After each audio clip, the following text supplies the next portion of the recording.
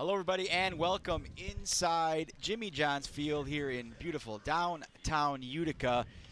It is Military Appreciation Night here on the final day of the regular season, and we got a doubleheader for you tonight. First pitch at 5:30, Game 1. It's going to be the Eastside Diamond Hoppers and the Utica Unicorns. I'm Enver Shaplow, joined alongside color commentator Teddy Reitquist.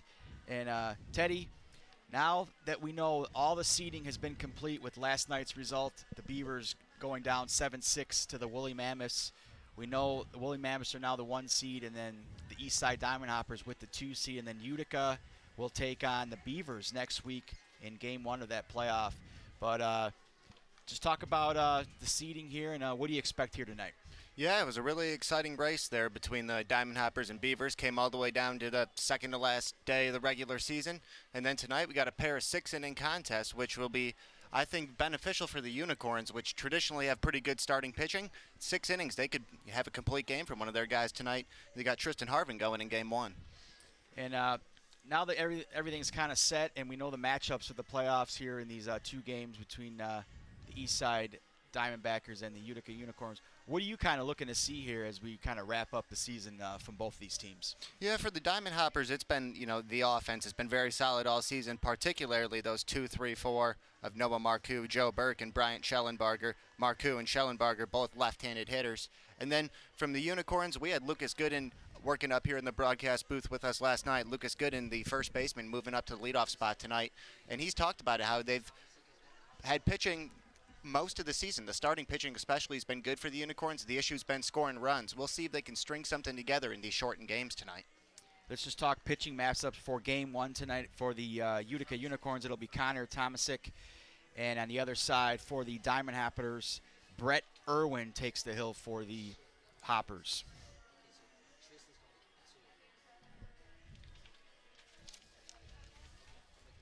So plenty of stuff going on here at Jimmy John's Field.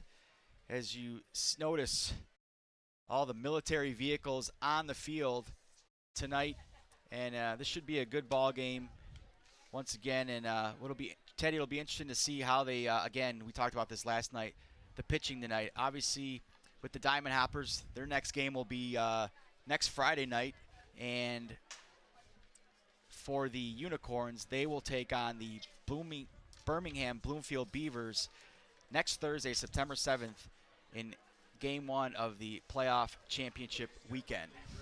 Yeah, the pitching tonight, I thought Tristan Harvin was going in Game 1 here. It looks like he's actually going in Game 2. We got Connor Tomasic going in Game 1 for the Unicorns. He's a 6'2", 180-pound right-hander, native of Scherville, Indiana, the same hometown as Ray Hilbrick. He's played at both Purdue and Michigan State, so a couple of Big Ten schools for Connor Tomasic. And then Brett Irwin for the Diamond Hoppers there. He was a USPBL All-Star this year. He's a 24-year-old native of Fairfield, California, and then he played at Maine. So he grew up in California, went across the country to Maine, 6'1", 195 pounds. All right, there's your pitching breakdown by Teddy, and again, a lot as these teams kind of get in their final works here in the final day of the season, a doubleheader. And who knows, these teams might see each other again next weekend. We just got to see how everything shakes out with the matchup again between the Beavers and the Unicorns in that first semifinal game on Thursday, September 7th.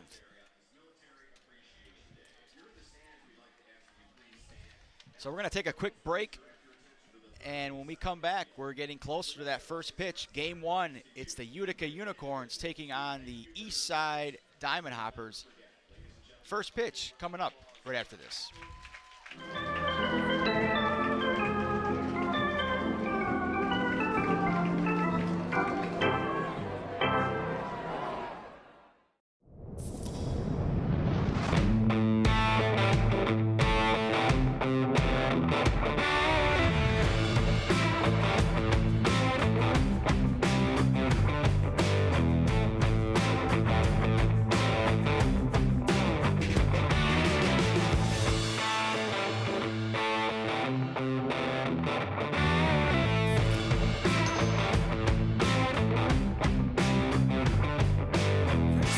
Bank is a locally owned and operated business. We're part of your community.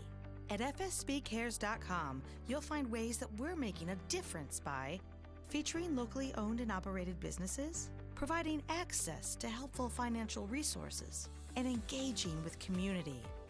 FSBcares.com is part of our commitment to the neighborhood because strong neighbors mean stronger communities. Where good neighbors do great things. Member FDIC and Equal Housing Loan.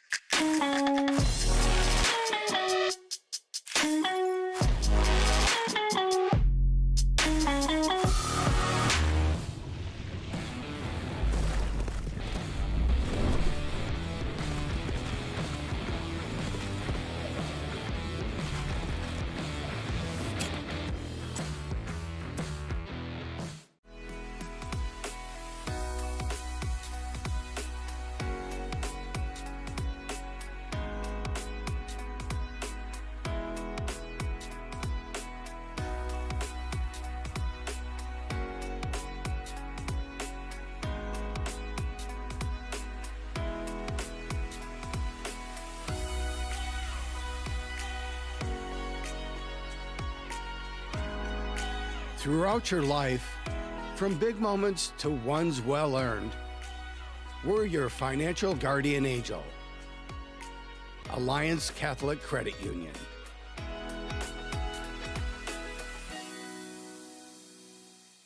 There are many things you can rely on in this world, like a sunny day brightening your mood, your mom baking the world's best apple pie, and never a dull moment in running your business. And when it comes to time-consuming HR tasks, you can rely on Tryon. Tryon can handle payroll and taxes, employee benefits, and more, so you can stay focused on attracting and retaining the best talent. With Tryon, you don't have to grow it alone. Visit RelyOnTryon.com. You can always rely on Tryon.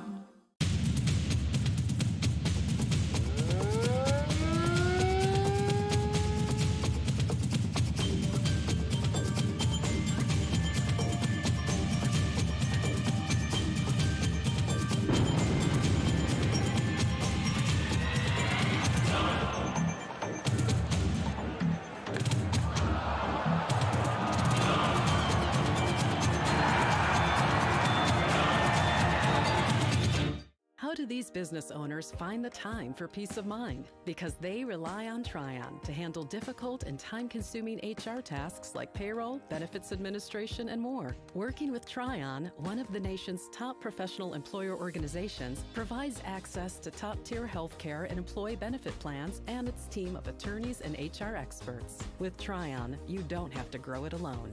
Visit RelyOnTryon.com. You can always rely on Tryon. What are the odds that we're neighbors, we've known each other our whole lives, and both tear the exact same things in this exact same knee? So an ACL tear is an injury to the main stabilizing structure of the knee. You want a good team around you because then you know that what you're doing is going to help you in the long run. My message to everyone who's helped me, thank you so much because you guys helped me progress so much. Also hearing it from a friend that's went through the exact same thing, I think sort of helps that know that there's a bright side at the end.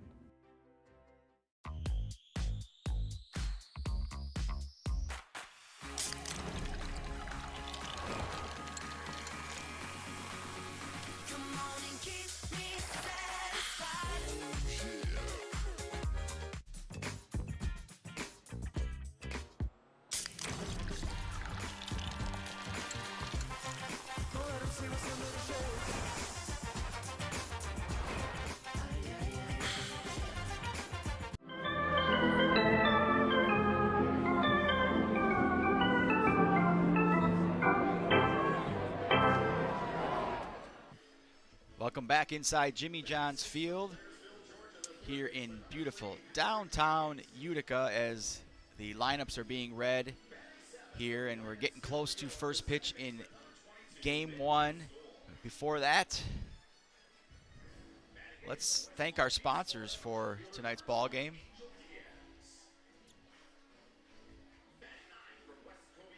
Who make this broadcast possible: Fairy Tale Entertainment, Ascension, Belfor Property Restoration, Budweiser, Dave & Buster's, DTE, Fifth Third Bank, Jarbcom Audio Video Solutions, Jimmy John's Sandwiches, Macomb Community College, McLaren Macomb, McQuaid Heating and Cooling, Metro Detroit Chevy Dealers, Chevy, Pepsi, and Scott's, United Wholesale Mortgage. So we thank our sponsors who make this broadcast possible here. And let's get into the starting lineups. We'll start with the visiting Utica Unicorns.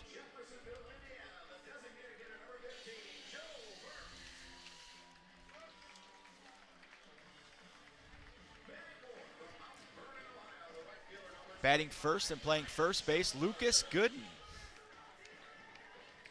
Batting second and playing center field, Seth Gergley. Batting third and playing catcher, Ramon Enriquez. And batting cleanup, the designated hitter, Felix Abaret. Batting fifth, the right fielder, Philip Matulia. Batting sixth, the third baseman, Jared Weber. Batting seventh, the second baseman, Nick Pastor. Batting eighth, the left fielder, Angel Diaz. Batting last and playing shortstop, Donovan Carriel. Let's mention the lineups now for the home team, the Eastside Diamond Hoppers. Leading off and batting second, playing second base, Luis Acevedo. Batting second and the first baseman, Noah Marcoux. Batting third and the designated hitter, Joe Burke. Batting cleanup, the right fielder, Bryant Schellenberger. Batting fifth and playing left field, Joseph Califoot. Batting sixth, the center fielder, Anthony Flores. Batting seventh and playing catcher, Taj Porter. Batting eighth and playing third base, Todd Maddox. And batting ninth, the shortstop, Alex Pup.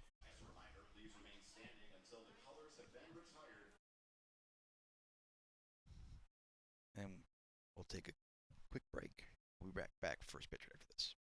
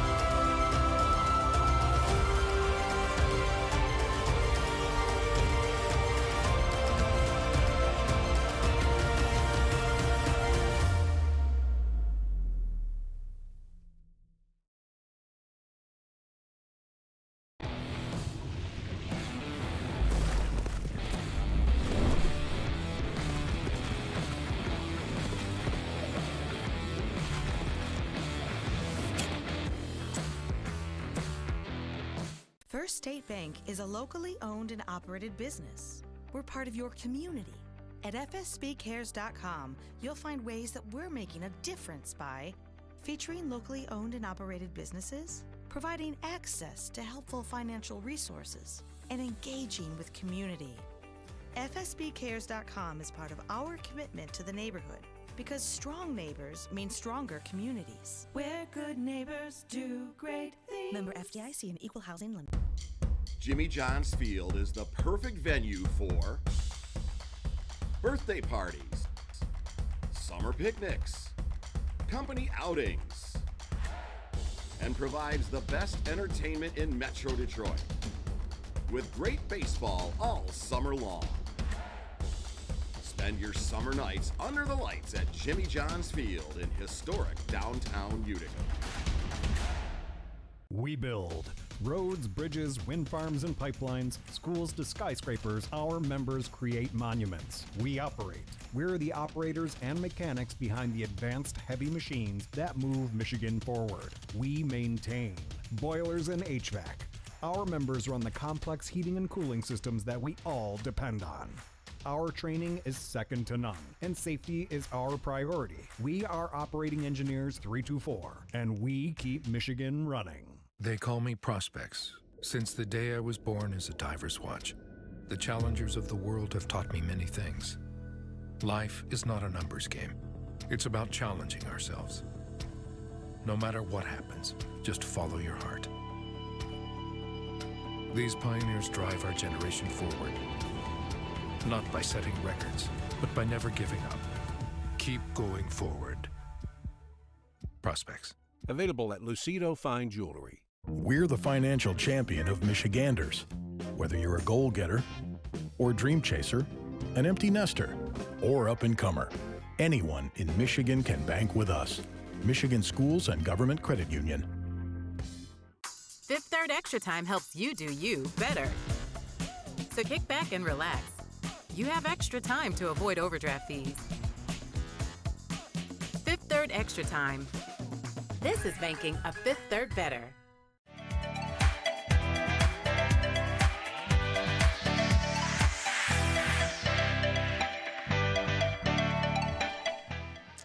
Welcome back inside Jimmy John's Field. It's the Unicorns and Diamond Hoppers in Game 1 of the doubleheader tonight.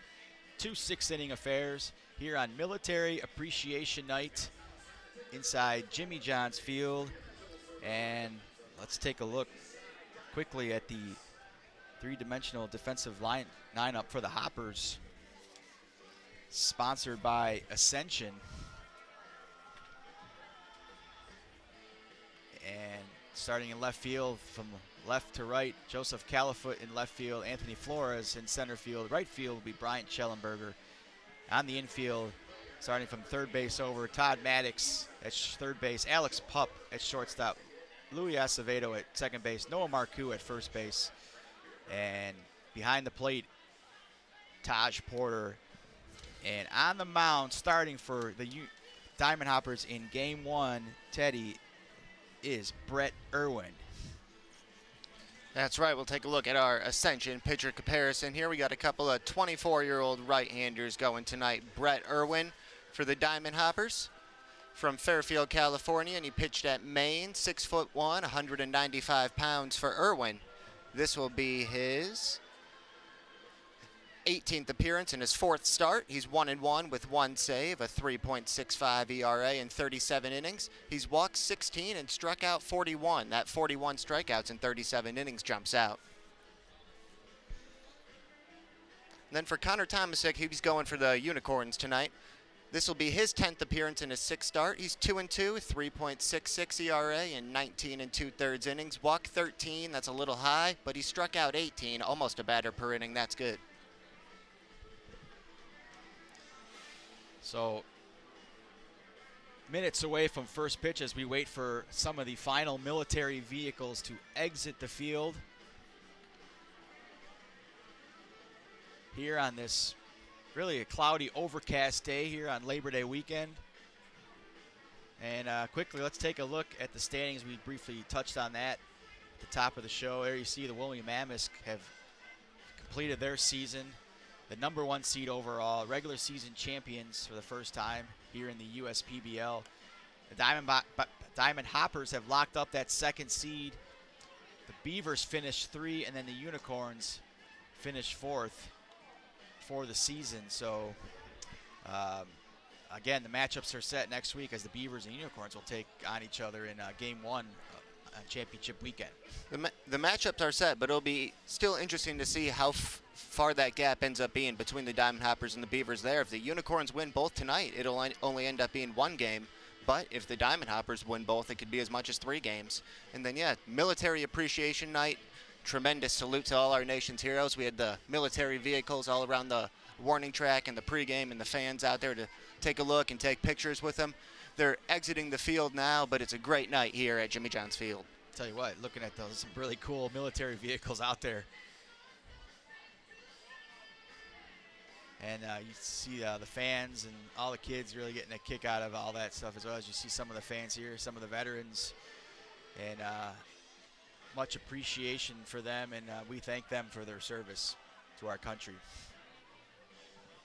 Absolutely. Try to shake a veteran's hand. All the freedom we have, we tip our caps to them. They make it all happen. So Irwin with his final tosses here and taking a couple warm-ups as we got 2 more vehicles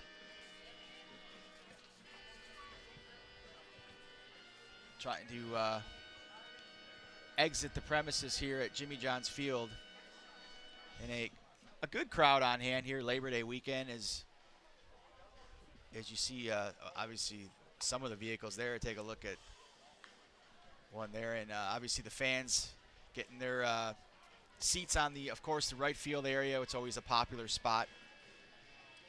And again, what a season it's been here. Cannot believe the season's coming to an end here. Tonight is the last 2 games of the regular season. Diamond Hopper fan, Unicorn fan, always terrific. And Unicorn fan will see some changes at the top of this lineup tonight. Lucas Gooden, Seth Gergley, Ramon Enriquez here in the first inning. Lucas Gooden moved up to that leadoff spot. He usually had been hitting in the 3-hole, and then Ramon Enriquez hitting 3rd tonight. He'd been down at that 8 spot, but had a couple of hits. So Jim Essien making some changes at the top of the lineup to try to spark this offense. And really, if you're going to make some changes, it's probably a good moment to make the changes here in these final games and just kind of see maybe what might work and what might not work, as you head into the playoffs. Hey, Lucas Gooden, 6'2", 220 pounds, and he fits the mold of what you're looking for in a leadoff hitter. I mean, he's second in the USPBL in walks, so he's very patient. Actually stole 2 bases the other night. So he's got deceptive speed. He gets on base. He's going to be a good leadoff hitter here for the Unicorns.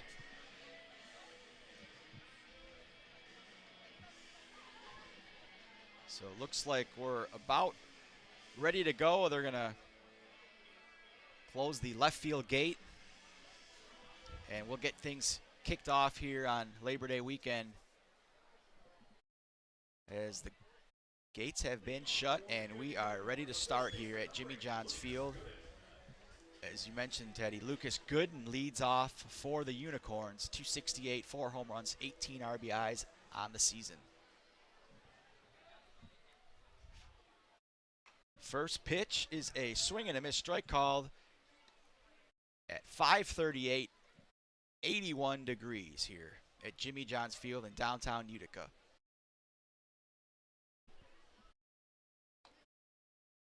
That pitch just misses low, and it's 1-1 on Lucas Gooden. Gooden's 268 average is second best on the club, behind only Nick Pastor. Irwin, he pops this one up, and Acevedo did not catch it. The right fielder, Schellenberger, called him off, and he makes the catch for the Diamond Hoppers, and we got 1 out in the top of the first. Again, a 6-inning game for both games tonight. Yeah, routine fly ball there. Shallow right field off the bat. A good and nice job there by Bryant Schellenbarger calling off Luis Acevedo and making the catch. So Gergley steps to the plate now as he hits a shot, but that's going to be caught by the third baseman, Maddox. Nice grab there, and just like that, we got 2 outs here in the top of the first. 4 pitches, 2 outs for Brett Irwin. Ramon Enriquez now will step in for the Unicorns as Irwin gets set and he's ready to deliver, and the pitch. Strike called on Enriquez.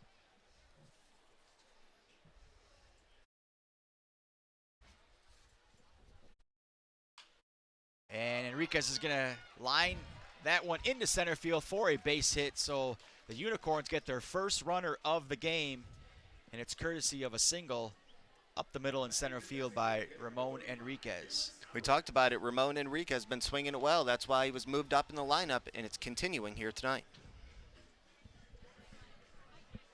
So Felix Abaret, the cleanup hitter, steps in now for the Unicorns. The runner on first, 2 outs here in the top of the first. There's a foul ball off to the right side into the netting. Enriquez and Aberrett from the same hometown, San Bruno in California.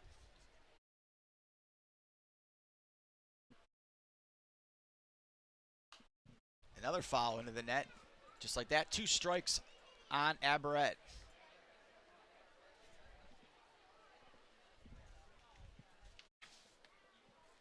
As Irwin takes a look over to first base. And the pitch. Another foul. That's 3 straight foul balls into the netting.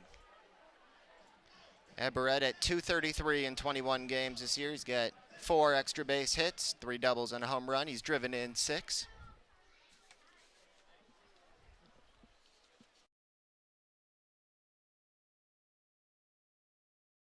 Irwin sets and delivers. Oh, close. Just misses, though, for a ball, and it's 1-2 on Aberrett.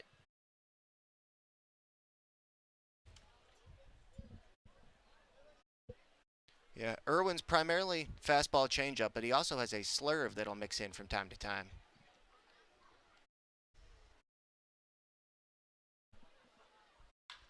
There's a line shot, base hit in the left field for Aberrett. Enriquez is going to head over to third, and he's going to hold up there. And Aberrett with a stand-up double here in the top of the first. The Unicorns with runners on second and third. They got something going here in the top of the first with 2 outs. Nice swing for Felix Aberrett, but a really good job by the left fielder there for the Diamond Hoppers, Joe Califoot, sliding to prevent that baseball from going all the way to the wall, because if it would have, Enriquez likely would have scored. Califoot cutting that off is the difference between keeping him at third base and this being a 1-0 ball game. So Philip Matulia now steps to the plate now for the Unicorns. Irwin delivers a ball high and outside.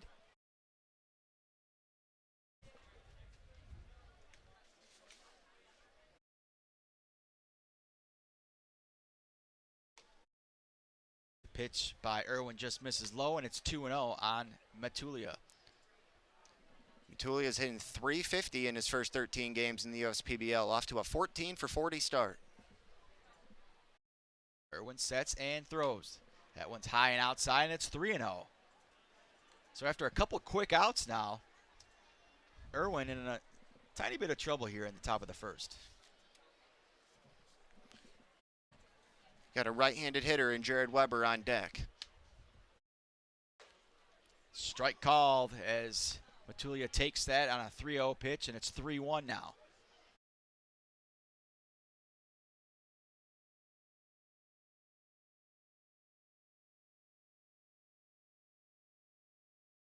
Pitch by Irwin is a fly ball to left field, and that's going to be caught by Califoot, and that'll end the threat for the Unicorns. So we'll head to the bottom of the first. No score between the Utica Unicorns and Diamond Hoppers here on the USPBL Network.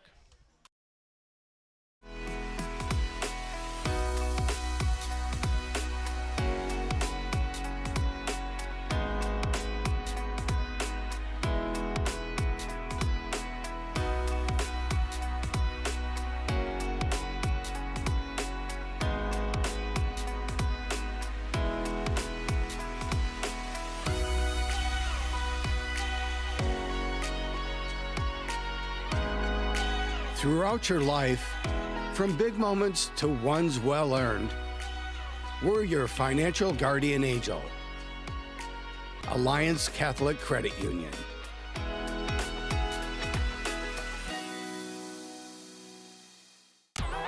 The Dave & Buster's method is designed to help you unlearn adulthood and reset our life around zapping stuff and cheering for stuff with your friends. Begin the method today with 5 free games. You know you want to.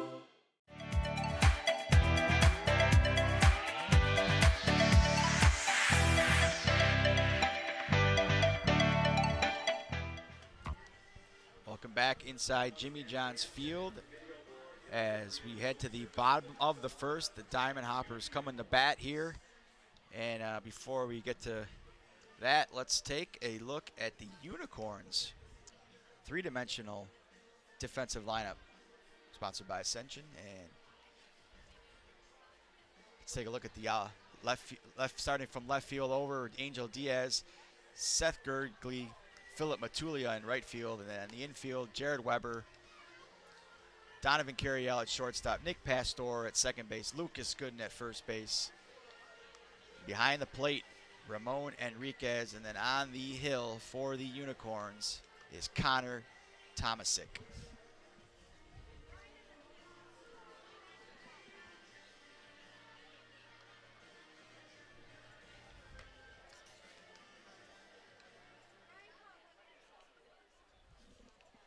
So leading off for the Diamond Hoppers here in the bottom of the first is going to be Luis Acevedo, batting .261 with 1 home run and 10 RBIs.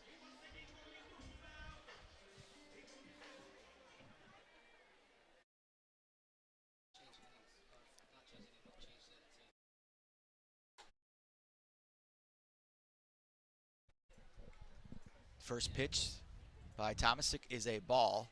It's 1-0.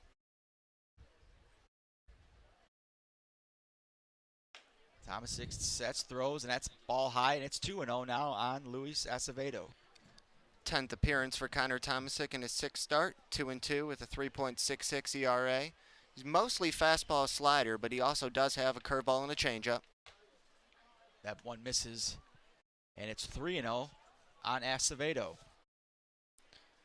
Luis Acevedo was born in Caracas in Venezuela and then came to the U.S. when he was 14, played at NAIA Weber International University in Florida. He takes 4 pitches in a row for a ball, and he's on base here to lead things off for the Diamond Hoppers. So 4 balls in a row to start things off for Tomasic, and he'll face now Noah Marcoux here.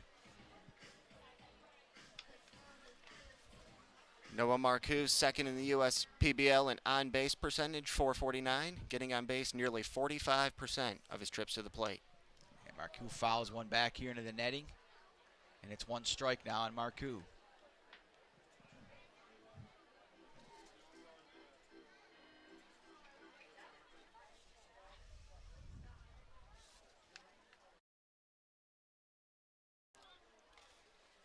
And he's taken off to second base, and he'll be safe there. So a stolen base by Acevedo, as he didn't waste no time there, and he gets in there for a stolen base. And now we have a runner on second base now, an 0-2 count to Noah Marcoux. 5th stolen base of the season for Luis Acevedo. Nice throw by Ramon Enriquez there, though. That was a close play at second base. Donovan Curiel applying the tag. There's a ground ball foul picked up by the first base coach for the Hoppers. Stays at 0-2. Curiel, of course, normally a second baseman. He's an all-star second baseman, but Patrick Baggett not in the lineup for Game 1 here tonight, so Curiel playing some shortstop. There's a foul tip, and the count stays at 0-2.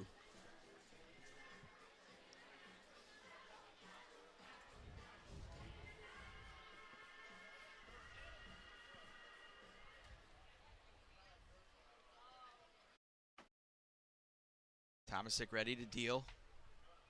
Here's the pitch. Ooh, just inside, just misses, and it's 1-2.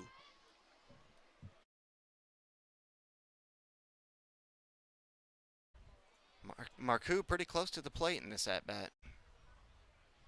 He is definitely crowding the plate here. There's a pitch foul out of play over the netting.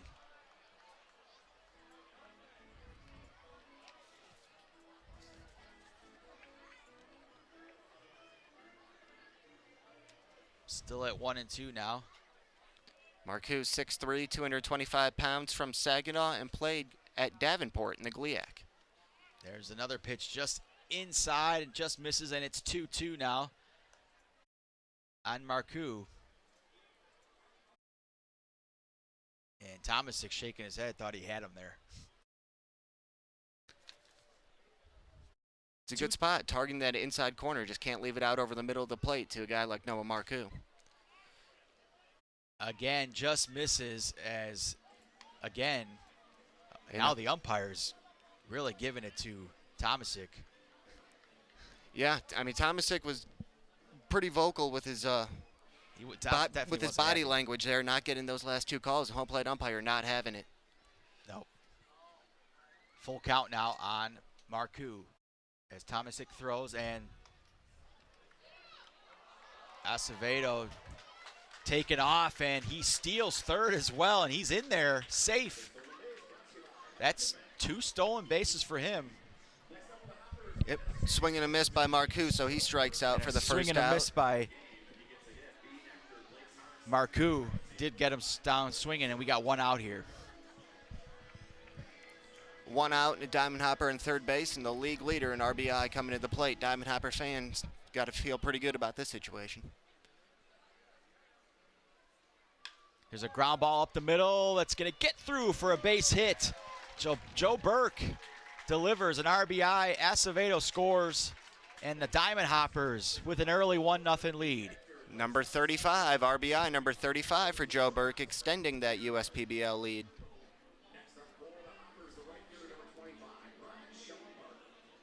It'll be Bryant Schellenberger now stepping to the plate, cleanup hitter for the Diamond Hoppers. Yeah, Schellenberger's a really good player from Mount Vernon, Ohio, Akron Zip, 6'2", 230 pounds, 26 years old.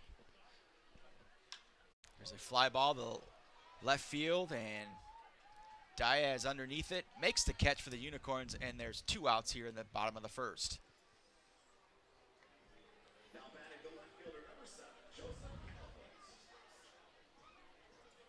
So Joseph Califoot now coming to the plate for the Diamond Hoppers. One run already pushed across, but that's courtesy of the RBI single by Joe Burke. Luis Acevedo made it happen with a pair of stolen bases. No doubt. Pitch is in there for a strike called. Got the call in the inside corner to a left-hander that time. Tomasic looks over to first, sets, and delivers. And a foul ball over the netting, out of play down the left field side. Almost had a fan along the third base drink rail there make the catch, but did not. He booted it. It's all right. It was a good effort, though. He was doing it barehanded, so that was a tough play. I give him the benefit of the doubt there. That's tough to make, barehanded catch. 0-2 count now on Califoot. The pitch, ground ball to second base, and that's going to be fielded by Pastore. He makes the play over to first, and that'll end the threat. Utica Diamond Hoppers get 1 in the first. They lead the Unicorns 1-0. We'll go to the top of the second here on the USPBL Network.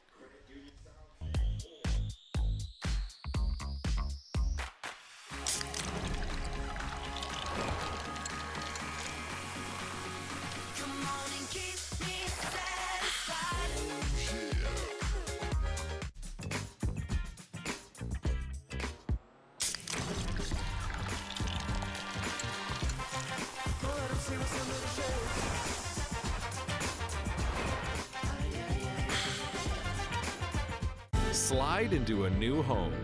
Work with a local mortgage pro who works for you. Get a cheaper, faster, easier home loan. Find a mortgage broker near you today at findamortgagebroker.com. You hear about the promo that Jimmy's John's got going on? 5 off 20? How they pulling it off? Magic? You got David's Copperfields in there? Show yourself, Copperfields! Jimmy John's. $5 off orders of 20 or more.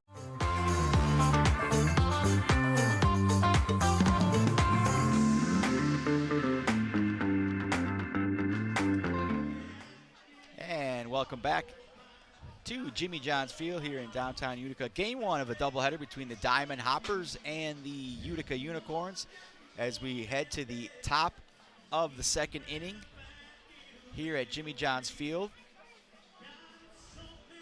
And the Diamond Hoppers take an early 1-0 lead on the RBI single by Joe Burke. And a couple of huge stolen bases by Acevedo as well. Helped that cause.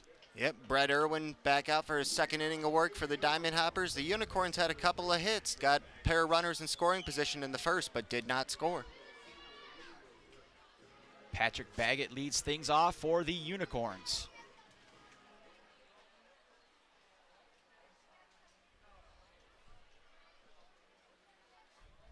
First pitch is high, gets away from Porter, and it's 1 ball on Baggett.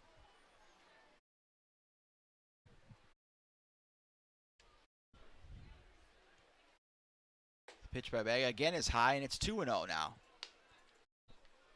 So they got Baggett in there in the 6th spot where they originally had Jared Weber. Irwin moving fast here, and delivers another ball, and it's 3-0 on Baggett.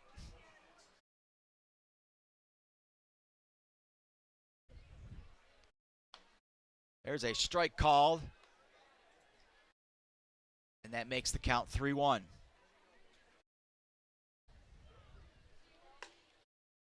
That pitch is a ball and a walk by Baggett as Brett Irwin really moving fast here, really getting the ball out of his hands, and looking at the pitch clock, in about 3 seconds he's been getting it off. So quickly moving along here. And we've got a runner on first now for the Unicorns with Nick Pastor coming in to bat for the Unicorns. The pitch by Baggett, he squares, he bunts, and a great play by the third baseman Maddox makes the play. Good scoop there, and quickly throws over to first and gets him over to first, but does move the runner over to second base now with 1 out here in the top of the second. Yeah, Winsboro, South Carolina's Todd Maddox. Nice play, fielding that bunt by Nick Pastor, fielding and throwing on the run to get him by about half a step at first. So Angel Diaz now steps in for the Unicorns with 1 out in the top of the second. The pitch by Irwin is a strike called. The addition of Seth Gergley to this Unicorn team has caused some shuffling here. I mean, Pastor was usually the center fielder. He's moved in to play second base. Patrick Baggett, normally the shortstop. He's playing third base. Curiel, normally second baseman. He's playing shortstop. So they're moving it all around tonight. Irwin now sets and delivers. And there's a foul ball out of play near JJ's doghouse. Stays in play, but that's foul. Yep, and I guess right there if you're going to make track. changes like that, and you know, maybe this might be a good time to do it. The last 2 games of the season, again, to see kind of play around with some things and see what maybe sticks and what doesn't. Absolutely. So a 1-2 count on Diaz here. Irwin sets, delivers. And the pitch. That is a ball, and it's 2-2 now on Diaz. From West Palm Beach, Florida.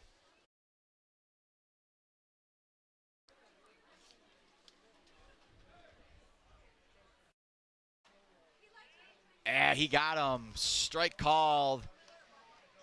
And Diaz is not happy about that one. And Irwin gets the strikeout there. 2 down here in the top of the second.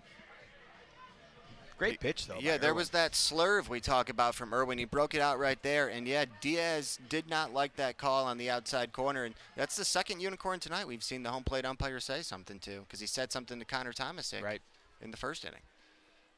2 outs here in the top of the second. Irwin now delivering to Donovan Gurriel, and that pitch misses for a ball.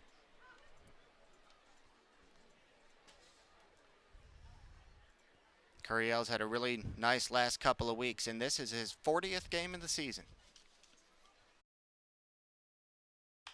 There's a ball that was going to be foul down the right field line, and it's 1-1 on Gurriel. With Patrick Baggett's speed, a base hit likely scores him from second base.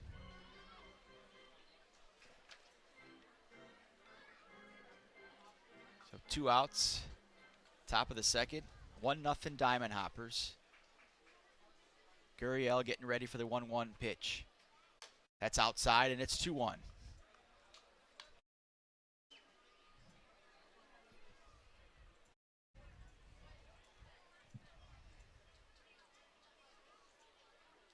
Acevedo keeping Baggett close at second base there. A lot of room on the right side of the infield.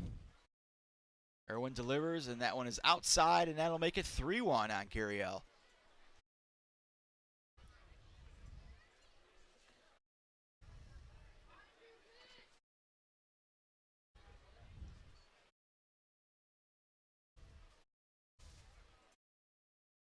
The 3-1 pitch to Gurriel. Swing and a miss, and the count is full now. 89-mile-per-hour fastball. Good pitch to hit for Donovan Gurriel. Just swung and missed. Sets up the full count. And we got a timeout called by Gurriel.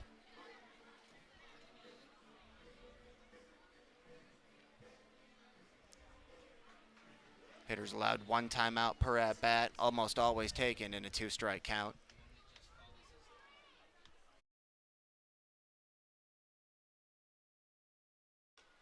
That one gets away from Porter. And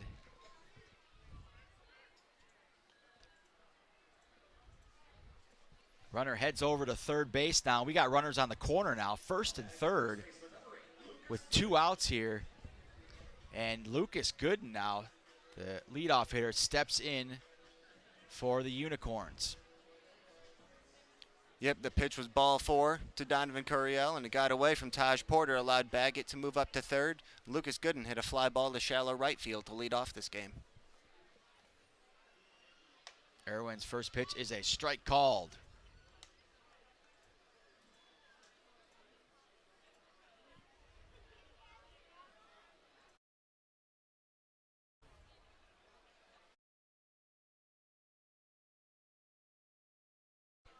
Pitch by Irwin is a foul out of play, and that'll make it 0-2 now on Lucas Gooden.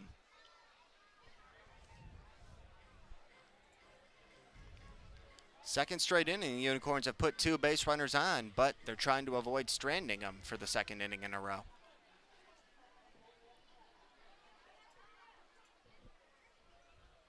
Irwin sets, delivers. That one's high, and it's 1-2 now on Gooden.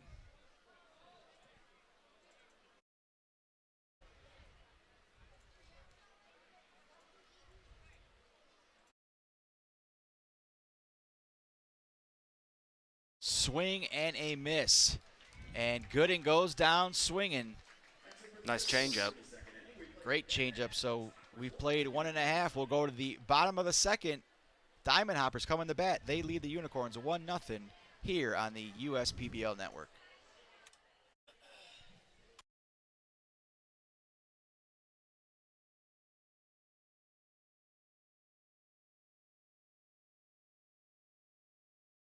There are things you can rely on in this world, like your dog being happy to see you, coffee getting you through the day, and the government changing business regulations. And when it comes to navigating those regulations, you can rely on Tryon and its team of attorneys. Tryon can also tackle time-consuming HR tasks like payroll and employee benefits, so you can stay focused on growing your business. With Tryon, you don't have to grow it alone. Visit RelyOnTryon.com. You can always rely on Tryon. At Ascension, Michigan, we're committed to being your first choice for healthcare. Our nationally recognized heart program is the leader throughout Michigan in minimally invasive heart valve procedures. For joint replacement, spine, and cancer care, patients choose our specialists for advanced care and treatment. And we also excel in the things that can't be measured. Listening more closely, caring more compassionately.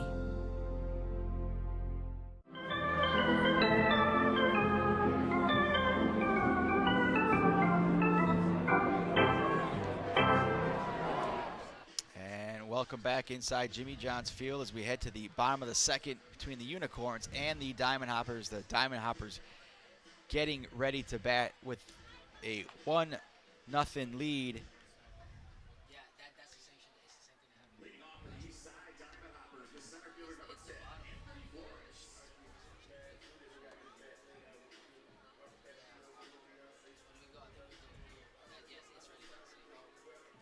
And Anthony Flores will lead things off for the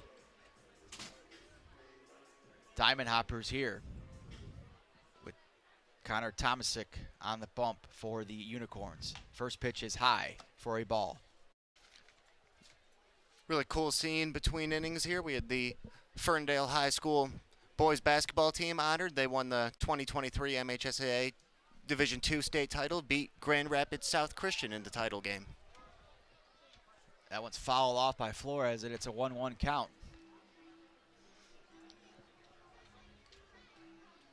Ferndale, of course, out of the OAA, the Oakland Activities Association. Pitch by Tomasic is inside, and it's 2-1 on Flores.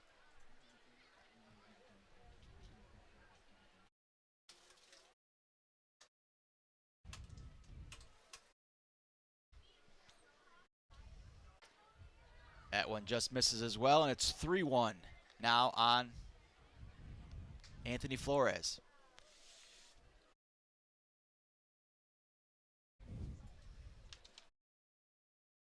Tomasic sets and delivers. Strike called there, and that'll move the count to 3-2 on Flores. Flores just turned 25 years old last month. Native of San Jose, California, played collegiately for the Nevada Wolfpack in the Mountain West. Here's a fly ball to center field, and that's going to be caught by Gurgley, and it's 1 out here in the bottom of the second.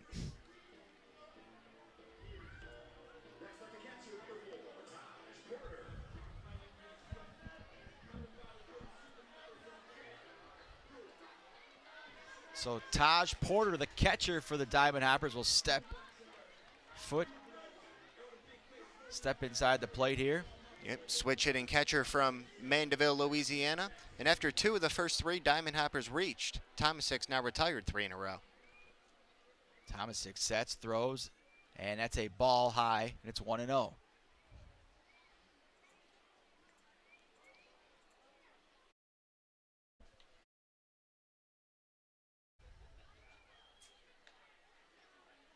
That one misses again as well, and it's 2-0 on Taj Porter.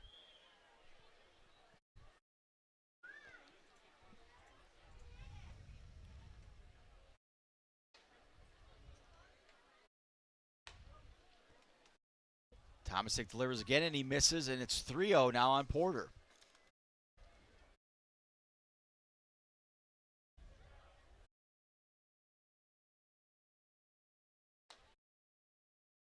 That one inside for a ball, and Porter will draw a walk here in the bottom of the second.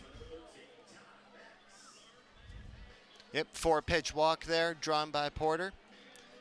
And even though he's only hitting .230, that on-base percentage up at .367, and you can see why right there. Some good patience, a good eye at the plate. Todd Maddox now steps in for the Diamond Hoppers with Porter on first. Pitch by Tomasic is a ground ball. The shortstop fielded by the Pastor. Tries to turn a double play there, and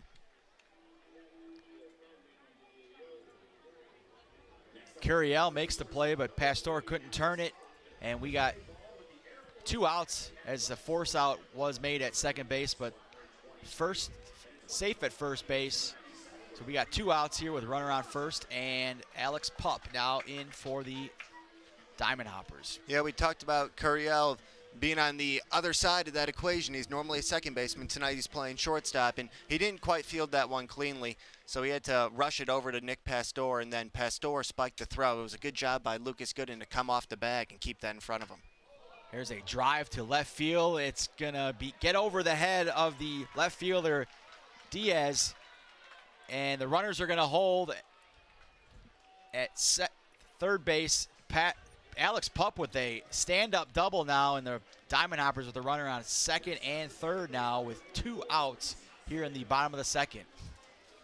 Yeah, that not a great piece of base running there by Todd Maddox. You ball the gap with 2 outs like that. You would have thought that would have scored him from first, but maybe going back to the top of the order, they were being a little patient. And they do have a 1-0 lead, so it's not like you're trying to make up a deficit. You are in front. Acevedo now steps to the plate for the Diamond Hoppers, and he takes first pitch strike.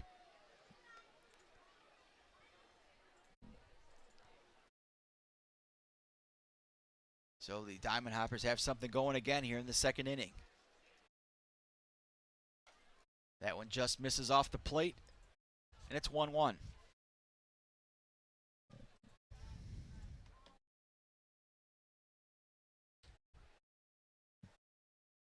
The 1-1 pitch by Tomasic to Acevedo.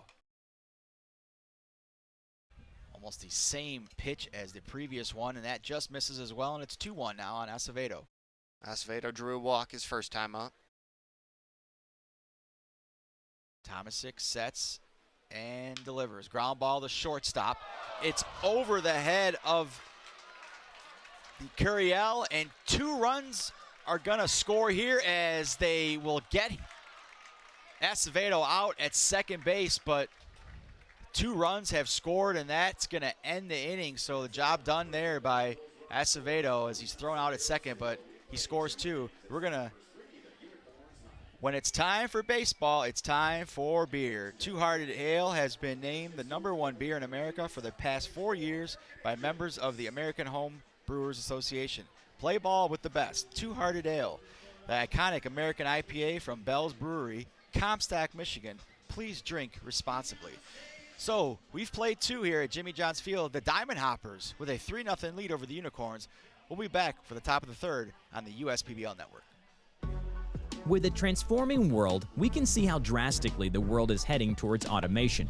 And so, we need 24/7 surveillance and security systems for our homes and businesses to avoid any theft or breach of privacy. JARPCOM brings the installation of security cameras to the tip of your fingers with our state-of-the-art mobile app.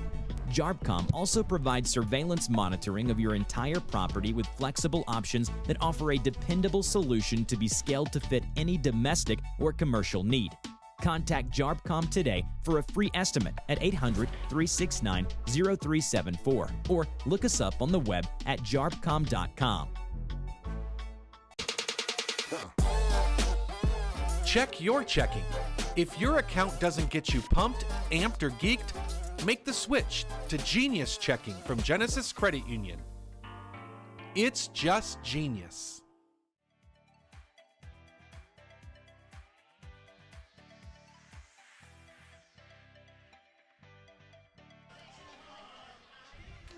Welcome back inside Jimmy John's Field as we head to the top of the third inning.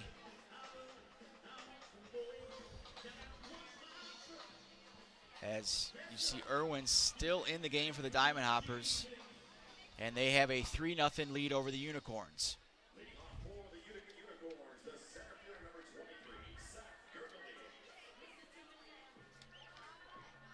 2, 3, 4 hitters for the Unicorns: Gurgley, Enriquez, Abaret. So Seth Gurgley leads things off for the Unicorns here in the top of the third. First pitch is high, and that's a ball. Gurgley hit a soft line drive that Maddox grabbed off the shoe tops his first time up. Swing and a miss by Gurgley, and it's 1-1.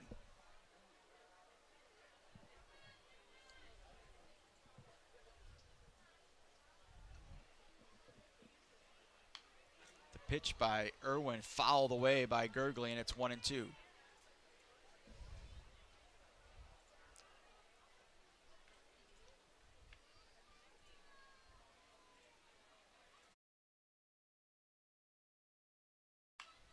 Another foul ball into the netting, and the count stays at 1-2.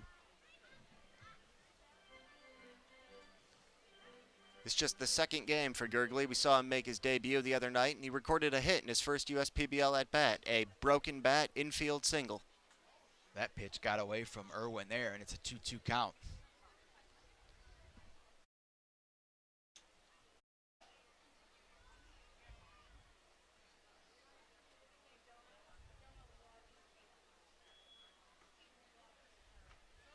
Swing and a miss, and Gurgley goes down swinging.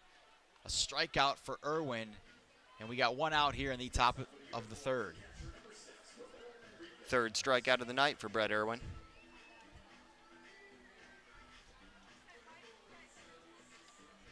So that'll bring up Ramon Enriquez to the plate. 1 for 1 with a single today. That one misses for a ball.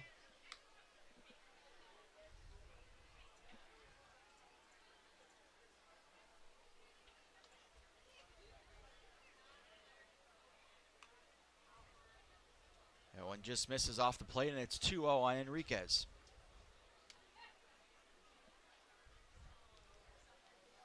Outfield playing deep against Enriquez, especially Joe Calfoot in left field. A swing and a miss by Enriquez, and it's 2-1. Calfoot looks like he's probably only about 8 feet or so in front of the warning track out there. Irwin sets, delivers. Fouled out of play, and that brings the count to 2-2.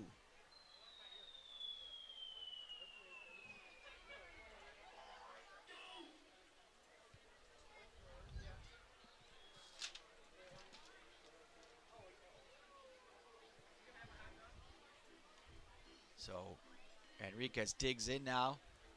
2-2 offering by Irwin. Ooh, just misses. That was close, and it's a full count on Enriquez. Yep, went with that slurve there. That's a pitch that Corey Kluber won a couple of Cy Youngs with in the major leagues. Swing and a miss, and another strikeout for Irwin. Enriquez goes down swinging, his 4th strikeout out of the game, and we got 2 outs here in the top of the 3rd. Yep, 4th of the game and his 3rd in a row. He got Gooden to end the 2nd. Now Gurgley and Enriquez here to begin the 3rd. Tell you what, Irwin really locating his pitch as well, showing some great command here. That'll leave it to Felix Abaret here with 2 outs in the top of the 3rd. That one misses for a ball. Well, I agree about Irwin, and even Connor Tomasick's done a pretty nice job for the Unicorns. They got 2 runs on a ball that took just a really tough hop over Donovan Curiel's head. There's a pop-up, and the third baseman's going to handle that one. Maddox catches that with no problem. And that is our 5th third out of the game. Brought to you by Fifth Third Bank.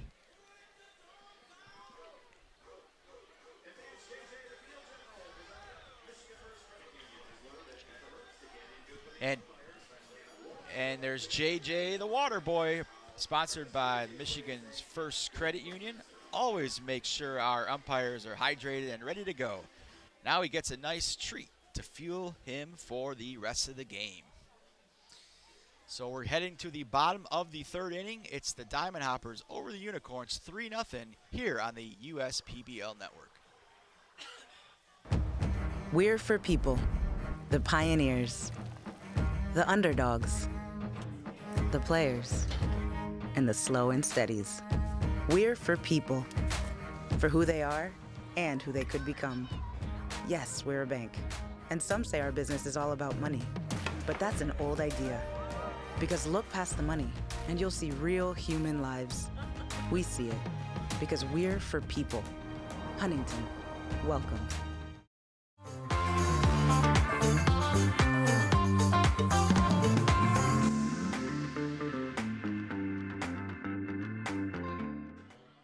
And welcome back inside Jimmy John's Field here in downtown Utica. The Diamond Hoppers with a 3-0 lead. For the Unicorns, Tomasick's night is over, and we got a new pitcher, Teddy, for the Unicorns. It's Garrett Bonnet. Garrett Bonnet, 24-year-old native of Rockport in West Virginia, 5'9", 205 pounds, played collegiately at NAIA LSU Shreveport. And let's get the numbers for Bonnet. This will be his 18th game. He's 3.57 ERA and 17 2/3 innings of work. He's walked 13 and struck out 15. The opposition's hitting .235 off him.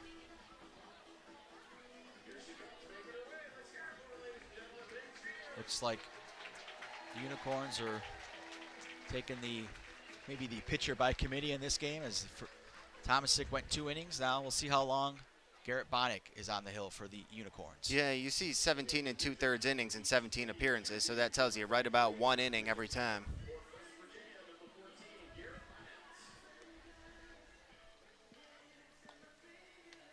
So Bonnet here taking his final tosses here in the bottom of the 3rd inning.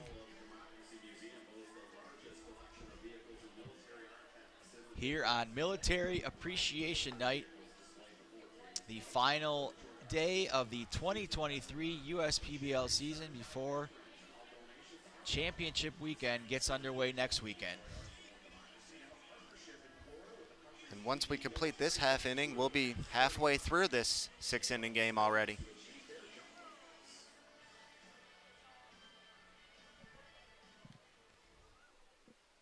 So,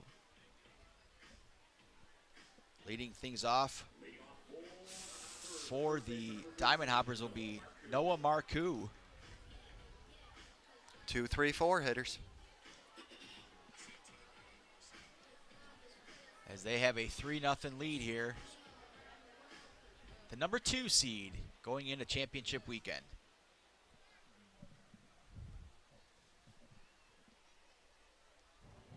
Pitch by Garrett Bonnet. First pitch is a strike called.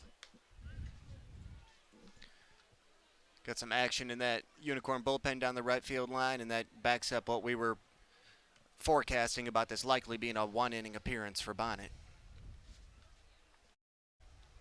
That one gets away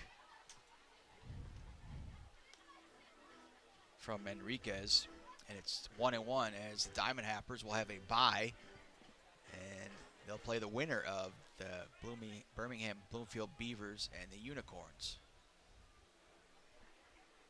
The pitch by Bonnet is a swing and a miss by Marcoux, and it's 1-2. Marcoux struck out his first time up.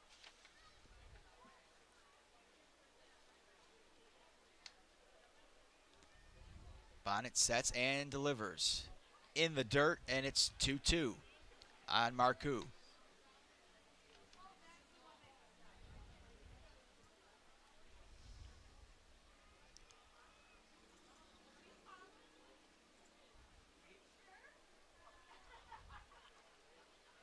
Bonnet sets and throws. That one misses high, and it's full count.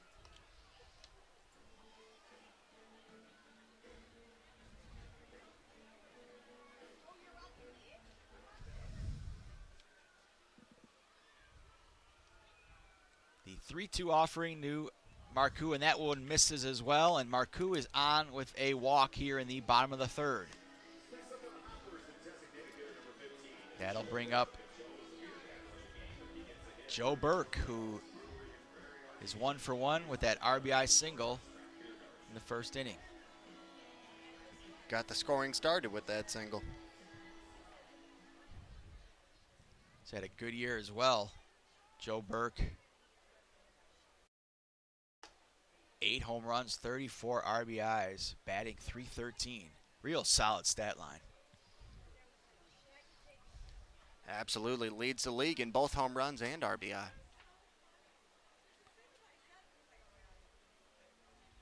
Garrett sets and throws on a 1-0 count. And that one's fouled straight into the back of the net, and it's 1-1. Hit the very top of the net, almost made it over. Would have gone right over our heads here, maybe to the third level here. Still waiting for one to come into the booth. I don't know if that's happened yet. Not while I've been here. We got the windows open, so you would think Right. it's possible it could happen. There is netting in front of us, but there's a chance. 1-1 now, delivery to Joe Burke, and Garrett will throw over to first. Checking over at Marcoux.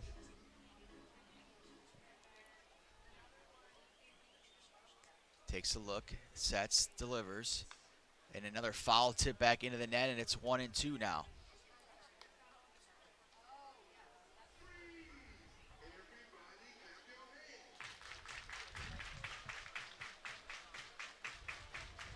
So as Burke briefly steps out of the box, gets back in. He's getting ready for the 1-2 offering by Garrett Bonnet.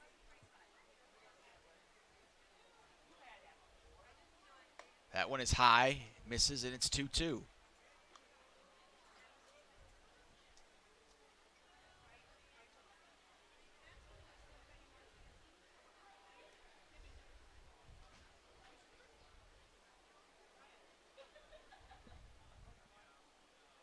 Bonnet deals, That one again in the dirt, and we got a full count on Joe Burke.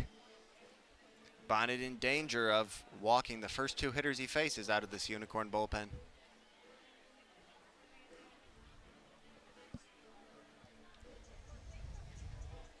"13 walks in 17 2/3 coming into this appearance. That is high.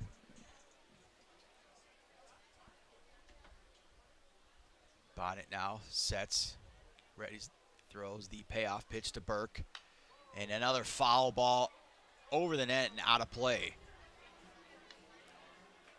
So Joe Burke battling and really hanging in there on this at bat.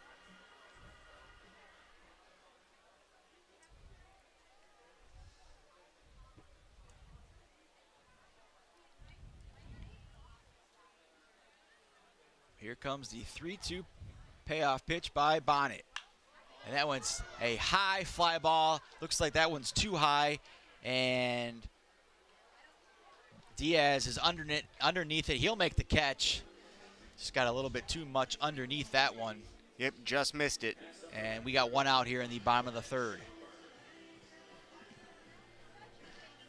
So Marcoux stays at first base, and Bryant Schellenberger now steps in for the Diamond Hoppers. Schellenberger went first pitch swinging his first time up. We'll see if he's a little more patient this time or if he lets it rip right away again. That one's fouled off the left side. It's going to be caught. It stays in play by Baggett, and it's 2 outs. Nice play by Patrick Baggett there right in front of the Diamond Hopper dugout. And yeah, Schellenberger 0 for 2, seen 2 pitches. So just when you thought maybe Garrett Bonnet was going to get into a little jam here, he gets 2 crucial outs here. Joseph Califoot now steps to the plate with 2 outs here in the third.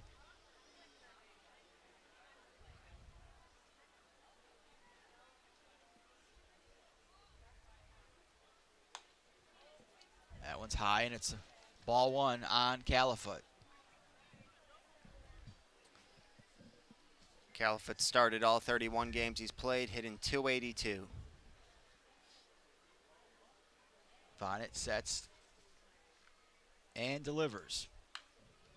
A foul back into the net, and it's 1-1.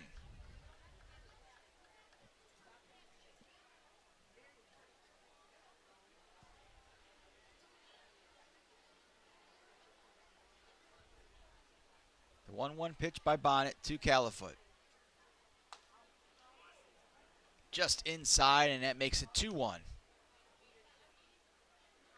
Those pitches have been close on the inside. We've seen numerous pitches, but yeah.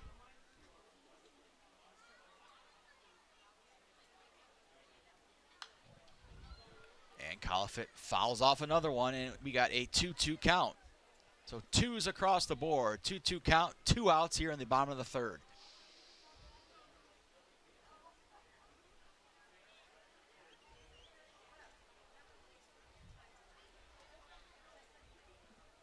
Joe Califoot's second trip to the plate, he grounded out to second his first time. Here's the pitch. Line shot to center field. It's going to be caught by Gurgley, and Bonnet gets out of it unscathed here. We've played 3 here at Jimmy John's Field in downtown Utica. The Diamond Hoppers lead the Unicorns 3-0. We'll head to the top of the 4th here on the USPBL Network. Why are all these business owners smiling? Because they rely on Tryon to handle difficult and time-consuming HR tasks like payroll, benefits administration, and more. Working with one of the nation's top professional employer organizations provides access to top-tier healthcare and employee benefit plans and Tryon's team of attorneys and HR experts. With Tryon, you don't have to grow it alone. Visit RelyOnTryon.com. You can always rely on Tryon. We build roads, bridges, wind farms, and pipelines, schools to skyscrapers. Our members create monuments. We operate. We're the operators and mechanics behind the advanced heavy machines that move Michigan forward. We maintain boilers and HVAC. Our members run the complex heating and cooling systems that we all depend on. Our training is second to none, and safety is our priority. We are operating engineers 324, and we keep Michigan running.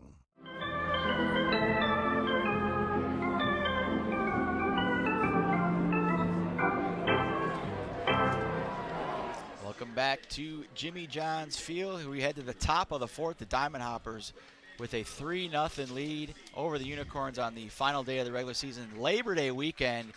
And Teddy, big weekend as the college football season gets underway this weekend. And how about the Colorado Buffaloes under Deion Sanders with the upset at TCU today, 45-42. Yeah, really nice win for Deion Sanders in Colorado, and then Michigan, of course, taking care of business, 30-3 over East Carolina. A couple other scores for you. Notre Dame wins is helped big on Tennessee State, 56-3. Wisconsin over Buffalo, 31-10. Washington over Boise State, 35-19. And Ohio State leads Indiana, 20-3. The pitch now by Brett Irwin. Brett Irwin, and that's a foul ball down the left side. So Philip Matula leads things off here for the Unicorns in the top of the fourth. Of course, there was an upset in the Big Ten today in college football. Fresno State beating Purdue. Wasn't that much of an upset, though. That was projected to be a tight game. You know, I had that, watching that game before I left the house, I saw 33-28. So, wow, Fresno State ended up winning that game. 39-35. Great win for them. That's another foul ball out of play. And the count is 1-2 on Matulia. As the Unicorns trying to get back into this ball game, they're down 3-0. Brett Irwin still on the mound for the Diamond Hoppers. Only 2 Unicorn hits so far. They both came in the first.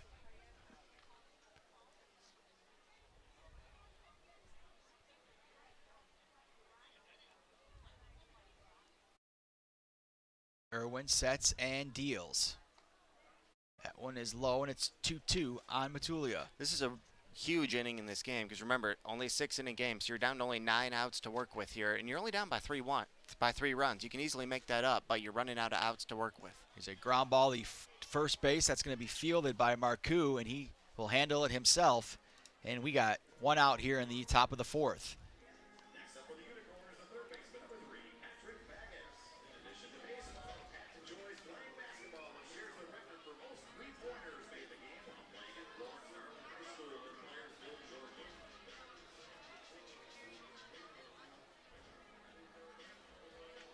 So Brett Irwin continues to look good here in this ball game here in the top of the fourth as Patrick Baggett steps to the plate for the Unicorns.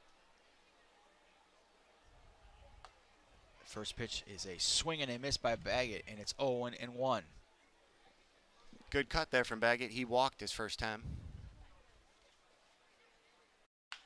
There's a ground ball off Irwin's foot over to third base. Is he going to be safe? No, but a good play by Maddox, as he almost made the play. So very close play at first base, but he just beats the throw, and he's going to be in there safe at first. So probably a hit there, obviously. Yeah, definitely a hit. A hard hit, 1-hop ground ball off the bat of Baggett, then it hit Irwin right in the cleat. You could hear it.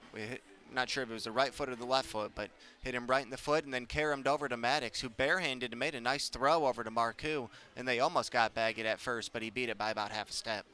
So checking just umps, and the Porter went to check on Irwin to see if he's okay, and it looks like he's fine. So we got 1 out here, runner on first. Nick Pastor at the plate for the Unicorns. That pitch is inside for a ball. Third hit of the game for the Unicorns, both sides with 3 now.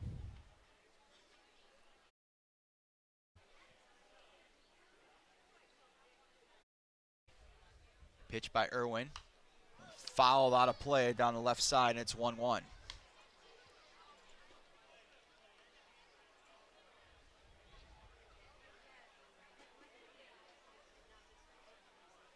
Baggett takes his lead at first. Irwin sets and deals. And another foul back into the net. And Pastor is behind 1-2.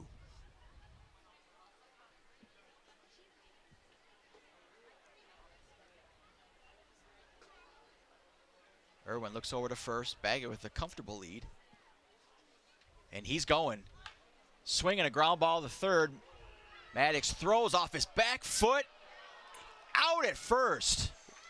Great play by Todd Maddox. Long throw off his back foot, and he had enough on it to get it to Noah Marcoux. That's an incredible play by Maddox. Excellent defensive play there as Baggett moves over to third base, but we got 2 outs here. And hit and run was on, but Maddox, just tip your cap to that. Yeah, the hit and run worked out big time for the Unicorns there as Baggett was able to go first to third on a baseball that didn't leave the infield, but still, the second out, what a play by Todd Maddox. Diaz now at the plate for the Unicorns. First pitch is a strike called.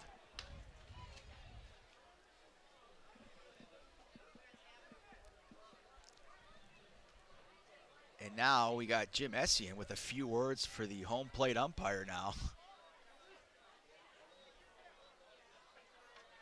And then he continues to chirp at the home plate umpire. That's the 3rd time now the ump. There you see Essien, not happy. Unicorns been letting him have it all night. They sure have. Irwin now ready to pitch 0-1 to Diaz. Strike called there, and it's 0-2. Yeah, the pitch in question there for Jim Essien, the first pitch of this at-bat to Angel Diaz was just a called strike, a fastball at the belt high, top of the strike zone. He must have thought it was a little too high. Irwin pitches. That one misses outside, and it's 1-2.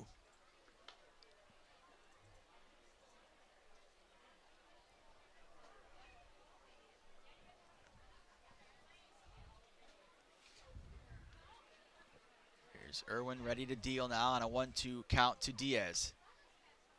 The pitch. Fouled out of play. Stays at 1-2.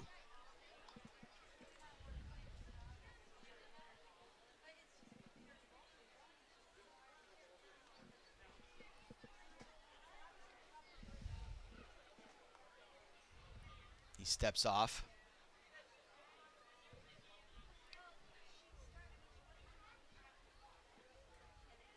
Gets the call from Porter, and he's ready to pitch. That one's high. It's 2-2.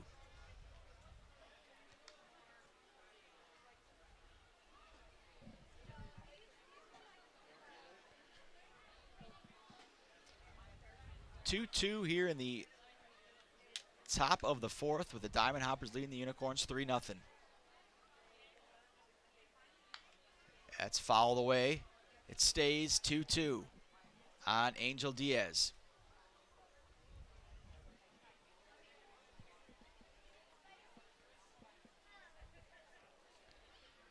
Diaz struck out looking his first time up back in the 2nd.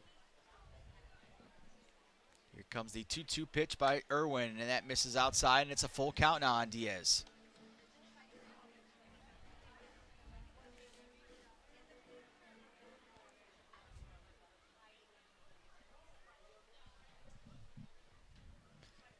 The 3-2 offering by Irwin to Diaz. Oh, watch out. It almost hit him as he ducks. He takes ball 4, and Diaz is on. Runners on the corners. First and third, 2 outs for Donovan Carriel here as the Unicorns look to get back in this ball game. Yeah, that looked like Irwin might have been trying to go to that slurve and just lost the grip on it out of his hand there. And luckily, it was an off-speed pitch, and Diaz was able to duck and get out of the way. Looks like we're going to have a pinch hitter, Teddy. Could be 15, Josh Baker, I'm thinking. You are correct. It is 15, yeah. So Josh Baker will bat for Donovan Carriel here in the top of the 4th.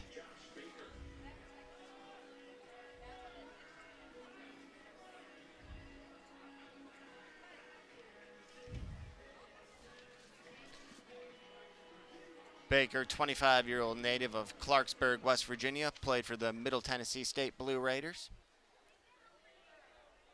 Here's the pitch to Baker and a ground ball to second base. Acevedo makes the play, throws over to first, and that ends the threat by the Unicorns. So Irwin gets out of the little mini jam there in the top of the fourth. We're going to head to the bottom of the fourth inning. Diamond Hoppers over the Unicorns, 3-0 here on the USPBL network. First State Bank is a locally owned and operated business. We're part of your community. At fsbcares.com, you'll find ways that we're making a difference by featuring locally owned and operated businesses, providing access to helpful financial resources, and engaging with community. FSBcares.com is part of our commitment to the neighborhood because strong neighbors mean stronger communities. Where good neighbors do great things. Member FDIC and Equal Housing Lender. The Dave & Buster's method is designed to help you unlearn adulthood and recenter life around zapping stuff and cheering for stuff with your friends. Begin the method today with 5 free games. You know you want to. We're the financial champion of Michiganders. Whether you're a goal-getter or dream chaser, an empty nester, or up-and-comer, anyone in Michigan can bank with us. Michigan Schools and Government Credit Union.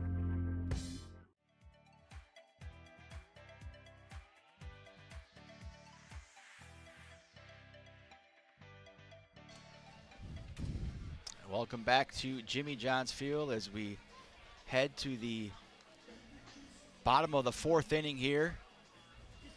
Diamond Hoppers with a 3-0 lead over the Unicorns. And it looks like we got a new pitcher for the Unicorns. Looks like Bowman's on the mound. Jace Bowman will take over for the Unicorns on the bump. And Jace Bowman, normally Unicorns closer. He leads the team with 5 saves. So this is a situation where I think they're trying to get him some work before the postseason. 5'9", 180 pounds, 24 years old, native of Wisconsin, and he played at Division III Wisconsin Stout. I'll give you some more numbers here on Jace Bowman. In addition to those 5 saves, he's got 1 win and 2 losses in his 21 appearances, this being his 22nd, a 6.75 earned run average in 29 1/3 innings, walked 19, struck out 24. Opponents are hitting .263 off this right-hander. Leading off the bottom of the fourth for the Diamond Hoppers will be Anthony Flores.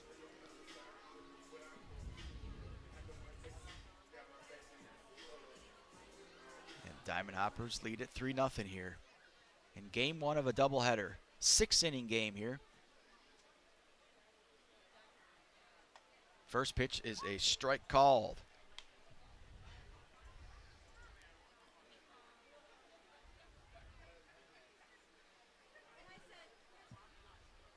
Bowman sets. That one misses inside. It's 1-1 on Flores. Flores hit a fly ball to the center fielder, Seth Gergley, back in the 2nd inning. Swing and a miss by Flores, and it's 1-2.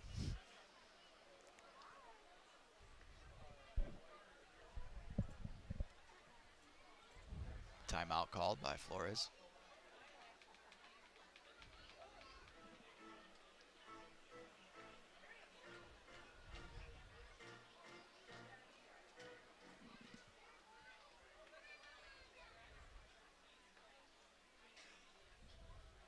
Pitch by Bauman, fouled away, and it's stays at 1-2.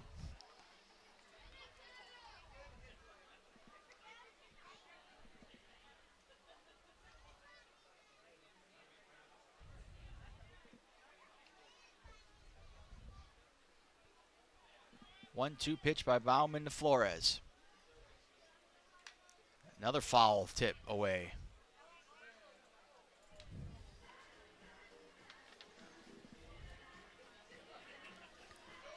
Almost caught up here and trying to figure out all these defensive changes here for the Unicorns. I know Angel Diaz came in from left field and is now at first base. And Patrick Baggett went from third base and is now at shortstop.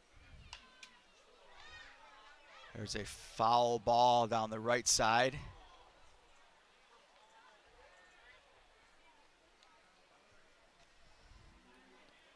Yeah, and then our man Lucas Gooden went across the diamond. He went from first base to third base. So, you know, Diaz at first base, Baggett at shortstop, and Gooden at third base. Question is, who's in left field where Angel Diaz began this game?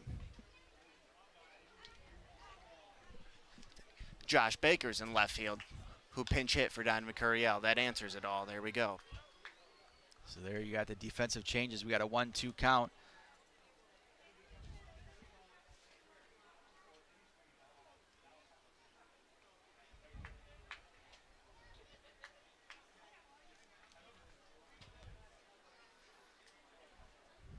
On Flores, and Bowman delivers another foul ball there.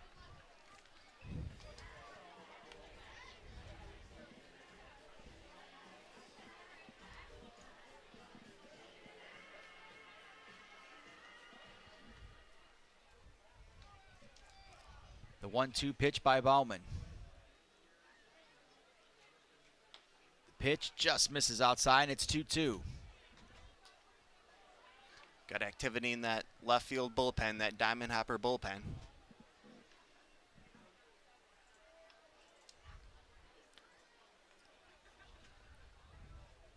The 2-2 pitch by Bowman to Flores.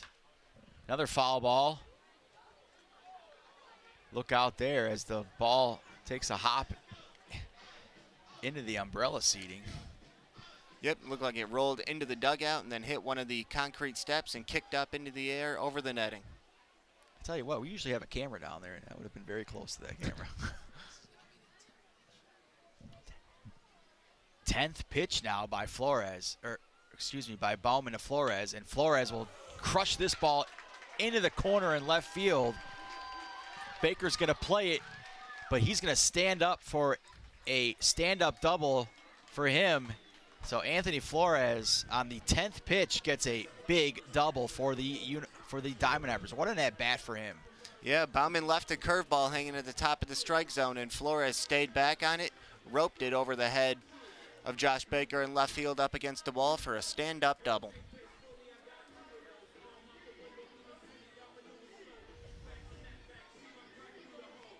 So the Diamond Hoppers in business again. A runner on second base, and Taj Porter steps to the plate for the Diamond Hoppers.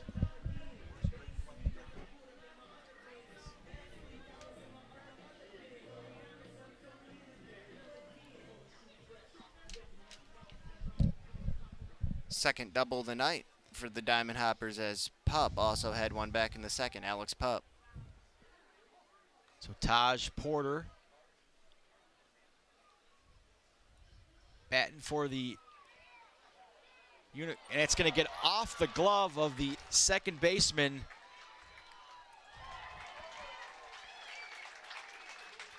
Pastor, and a run's going to score there as the ball just got off the glove of Pastor. A run scores for the Diamond Hoppers, and they now have a 4-0 lead. Yeah, ground ball that snuck through the right side of the infield there. Pastor, who's been playing in the outfield until recently, ranging to his left, just out of his reach. And then for Taj Porter, RBI number 13 this season. So still no outs here. Porter on first, and Todd Maddox at the plate for the Diamond Hoppers. There's a foul ball back into the back of the net, and it's one strike. In his first trip, Maddox hit into a fielder's choice, but came around to score the second Diamond Hopper run of this game.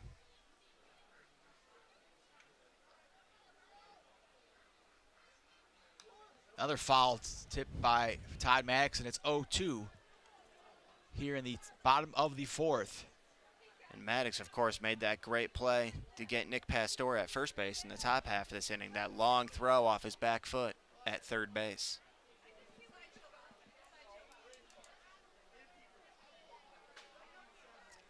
The 0-2 pitch by Bowman to Maddox is high, and it's 1-2.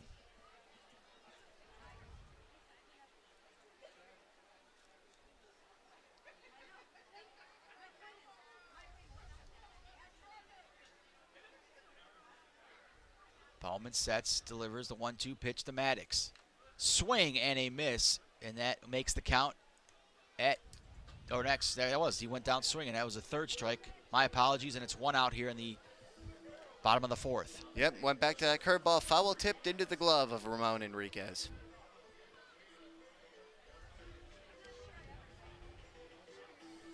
So we got one out here, a big out for Bauman, and he will face Alex Pup now. There's a pop-up off the right side. Diaz is under it, and he will make the catch for the second out of the inning. This will be a nice job here by Bauman if he can limit the damage to 1 run.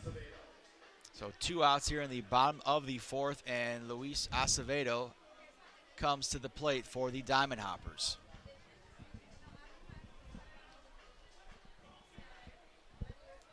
Acevedo's been on a couple of times tonight. Walked in the first, singled in the second. That one misses for a ball.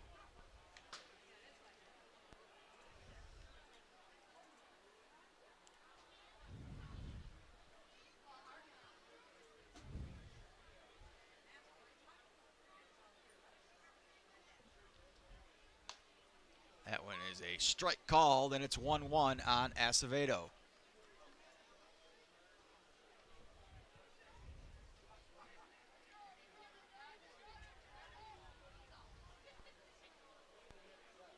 Bowman sets and deals. The 1-1 pitch to Acevedo is a ground ball. It's going to get through for a base hit into center field.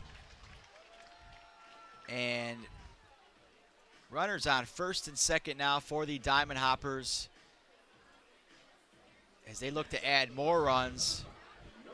And Noah Marcoux steps to the plate for the Diamond Hoppers here as they already lead 4-0, looking for more. Second hit of the night for Acevedo. Third hit of the inning for the Diamond Hoppers.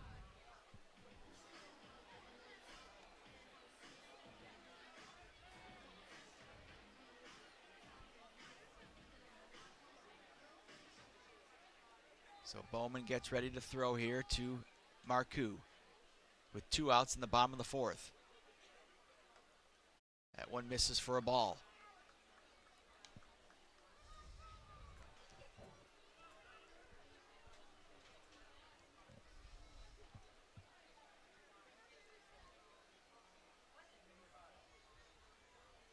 The 1-0 pitch to Marcoux. There's a blast into right field, and that's going to be caught by Matulia, and that ends the threat by the Diamond Hoppers. So we've played 4 between the Diamond Hoppers and the Unicorns. The Eastside Diamond Hoppers lead at 4-0 as we head to the 5th here on the USPBL Network.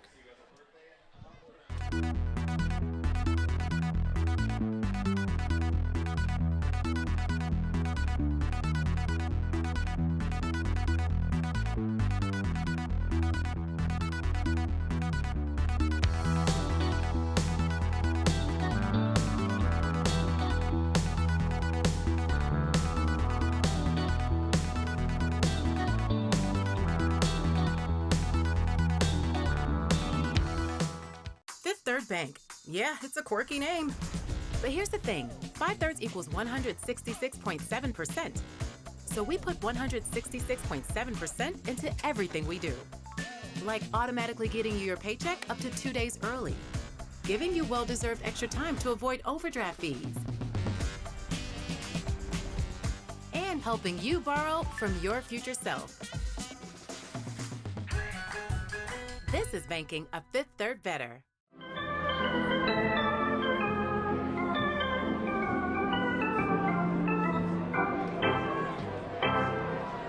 Welcome back to Jimmy John's Field here as we begin the top of the 5th inning with the Diamond Hoppers with a 4-0 lead. And Diamond Hoppers have a new pitcher on the mound. It's Silva. Yep, Diamond Hoppers leading 4-0, 6 outs to go. And after Brett Irwin went the first 4, they will turn it over to number 40, Justin Silva, 6'3", 230-pound right-hander, 23 years old, native of Woodbridge in New Jersey, pitched at Division III, Montclair State in New Jersey. Get you the numbers on Silva here. This will be his 6th game. He's 2-0 with 1 save and a 5.40 ERA and 6 2/3 innings. He's walked 7 in those 6 2/3. That's high, but he has struck out 8. Opposition hitting only 182 against him. So a lot of plate appearances that are ending with the baseball not being put in play. A lot of walks and strikeouts against Silva. And how about the outing by Brett Irwin? Solid 4 innings for him tonight. 4 shutout innings, allowed only 3 hits. Very nice job for Brett Irwin. Leaves in position for the win. So Silva now takes over for Irwin with a 4-0 lead. As you take a look at the hill in right field. Leading off for the Unicorns here in the top of the 5th is Lucas Gooden. Gooden 0 for 2 tonight, a fly ball and a strikeout. Began this game at first base, and he's now playing third base. First pitch by Silva is high for a ball.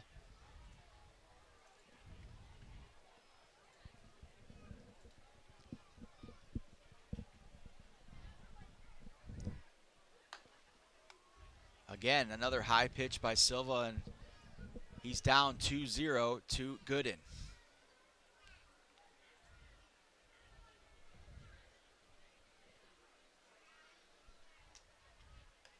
That's the 3rd pitch in a row by Diaz that's been thrown high, and it's 3-0 on Gooden.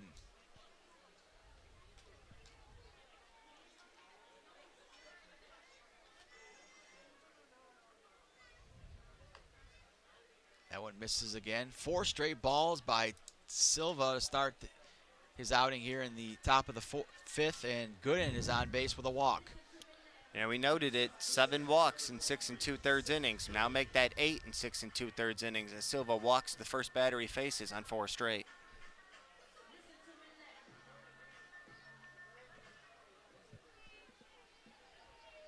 Let's see if Silva can get a strike call here. Another one that just misses high. 5 straight balls to start his outing here, and it's 1-0 to Gurgley. Seth Gurgley at the plate for the Unicorns. Got a couple of pitchers standing and watching in that Diamond Hopper bullpen. There's a strike called by the home plate umpire, and it's 1-1 on Gurgley.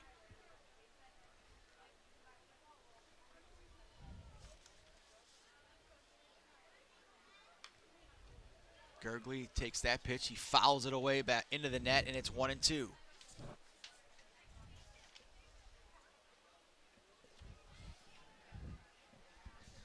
Lucas Gooden, 80% success rate in stolen bases, 4 for 5. Swing and a miss, and Gurgley goes down swinging, so a big out there for Silva, and it's 1 out here in the top of the 5th. Second time tonight, Gurgley struck out. So Ramon Enriquez steps to the plate for the Unicorns, 1 for 2 with a single tonight out of San Bruno, California.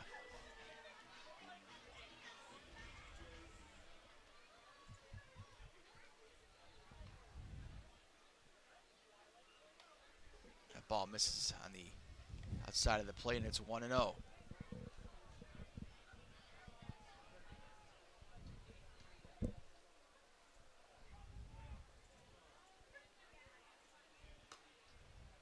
Another one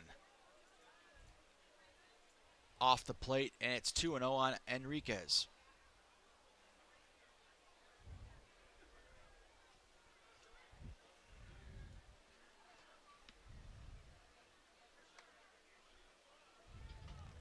That one misses again, same pitch, and it's 3-0 on Enriquez. Felix Abaret, the cleanup man, on deck.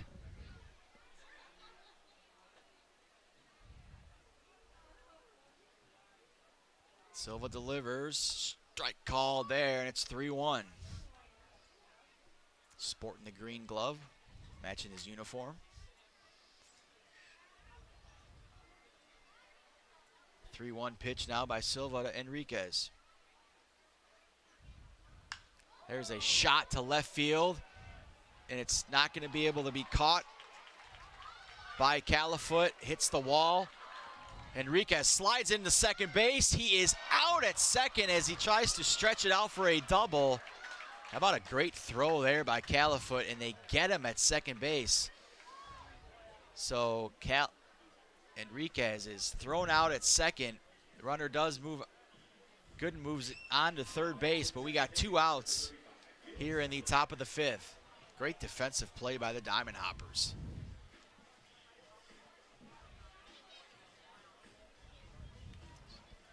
So 2 outs now. That'll leave it up to Felix Abaret.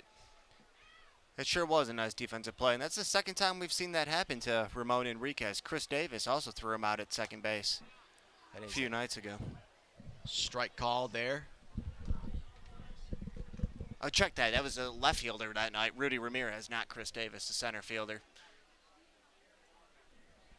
Silva now 0-1 count to Abaret, and he fouls it away, and it's 0-2.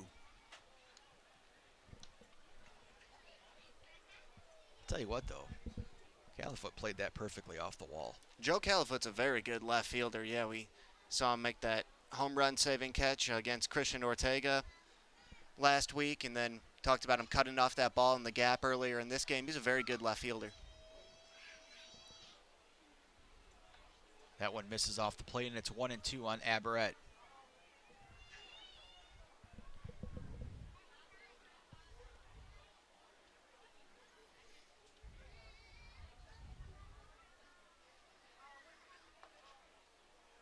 That one misses low, and it's a 2-2 count with 2 outs here in the top of the 5th. Unicorns trying to get back into this ball game. They're down 4-0. 4th time tonight they've got a base runner to third base. Haven't been able to come home yet, though.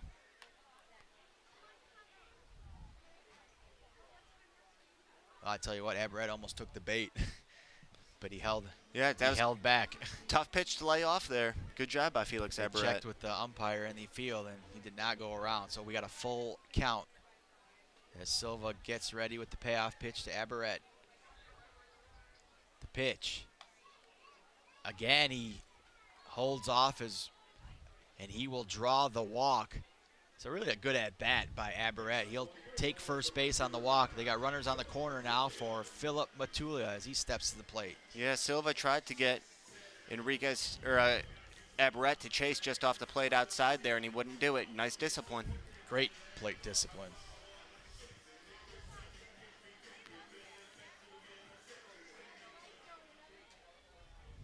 Two outs, Silva pitching to Matulia now. A strike call there.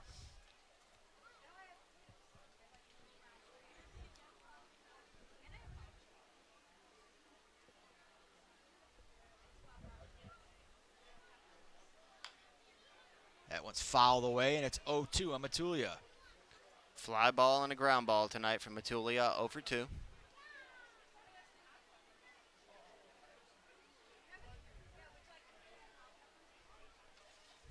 Silva now gets the call. 0-2 offering to Matulia. That one is high, and it's 1-2. Looks like maybe Chris Kelly beginning to loosen in that Diamond Hopper bullpen in preparation for the top of the 6th. Here comes the 1-2 pitch by Silva, and a fly ball deep to right field, and that ball is out of here. Onto the hill. Onto the hill, Matulia with a 3-run homer. Wow, Unicorns just like that back in this ball game.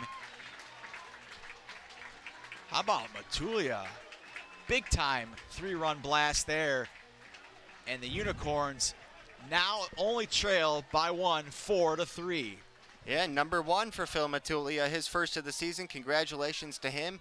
A moonshot onto the hill in right field there. And yeah, that completely changes the complexion of this game. 95-mile-an-hour pitch, 381 feet. 381 feet. Right field hill.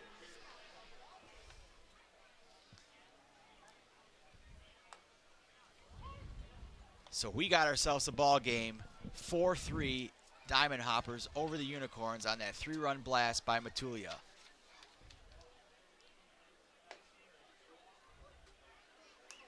And Silva now with a 1-1 count to bag it. A 3-run home run with 2 strikes. Incredible. 2 outs and 2 strikes. Strike call there. And it's 1-2 on Patrick Baggett. Baggett's been on both times, a walk and a single tonight.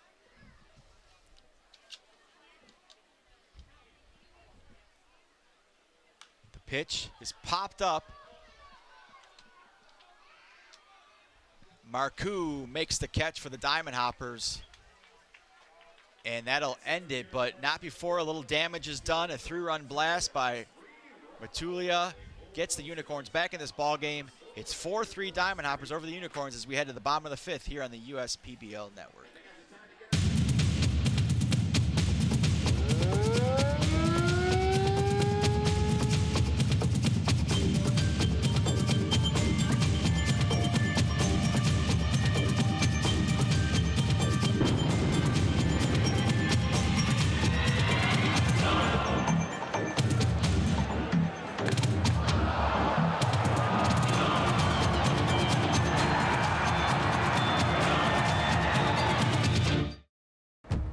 We're for people, the pioneers, the underdogs, the players, and the slow and steadies. We're for people, for who they are and who they could become. Yes, we're a bank, and some say our business is all about money, but that's an old idea. Because look past the money, and you'll see real human lives. We see it, because we're for people. Huntington, welcome.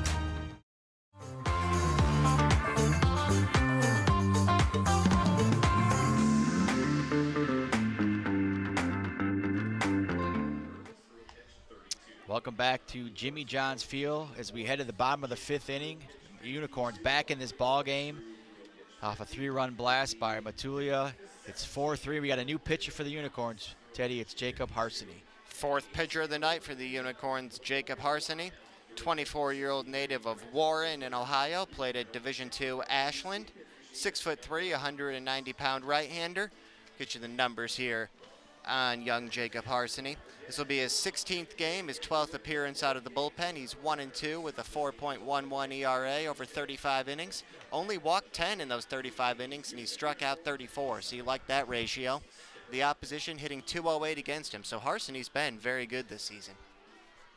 And he will face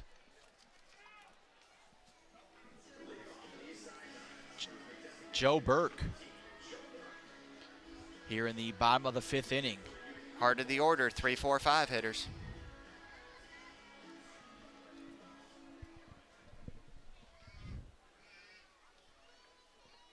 Harsany's first pitch to Burke is a fly ball to left field.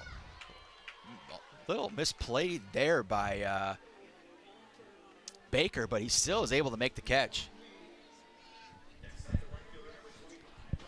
Yeah, they say sometimes those ones hit right at you can actually be the toughest, and then you got the factor of, the moisture in the outfield too. Correct. Yeah, good observation there. Is the outfield is very damp, so Yeah. tough to get your feet underneath you too as well. But he makes a nice grab there. Here's a ground ball to second base, fielded by Pastor over to first, and just like that, we got 2 outs in the bottom of the 5th. I misspoke there. It looks like he did, lose his footing there in left field, but Baker was able to gather himself and make the catch. Yeah, 2 pitches, 2 outs. Burke and Schellenbarger both first pitch swinging. We'll see if Califoot has a more patient approach to try to make Harsany break a sweat here in the bottom of the 5th. So 2 quick outs by Harsany here. And Califoot steps to the plate now for the Diamond Hoppers with 2 outs in the bottom of the 5th.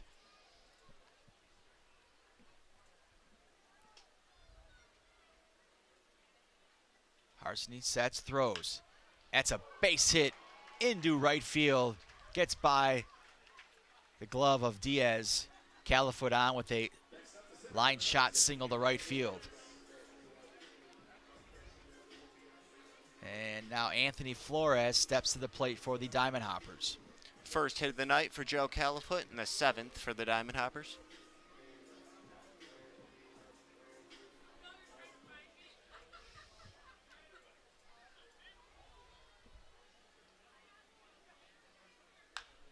There's a line shot. Almost gets into the Diamond Hoppers dugout. And one strike on Flores.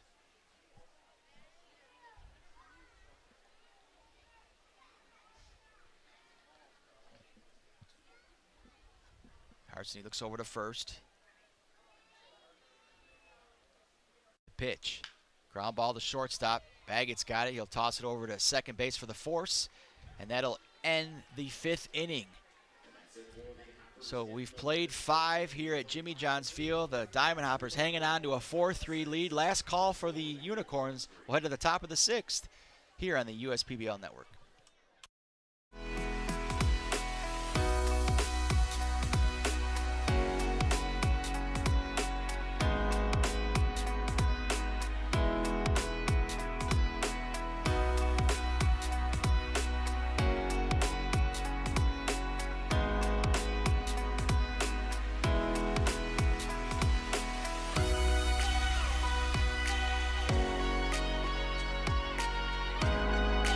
Throughout your life, from big moments to ones well earned, we're your financial guardian angel.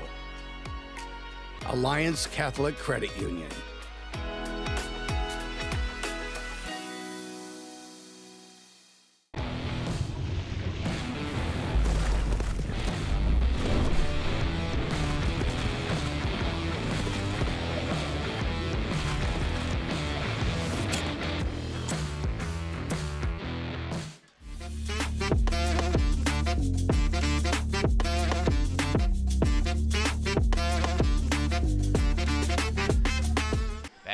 Jimmy John's Field.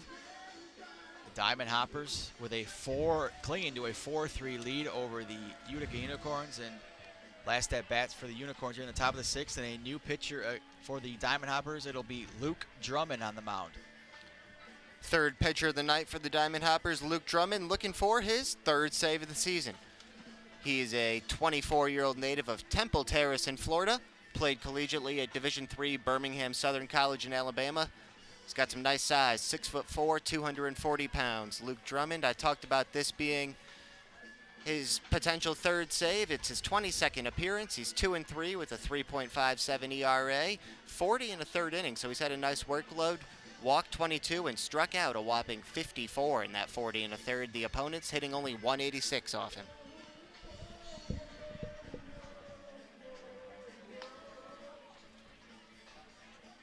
So we'll see if the Unicorns now trailing by 1. They got back into this ball game off one swing of the bat by Matulia to make it 4-3. So leading off for the Unicorns here will be Nick Pastor against Luke Drummond. It'll be up to the bottom 3rd of the order, 7, 8, and 9 hitters.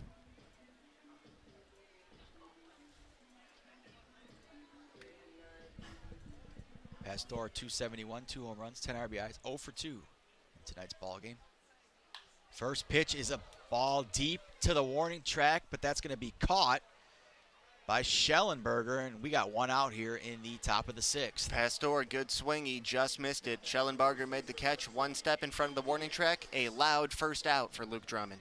Big first out, too, as Angel Diaz steps to the plate for the Unicorns.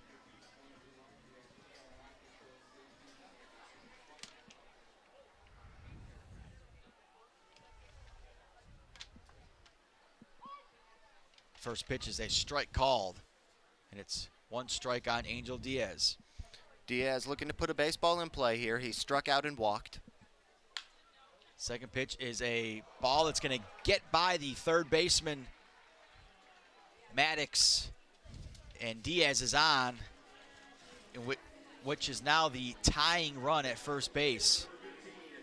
Ground ball single through the left side for Diaz, his 18th hit of the season, and like you said, represents the potential tying run. Now Josh Baker steps to the plate for the Unicorns with 1 out. He represents the go-ahead run here for the Unicorns. Baker pinch hit for Donovan Curiel back in the 4th inning and grounded out in the first pitch he saw. It'll be interesting to see now, does Diaz take off here? There's a first pitch swinging deep fly ball to center field, and that ball is out of here off the Jimmy John scoreboard. Baker with a 2-run blast, and the Unicorns out of nowhere take a 5-4 lead. Wow. Baker, what a big hit. What a swing for Baker off the protective netting in front of the scoreboard and straightaway center field. The Unicorns trailed this game 4-0 in the 5th. They now lead it 5-4 here in the 6th. Wow, Josh Baker got a hold of that one. Wow. 2 big swings puts the Unicorns ahead. A 3-run blast by Matulia and a 2-run blast by by Josh Baker. And the Unicorns with a 5-4 lead in the top of the 6th with 1 out. So a blown save for Luke Drummond. Yep. Blown save by Luke Drummond. First pitch here to Lucas Gooden is a ball.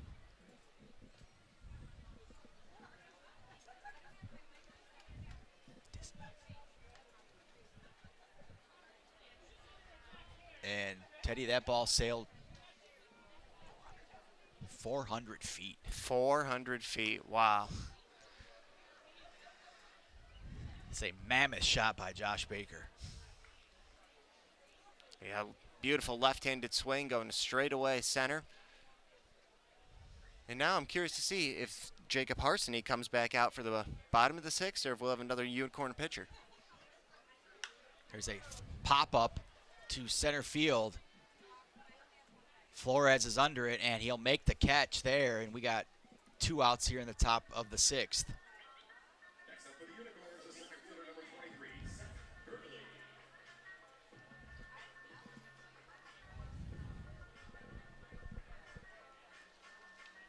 That leads it up to Seth Gergley here in the top of the 6th. Unicorns 5-4 lead over the Diamond Hoppers in a dramatic turn of events here. Gergley 0 for 3 tonight. He lined out to third base in the 1st, then struck out in the 3rd and the 5th. The pitch to Gergley is another strike call there, and it's 0-2 on Gergley. Living by the long ball tonight are the Unicorns. All their runs via home runs. No doubt about it. Here's a ground ball. It's going to be played by the shortstop. Nice play. Pup. What a play by Pup. Spins, throw over to first. He got him, and that ends the inning, but not before the damage was done. A 2-run blast by Josh Baker puts the Unicorns ahead 5-4. Last call for the Diamond Hoppers. We head to the bottom of the 6th here on the USPBL Network. Fifth Third Bank. Yeah, it's a quirky name. But here's the thing. 5/3 equals 166.7%. So we put 166.7% into everything we do. Like automatically getting you your paycheck up to 2 days early. Giving you well-deserved extra time to avoid overdraft fees. And helping you borrow from your future self. This is banking a Fifth Third better. You dreamed of starting a company, not an HR department, but your business has grown fast, and so have the complexities of payroll and taxes, benefits administration, and other HR functions. That's why your business needs a professional employer organization like Tryon Solutions. Tryon provides businesses of all sizes access to top-tier healthcare and employee benefit plans. With Tryon, you don't have to grow it alone. Visit RelyOnTryon.com. You can always rely on Tryon.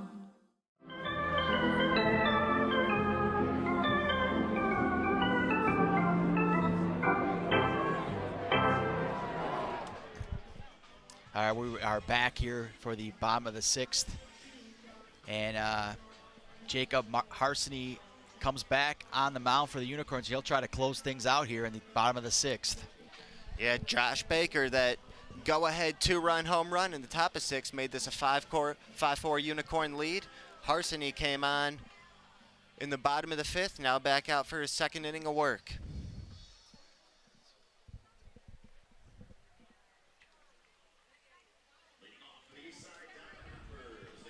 Leading off for the Diamond Hoppers here in the bottom of the 6th will be Taj Porter. Yep, it'll be up to the bottom 3rd of the order. Porter, Maddox, Pup for the Diamond Hoppers here in the bottom of the 6th against Harsany. So Harsany trying to seal the deal here. And a nail-biter, 5-4 here over the Diamond Hoppers.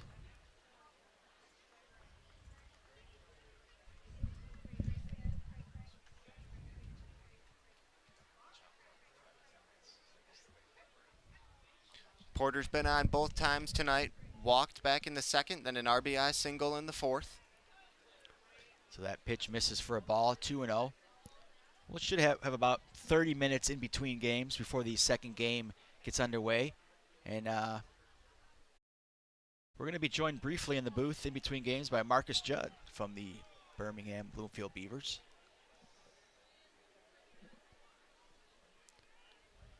Harsany in position to pick up the win. Luke Drummond on the hook for the loss right now. He allowed that 2-run shot to Baker. That one misses for a ball, and just like that, Porter is on with an opening walk here in the bottom of the sixth.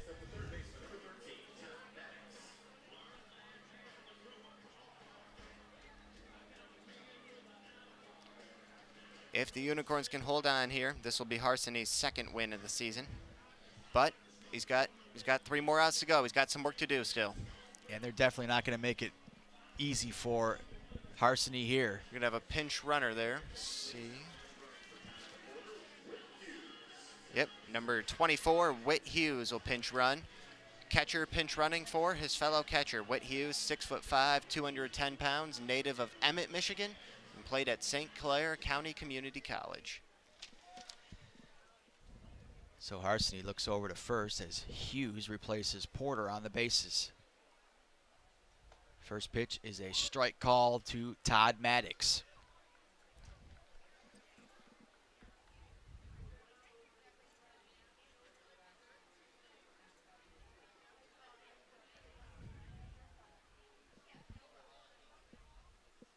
Harsany looks over to first, and he delivers. First, and that pitch is a foul ball down the third base line, and it's 0-2 on Maddox.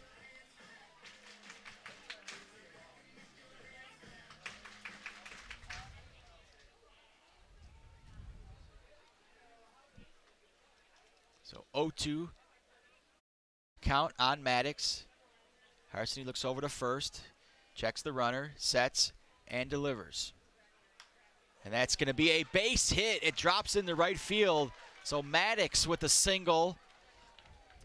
Porter started things off with a walk, and the Diamond Hoppers with the rally here. Runners on first and second with no outs as they trail 5-4 in the bottom of the sixth. Yep, first 2 Diamond Hoppers on here in the bottom of the sixth. Not only is the tying run on base, the potential walk-off winning run on base as well.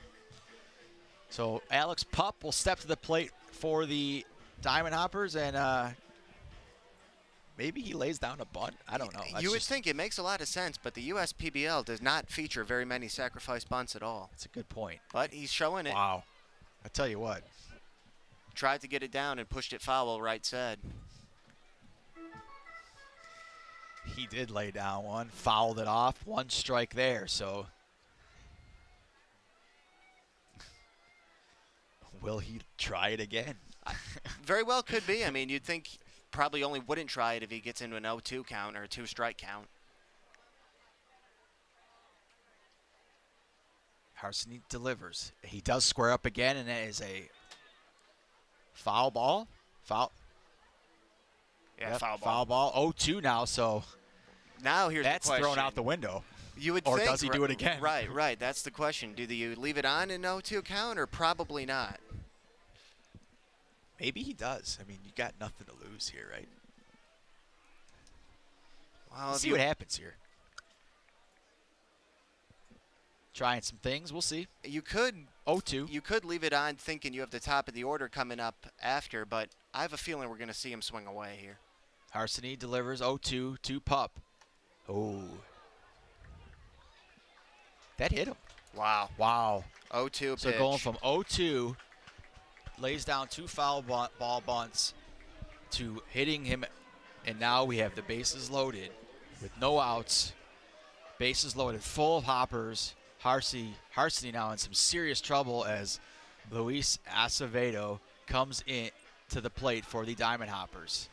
Ramon Enriquez, the catcher, going out to talk to Harsany. I don't think there's going to be anyone getting up in that Unicorn bullpen. I think this is Harsany's game. Yeah, as I say, he might be on his own on this one. Yep.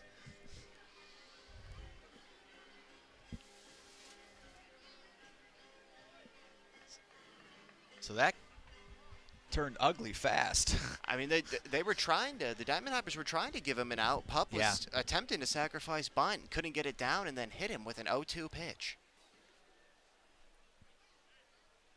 So Acevedo with a chance to possibly walk it off here for the Diamond Hoppers in the bottom of the 6th. They trail at 5-4, bases loaded, no outs here in the bottom of the 6th.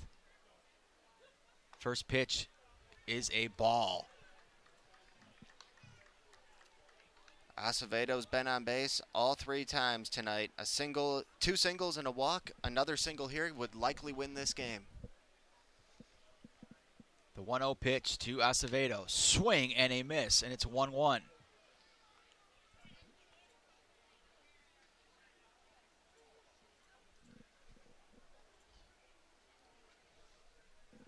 Whit Hughes, the pinch runner at third. Todd Maddox at second. Alex Pup at first. 1-1 pitch to Acevedo is a high ground ball back to the pitcher. Harson, plays it over to first. He gets the runner at first, but the tying run will score for the Diamond Hoppers, and it's 5-5 here in the bottom of the 6th with 1 out. Runners on second and third, and now Noah Marcoux can play the hero here, and they're going to actually walk him. So they'll intentionally walk Noah Marcoux, but now they got to pitch to Joe Burke with 1 out here in the bottom of the 6th. Yeah, you're right. It's not that Burke's any easier of a matchup than Marcoux. Pick your poison, I mean. But the advantage of doing this is you load the bases, and now you have the force at home plate on a ground ball. Right. So any ground ball here will and sets up a double play as come well home, on something up the middle. It's possible, yep. A lot of things going on. A lot of different scenarios can happen here. We got 1 out here. I think that was the right call by the Unicorns. I like it. Harson delivers to Burke. That one's high.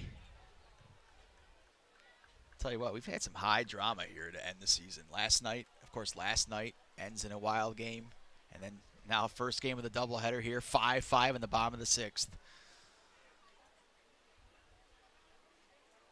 The pitch by Harson to Burke, and that misses outside. And it's 2-0. Got to be careful. Can't put him anywhere. Well, you got to have a lot of faith in Ramon Enriquez, and got to be careful if you're Jacob Harson not to bounce something here, because a wild pitch or something, this game's over. So absolutely. 2-0 pitch by Harson to Burke. Oh, and it's 3-0. Wow. Nowhere to put him, Teddy. Burke. Yep. Harson with a 3-0 count here. 6-6. A run by the Diamond Hoppers, and it's over. And a strike called, a massive strike there by the Unicorns. Burke was taken all the way. He was going to show him that he could throw him a strike. And now it's still in a great count for Burke to do some damage. 3-1. 3-1 pitch by Harson to Joe Burke. In a line shot that is foul down the left field line. Oh, wow. Into the screen, got to straighten that one left out. Field bullpen. Yep. So we got a full count. Doesn't get any more dramatic than this, Teddy. Full count. It would be a tremendous job of battling back by Harson. Down 3-0 if he could get a strikeout here. 3-2 count, 1 out, 6-6, bases loaded. Here in the bottom of the 6th. There's a ground ball. It's going to be fair. He touches the bag at first. No, they're calling it a foul ball. Yep, called it foul. Wow, Gooden played it, touched third. He went home with it. He was doing the right thing. But the umpire, wow, that was, I mean, that had to be inches that it was foul by. Yeah, inches, home plate umpire. It looked fair from here. But that was his call. He was right down the line, so he saw it. Line. Yep. The 2-man crew, home plate umpire, was all over it. He called it right away. Good call. Good call here. So it stays a full count with 1 out. Everyone goes back, bases loaded, and we'll just do it again as the drama builds. Harson gets this call, full count pitch to Joe Burke. And he walked him. So that is going to be your ball game, folks. Walk-off walk. A walk-off walk. Joe Burke gets the walk. And the Diamond Hoppers, Maddox scores the winning run. They walk off with the walk. The Diamond Hoppers will win this ball game 6-5. Wow, what an ending, Teddy. What an ending.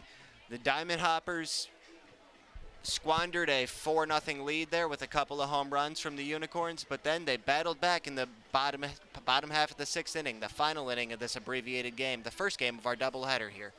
Emotions running like a yo-yo in this one. Wow.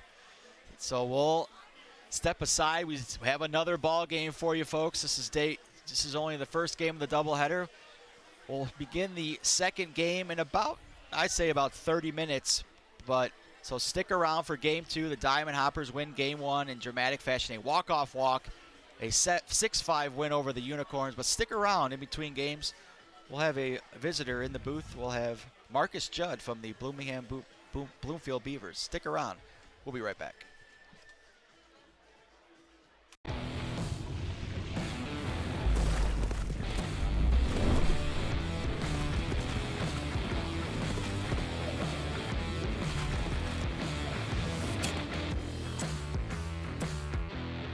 First State Bank is a locally owned and operated business. We're part of your community.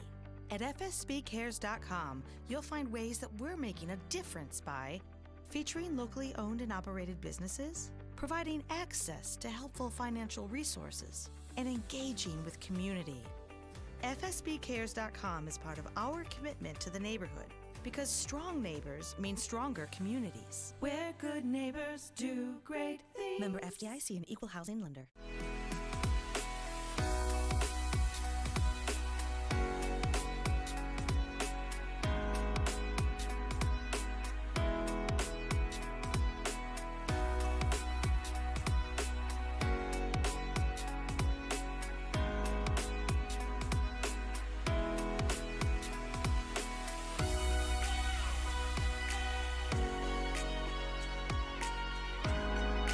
Throughout your life, from big moments to ones well earned, we're your financial guardian angel. Alliance Catholic Credit Union.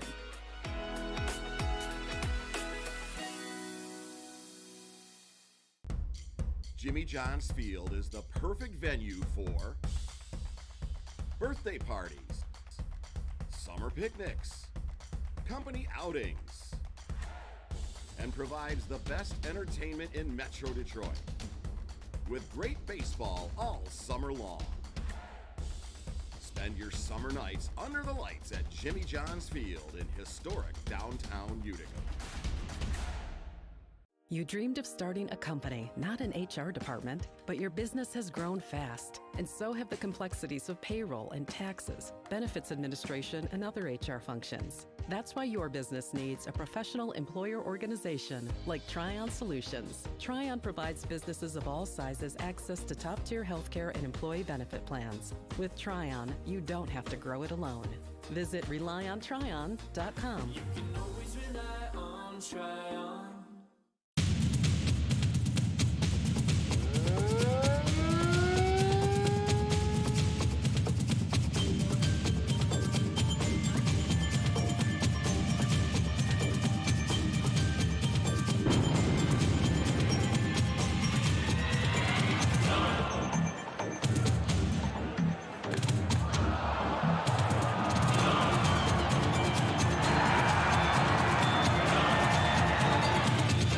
How do these business owners find the time for peace of mind? Because they rely on Tryon to handle difficult and time-consuming HR tasks like payroll, benefits administration, and more. Working with Tryon, one of the nation's top professional employer organizations, provides access to top-tier healthcare and employee benefit plans and its team of attorneys and HR experts. With Tryon, you don't have to grow it alone. Visit RelyOnTryon.com. You can always rely on Tryon. What are the odds that we're neighbors, where you've known each other our whole lives, and both tear the exact same things in this exact same knee? So an ACL tear is an injury to the main stabilizing structure of the knee. You want a good team around you, because then you know that what you're doing is going to help you in the long run. My message to everyone who's helped me, thank you so much, because you guys helped me progress so much. Also hearing it from a friend that's went through the exact same thing, I think sort of helps that know that there's a bright side at the end.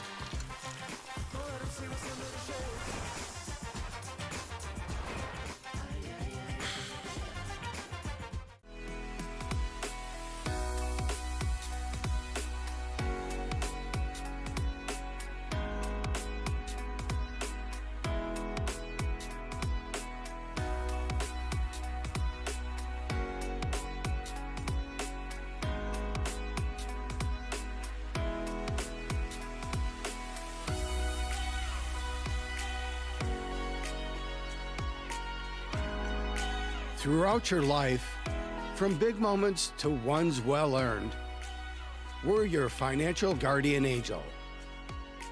Alliance Catholic Credit Union.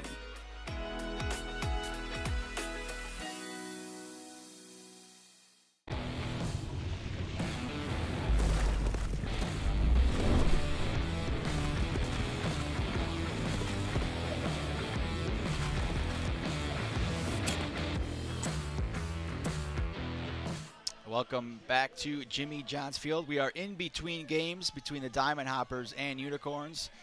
Second game should begin around 8 o'clock or so. But right now we are joined by Birmingham Bloomfield Beavers second baseman Marcus Judd. Marcus, we appreciate you joining, taking some time and talking to us this evening. Absolutely. Thank you for having me. So what did you witness? What do you think about? Talk about what we just witnessed there at the end of this game. It's just, I mean, between last night's game and then tonight's game, it's just been a wild ending to the season. Well, if you're a fan out there and you came to the last two games, you really got your money's worth. You know, with the wild ending we had in our close game against the Mammoths to a great game today. You know, Josh Baker came up big for his team to put the Unicorns up. Jacob coming out back from his second inning to pitch against, like I always say, the best late game hitting team in the league. You know, and we always stress as players and coaches to tell everyone that, listen, a walk, a hit, an error, and anything can happen. Lo and behold, walk, hit, error. Error in the form of a hit by pitch. In that sense, load the bases up for the big boppers who you cannot pitch to in those situations, and things happen, and lo and behold, a walk into the game. Two big swings by the Unicorns made the difference for them. Let's go back to last night. Obviously not the way you wanted the season to end for you guys, but you know, how are you guys feeling going into the playoffs next weekend, in championship weekend? All in all, we're feeling pretty good. We're feeling pretty good. Our offense and our offense and pitching are firing up on all cylinders. We're looking forward to playing some really competitive baseball, and like they say, big-time players show up in big-time situations. We saw a morale boost through to last game. Even though we came up short, the energy inside the dugout was definitely playoff energy. So I'm really, really excited to see what the Beavers do this playoff. Now, you did leave yesterday's game. It looks like you hurt your hand when you slid into second base. Yes, sir. And you did stay in briefly, made a nice play at first base when you threw across your body, but you did end up leaving this game. I got to ask you now, how is that feeling right now? It's feeling better. Definitely jammed it up pretty bad. No sprains, no breaks, no serious injuries. Thankful for the trainers for working with me to help prepare me for the playoffs. But yeah, it was a freak accident, and hand caught in the way of me in the bag, and things like that happen sometimes. But I'm feeling positive coming up towards these playoffs. Well, Marcus, we want to thank you again for joining us briefly here and taking some time out of your day to talk to us. And we want to wish you the best of luck next weekend and during championship weekend. Thank you. I appreciate you. All right, that's Marcus Judd here in between games. We'll have the game 2 coming up around 8 o'clock. Stick around here on the USPBL Network. You dreamed of starting a company, not an HR department, but your business has grown fast, and so have the complexities of payroll and taxes, benefits administration, and other HR functions. That's why your business needs a professional employer organization like Tryon Solutions. Tryon provides businesses of all sizes access to top-tier healthcare and employee benefit plans. With Tryon, you don't have to grow it alone. Visit RelyOnTryon.com. You can always rely on Tryon. First State Bank is a locally owned and operated business. We're part of your community. At fsbcares.com, you'll find ways that we're making a difference by featuring locally owned and operated businesses, providing access to helpful financial resources, and engaging with community. fsbcares.com is part of our commitment to the neighborhood, because strong neighbors mean stronger communities. Where good neighbors do great things. Member FDIC, an equal housing lender. There are many things you can rely on in this world, like a sunny day brightening your mood, your mom baking the world's best apple pie, and never a dull moment in running your business. And when it comes to time-consuming HR tasks, you can rely on Tryon. Tryon can handle payroll and taxes, employee benefits, and more, so you can stay focused on attracting and retaining the best talent. With Tryon, you don't have to grow it alone. Visit RelyOnTryon.com. You can always rely on Tryon. Make your move. with a quick and easy mortgage from Genesis Credit Union. We have mortgages to fit your life. Genesis Credit Union. Visit us today. The Dave & Buster's method is designed to help you unlearn adulthood and discover the funner you hidden within you. The you that doesn't think about adult things and stuff. Ashley, I don't want to hear anything about your car registration when we're at Dave & Buster's. Okay. The you want to be. Let the Dave & Buster's method illuminate you. Begin the method today with 5 free games. You know you want to. There are things you can rely on in this world, like your dog being happy to see you, coffee getting you through the day, and the government changing business regulations. And when it comes to navigating those regulations, you can rely on Tryon and its team of attorneys. Tryon can also tackle time-consuming HR tasks like payroll and employee benefits, so you can stay focused on growing your business.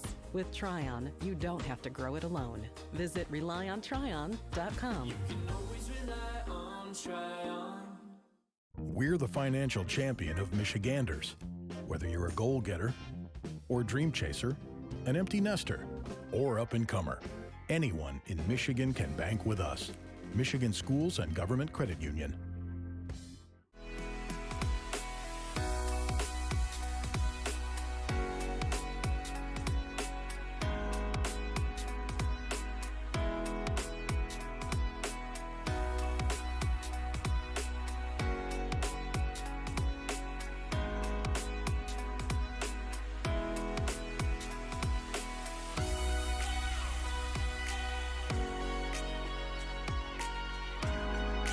Throughout your life, from big moments to ones well earned, we're your financial guardian angel. Alliance Catholic Credit Union.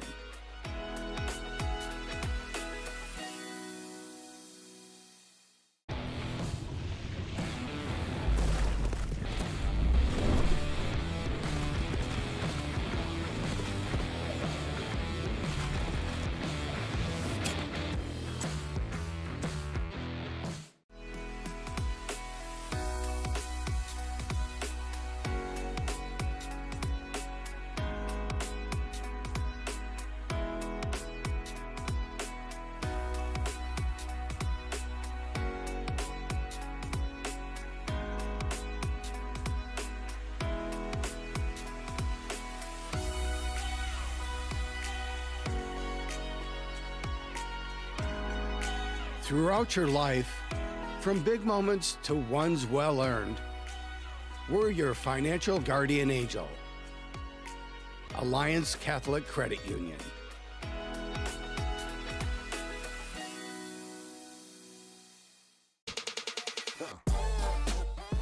Check your checking. If your account doesn't get you pumped, amped, or geeked, make the switch to Genius Checking from Genesis Credit Union. It's just genius.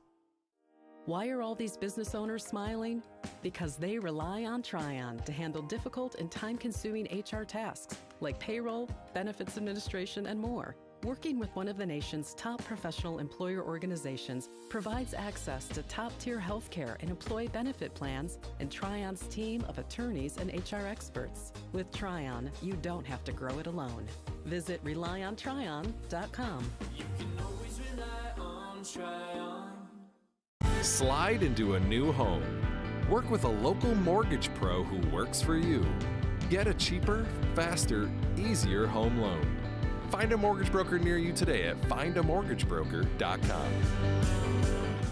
We build roads, bridges, wind farms, and pipelines, schools to skyscrapers. Our members create monuments. We operate. We're the operators and mechanics behind the advanced heavy machines that move Michigan forward. We maintain boilers and HVAC. Our members run the complex heating and cooling systems that we all depend on. Our training is second to none, and safety is our priority. We are Operating Engineers 324, and we keep Michigan running. Jimmy John's Field is the perfect venue for birthday parties, summer picnics, company outings, and provides the best entertainment in Metro Detroit. with great baseball all summer long. Spend your summer nights under the lights at Jimmy John's Field in historic downtown Utica.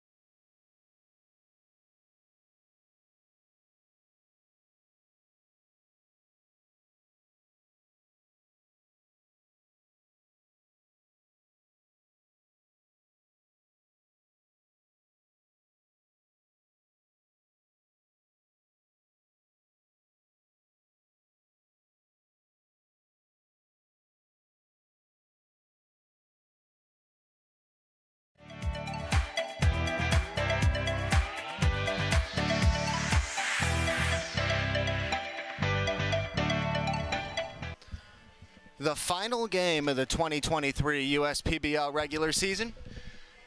Saturday night, Military Appreciation Night here at Jimmy John's Field. Welcome into our USPBL Network broadcast booth. I'm Teddy Rodquist.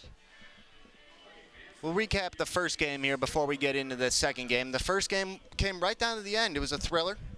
The Diamond Hoppers were able to beat the Unicorns 6-5. The Diamond Hoppers were in cruise control for the first 4 innings of that game, led it 4-0. But then the Unicorns used a couple of home runs to get back in it. Phil Matulia hit a 3-run shot to make it 4-3. And then Josh Baker, a 2-run shot straight away center off the scoreboard, made it 5-4. But the Diamond Hoppers, sign of a good team, reason they finished in second place. They rallied back with 2 runs in the bottom of the 6th, won it 6-5. And now we'll run through the lineups real quick here for you. We'll begin with the visiting Utica Unicorns. Lucas Gooden will lead it off. He'll play third base. Seth Gergley, he'll play center field and bat second. Ramon Enriquez, he was behind the plate in the first game. He'll be the designated hitter for game 2. Josh Baker, the cleanup man. I talked about that mammoth home run he hit in the first game. Felix Abaret, hitting fifth in catching. Phil Matulia, he also had a home run in that first game out in right field, hitting 6th. Bottom 3 of Angel Diaz, the first baseman, Nick Pastor, the second baseman, and then the switch-hitting shortstop, Patrick Baggett. The pitcher tonight for the Unicorns in Game 2, Tristan Harvin. Now let's take a look at the Diamond Hoppers. Alex Pupp, he hit 9th in Game 1. He'll lead it off here in Game 2. Noah Marcoux, he was the designated hitter. Ben second. Joe Burke had the walk-off walk. He's the first baseman. He'll hit 3rd. Bryant Schellenbarger, the Akron Zips, the cleanup man out in right field. Middle, Joe Califoot's out in left field, hitting 5th. Anthony Flores is hitting 6th out in center field. Todd Maddox, the third baseman. Whit Hughes, the catcher. And Chandler Dunn, the second baseman, the bottom 3. Nick Galatis on the mound for the Diamond Hoppers.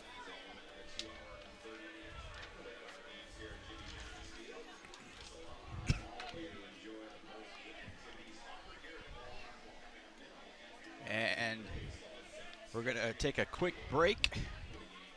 When we come back, we'll have Game 2 between the Diamond Hoppers and the Unicorns here on the USPBL Network.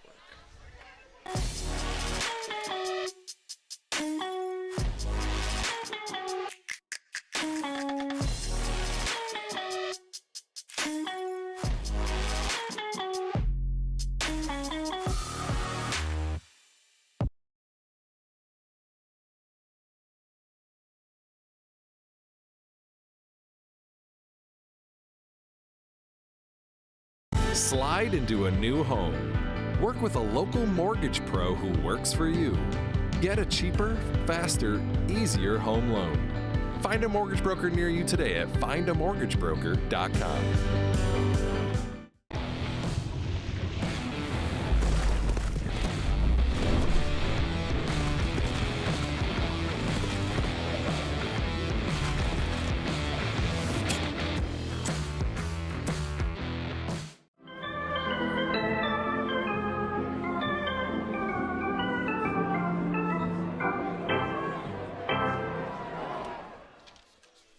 Welcome back to Jimmy John's Field as we get ready to get Game 2 underway between the Diamond Hoppers and Unicorns as the managers and the umpires are meeting at home plate. Looks like we're very close to getting this one underway. And Teddy, a bizarre first game ending, a walk-off walk for the Diamond Hoppers, and they win at 6-5. A walk-off walk. It was an exciting game, particularly with that home run. 6 foot, 210-pound right-hander, 24 years old, native of Artesia in California, pitched collegiately at Jackson State. This is going to be his 6th appearance and his first start. He's 1-1 with a 12.96 ERA. The reason that ERA is so high is because it's a small sample size. He's only pitched 8 1/3 innings. He's allowed 12 runs there, walked 10, and struck out 12. So the 10 walks is high, but so is the 12 strikeouts.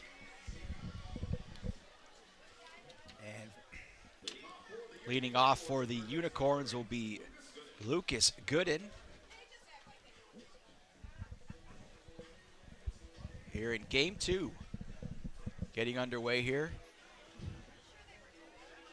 Right at the top of the hour, 8 o'clock. First pitch. under clear skies, 78 degrees.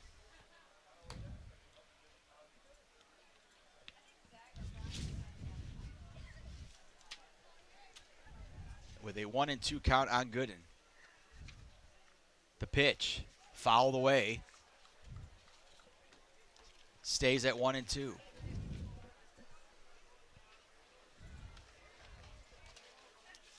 So Galatas here now for the Diamond Happers. Pitches to Gooden. That is a strike call there. Count now 1-2. Now it's 1-2. Sorry about that. The pitch by Galatas. There's a pop-up to the shortstop, but that's going to be caught by Alex Pup. Makes it look easy there, and we got one out here in the top of the first.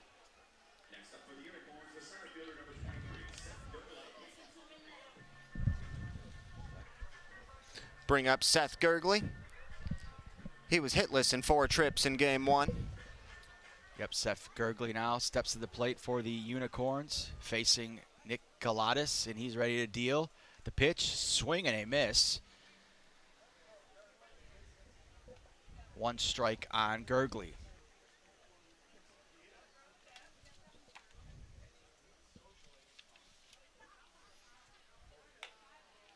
That pitch by Galatas is outside, and it's 1-1. Final game of the regular season here at Jimmy John's Field in downtown Utica. There's a base hit down the left field line. That's going to go to the corner. Gergley's going to head to second, and he's in there with a stand-up double. Nice piece of hitting. Seth Gergley going the other way with that pitch, a double into the left field corner. The Unicorns have something going in the top of the first. Ramon Enriquez now coming to the plate for the Unicorns. They look to bounce back from that. What a comeback that they came back from. 2 swings gave them the lead at 5-4, and then they lose in a walk-off walk 6-5 as they try to go out with a W to end the year. Galatas pitches, and that's a base hit to second base. The throw over to first by Dunn. He makes the play. Thought that was going to get through, but Dunn gobbled it up and makes the play over at first, and we got 2 outs in the top of the first. Yeah, Diamond Hoppers had him shaded perfectly, had him played perfectly. Nice play there by Chandler Dunn, getting the nod at second base in this game, and Chandler Dunn will celebrate his 25th birthday on Monday, September 4th. Josh Baker steps in now for the Unicorns. He hit that big bomb in the first game to straightaway center field, a 400-foot shot off the Jimmy John's sign. Yep, right up there above the pitch clock. That one misses for a ball, and it's 1-1.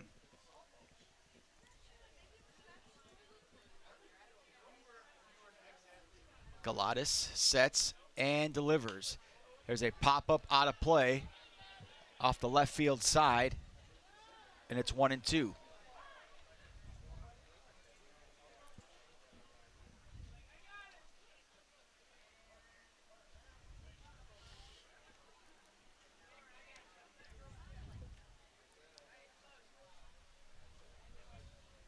Galatas now sets and he deals.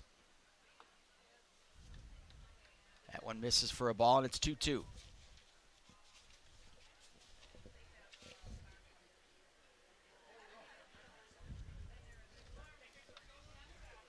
Two outs here in the top of the first.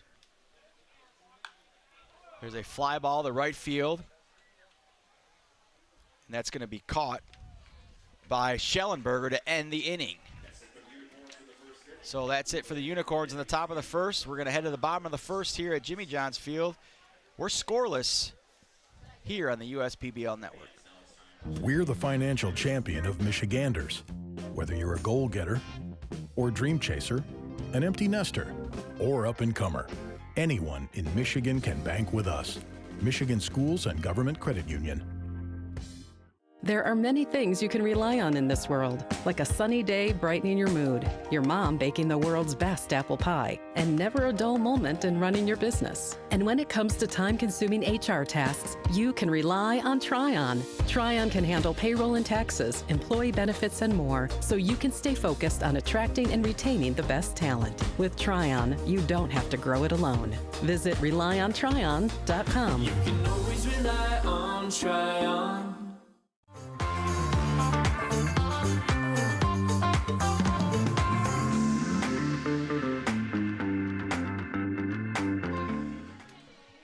Welcome back to Jimmy John's Field on this Saturday night, Labor Day weekend, game 2 of a doubleheader between the Unicorns and Beavers. No score here as we head to the bottom of the first inning. And leading things off for the Diamond Hoppers will be Alex Pup, followed by Noah Marcoux and Joe Burke to start things off here in the first inning. On the mound for the Unicorns is Tristan Harvin, Teddy. Tristan Harvin, a USPBL All-Star here in 2023, 25-year-old native of Dothan in Alabama. Pitched collegiately at Division III Birmingham Southern College. Let's get the numbers on Harvin. They're pretty good.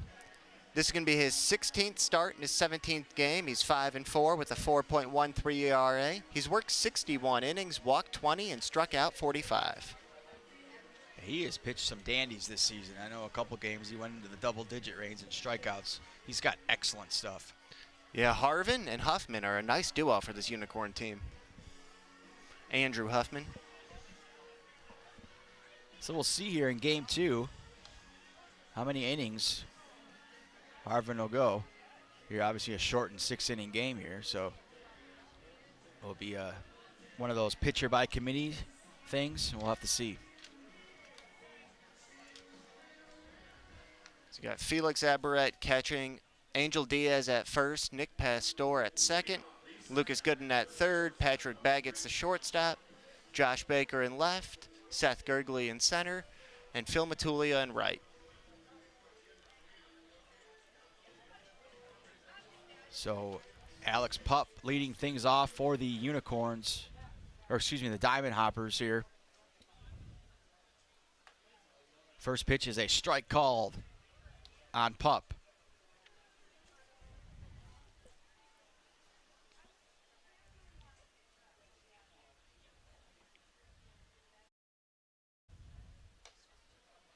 That pitch misses on the outside, and it's 1-1.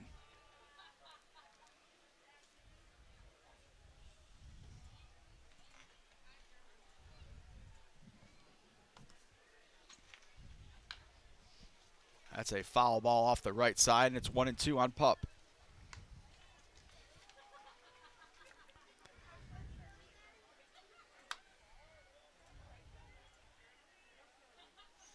Pup had a double in the first game. Here's the pitch by Harvin. That just missed on the outside. Very close there, but a ball is called, and it's 2-2 on Pup. Harvin wanted that call. Yeah, he did. Took a couple extra steps around the mound there. Let the umpire know he wanted that one. 2-2 delivery to Pup. Ground ball to second base. That's going to be played by Pastor over to first, and they got him. Wow, Pastor, great play there as he ends up near the third base position to make that play. Yeah, Pastor coming across the bag, and I think he may have actually clipped the bag with his feet there, and it kind of affected the throw. Nice pick on the back end by Angel Diaz, soft hands. Excellent defensive play by Nick Pastor. One out here in the bottom of the first. There's a shot into center field. That's going to drop for a base hit for Noah Marcoux. So Marcoux is on with the single. And Joe Burke steps to the plate now for the Diamond Hoppers. Number 2 hitter, Seth Gergley, singled for the Unicorns in the top half. And now the number 2 hitter, Noah Marcoux, singles for the Diamond Hoppers here in the bottom half. Gergley's was actually a double. I should say number 2 hitter for both teams has recorded a hit. Harvin checks his runner at first. The pitch is a ball outside.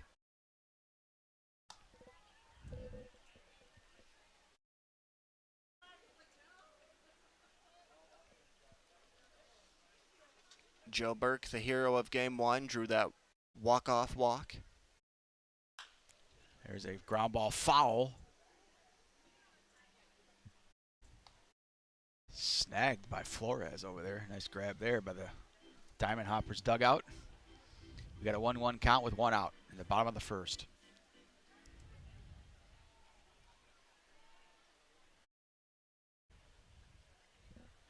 Here's Harvin, and he delivers the 1-1 count to Burke. That misses for a ball, and it's 2-1.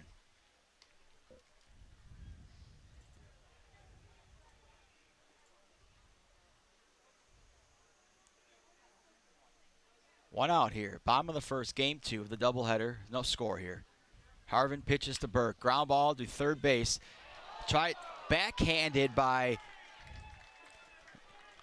Diaz, excuse me. Yeah, Lucas Gooden over there. Gooden is over at third base. My apologies. I think Gooden kind of got caught in no man's land there. He got caught between, do I want to square this baseball up or do I want to backhand it? And he ended up not doing either. Yep, so 2 runners on now. Lucas Gooden over at third base.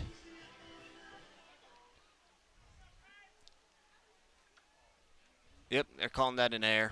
Reached on air. Runners on first and second now for the Diamond Hoppers. One out, and Bryant Schellenberger at the plate for the Diamond Hoppers.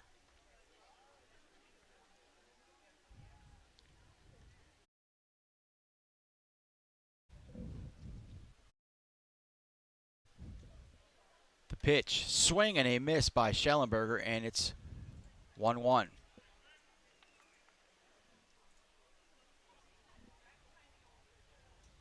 Tristan Harvin now with a 1-1 count on Schellenberger. Runners on first and second for the Diamond Hoppers. The pitch, fouled out of play to the left side, and it's 1-2.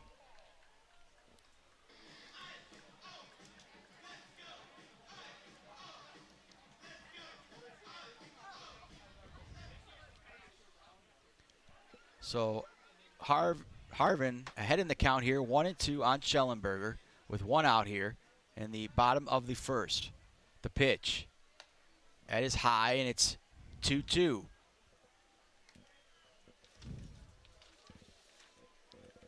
The Hoppers looking to get off to another fast start in this one. 44th game of the season for Bryant Schellenberger. Hit 3 home runs, driven in 23. Ground ball, base hit into right field. That's going to score 1 run. Overthrow at the plate, and here comes run 2. No, they held him up, so Joe Burke is held up at third base. Schellenberger is at second base, but they do score a run there on a base hit by Schellenberger, and the Diamond Hoppers with a 1-0 lead here in the bottom of the first inning. RBI number 24 for Bryant Schellenberger, single through the right side, and then, yeah, the throw from the right fielder Phil Matulia over the head of the catcher Felix Aberrett. The Unicorns were lucky that it carried him toward the third baseman Lucas Gooden there, because that could have carried him down toward the Diamond Hopper dugout there and would have easily allowed another run to score. So Marcoux scores for the Diamond Hoppers. The Diamond Hoppers still in business here. Runners on second and third for Joseph Califoot with one out here in game 2 of the doubleheader. That is a ball.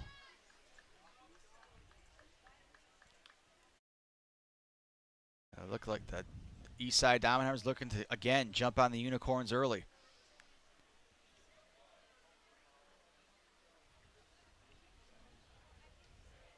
Here comes Harvin's pitch to Califoot. Swing and a miss. That evens the count at 1. Califoot went 1 for 3 in the first game of this doubleheader.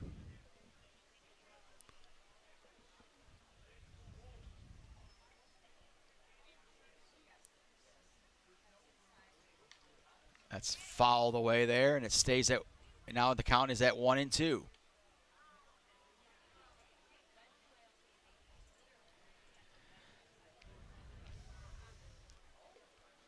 So Harvin now in a jam here in the bottom of the first. 1 run already in for the Diamond Hoppers. That pitch is low. It makes it 2-2.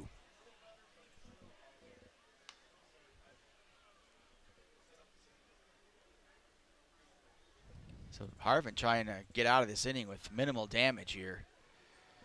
He's got 2-2 count on Califoot, but there's runners on second and third. There's a foul ball, and it stays 2-2.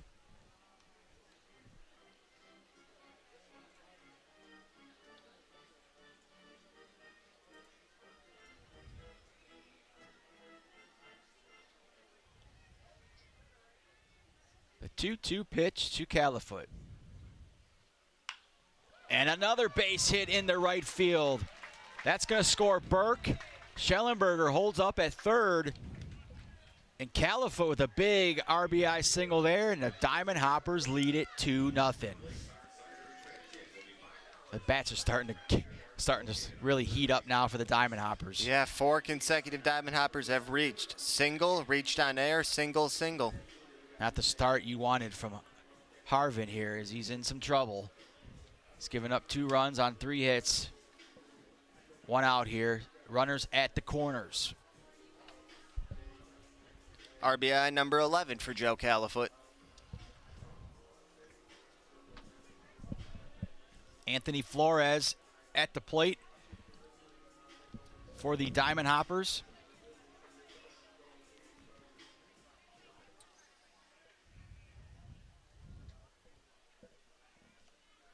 Here's the pitch by Harvin as he tries to gather himself here in the first. There's a fly ball to left field, but that's going to be caught by Baker. The runner tags, and another run will score for the Diamond Hoppers as Schellenberger crosses the plate, and it's 3-0 Diamond Hoppers here in the bottom of the first with 2 outs. Second sacrifice fly, RBI for Anthony Flores, his second sacrifice fly of the season and his 12th RBI. Hey, look at that. We've been here before. Diamond Hoppers out to an early lead. Right, we'll see if the Unicorns are as relying on the long ball again. Correct. Todd Maddox now comes to the plate for the Diamond Hoppers.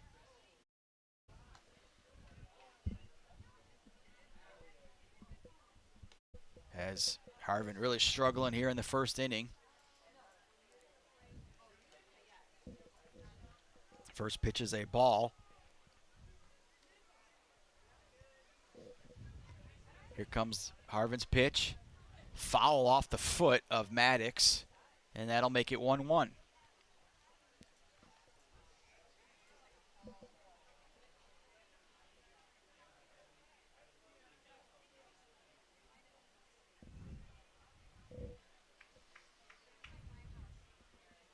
So a 1-1 count to Maddox. And the Diamond Hoppers already have 3 runs here in this first inning. Looking for more.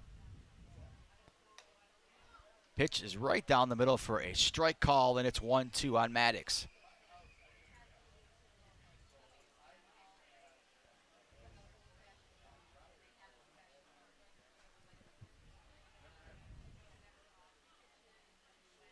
Here comes the pitch by Harvin.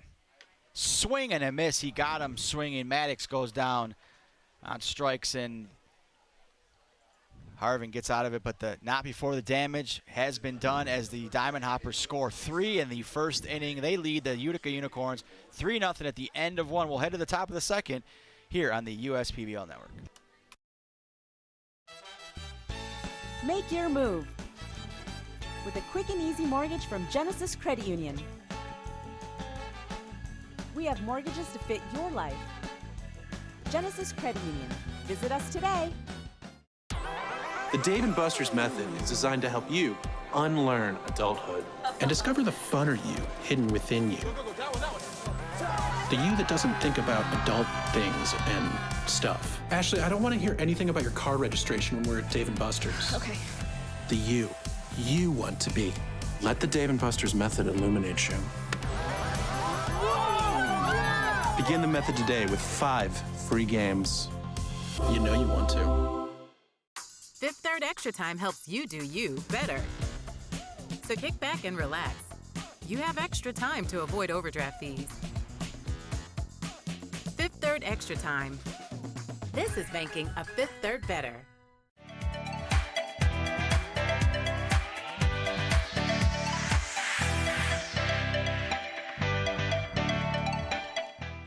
Back at Jimmy John's Field in Game 2 of the doubleheader between the Diamond Hoppers and the Unicorns. We head to the top of the second inning, a big first inning for the Diamond Hoppers as they score 3 runs and they have a 3-0 lead.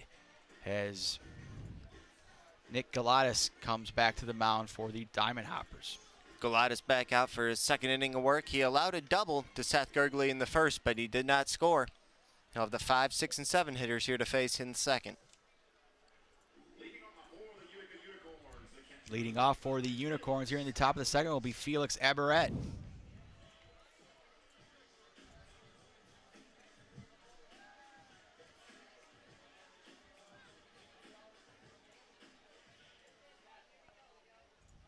Galatas is ready to deal. Here's the pitch. A ball on Felix Abaret.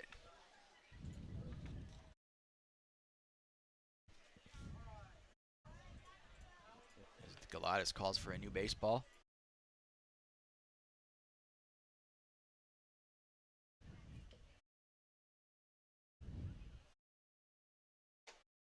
That pitch misses high, and it's 2-0 on Felix Abaret.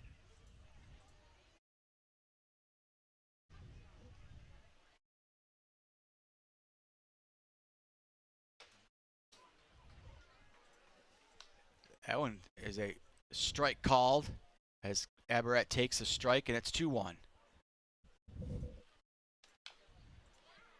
Galatas delivers that one, and that's fouled off Abaret's foot, and it's 2-2 now. Having some technical difficulties with the pitch clock, but the umpires are still tracking that at field level as a backup plan. That one's in the dirt, and it's a full count now. Looks like, yeah, they might have it straightened out. It was counting down from 10 seconds. So keep an eye on that for you. 3-2 delivery by Galatas as it keeps resetting the clock. So obviously some problems there as Abaret will take a walk here for the Diamond Hopper, or for the Unicorns.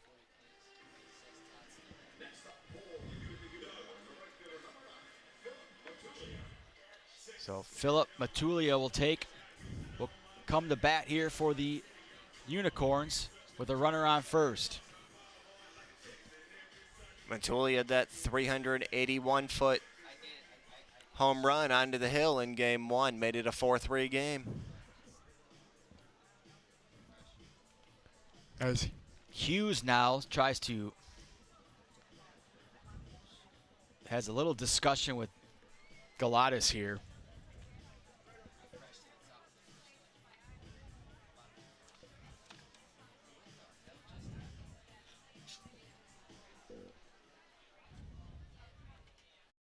Tula digs in now as he hit a home run in the first game. 3-run blast for him.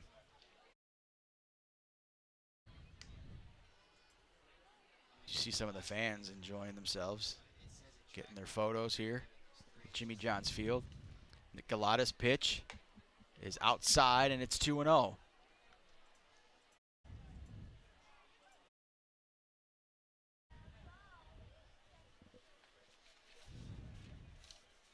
Tulio batting .350 on the season. The pitch by Galatas is outside, and it's 3-0. Matulia, 23 years old, from Pelham, Alabama, played for the Louisiana Tech Bulldogs in Conference USA. Here's the 3-0 pitch by Galatas, and that's going to miss outside, and another walk here for Matulia. And Matulia on, and there's runners on now. First and second base for the Unicorns here. On the top of the second, no outs, and that'll leave it up to Angel Diaz here.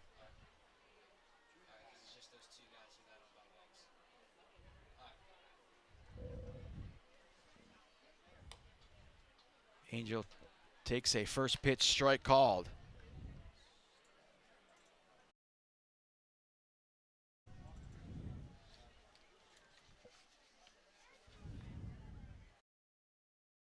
That one misses for a ball, and it's 1-1.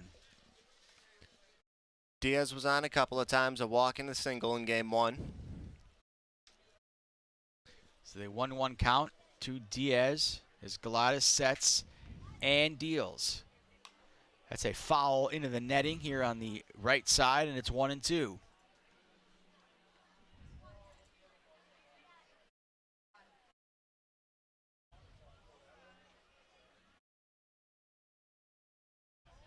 The pitch by Galatas, 1-2 count, is fouled away.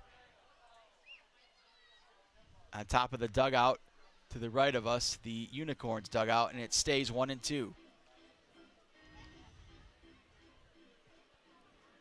The 1-2 count by Galatas to Diaz.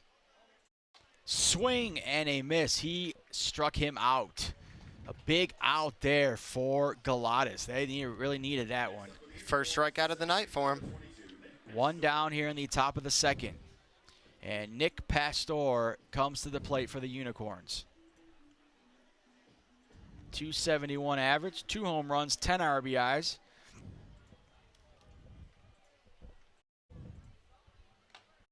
First pitch swinging, and 1 strike on Pastor.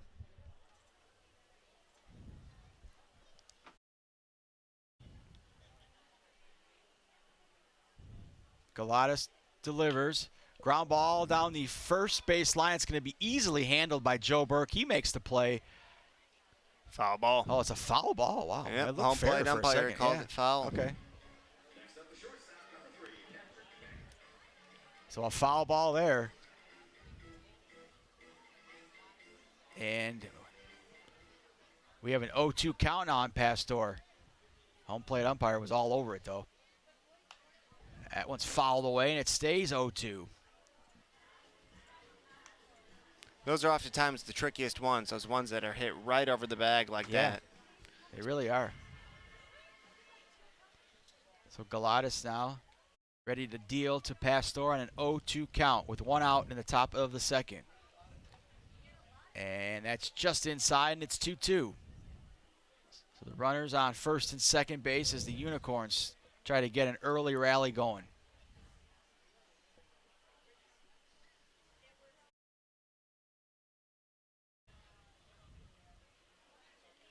That one, a nice, I tell you what, nice block there by Hughes. Prevents the runners to advance there. So good defensive stop by Hughes. Nice job keeping himself in front of that one. So we're at 2-2 with 1 out to Nick Pastor.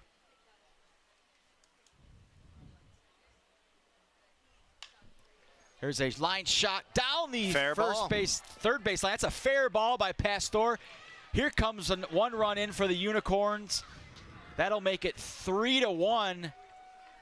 And the runner's held up at third base. So Pastor with a double for the Unicorns, and they got a run here in the top of the second with 1 out. So runners on second and third, and that'll leave it up to Patrick Baggett.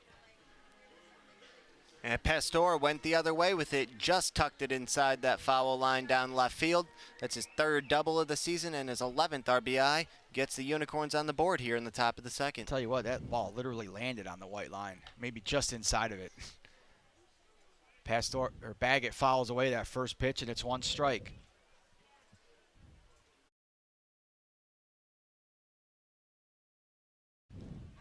Galatas now set, and he pitches. Swing and a miss by Baggett, and it's 1-1.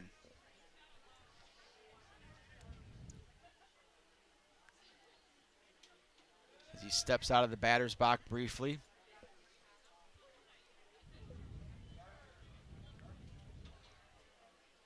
Oh, 2 count on Baggett. The pitch by Galatas. Swing and a miss. He struck him out. Galatas records his 2nd strikeout here in this inning. A big out there as the runners stay at second and third, and That will bring up Lucas Gooden. Back to the top of the order.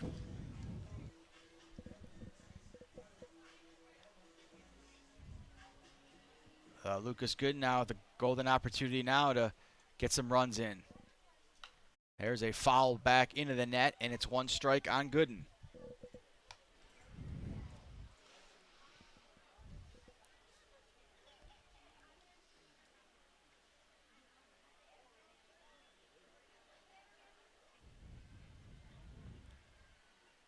Here's the pitch by Galatas. Did he go? No, he did not. So 1-1 count to Lucas Gooden.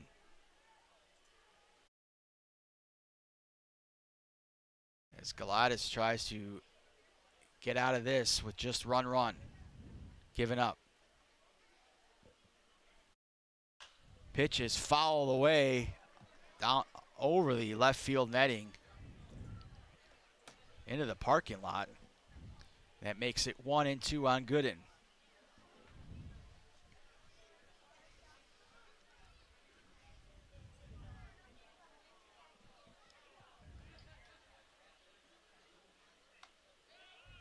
Ooh, that just missed on the corner there, and I tell you what, Galatas thought he had that one as well. He wanted it. He started walking towards the clubhouse. Lucas Gooden, second in the league in walks, though. He has a great eye at the plate. It looked like it was indeed off the plate outside. 2-2 pitch to Gooden. That's popped up to right field as Schellenberger calls off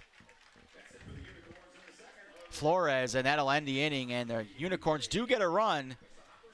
We'll go to the bottom of the second. It's the Diamond Hoppers 3, the Utica Unicorns 1 here on the USPBL Network.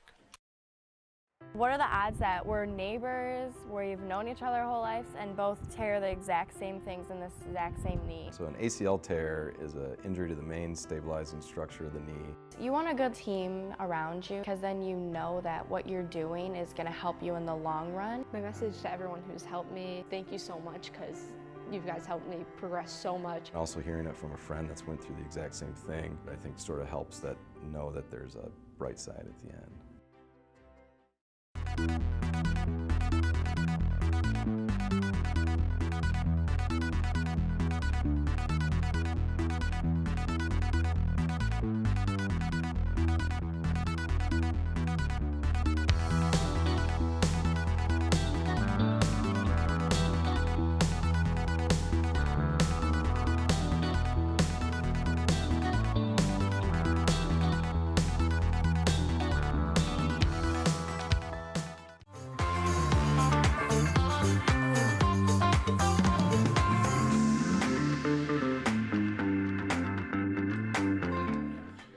Welcome back to Jimmy John's Field here in downtown Utica as we head to the bottom of the second inning. The Diamond Hoppers getting ready to bat here as Tristan Harvin back on the bump here for the Unicorns, and we'll see if he can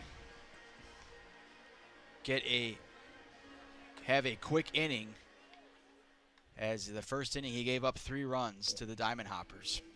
Yep, allowed the 3 runs on 3 hits, but he ended it with a strikeout to Todd Maddox. We'll see if he can keep that positive momentum going here in the bottom of the second. So Whit Hughes will lead things off here for the Diamond Hoppers.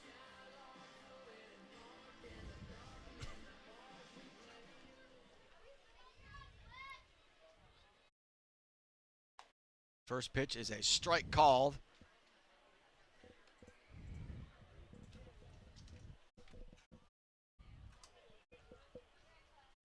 One strike on Hughes as Harvin delivers.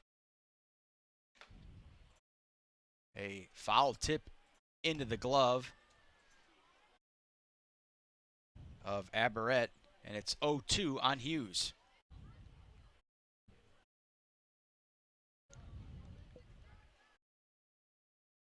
Here's the pitch by Harvin.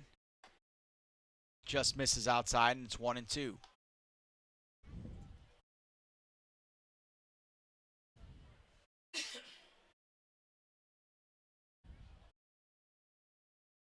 The 1-2 pitch to Hughes. And a fly ball to right field. Well, that's carrying really good, though, but it will be caught by Matulia.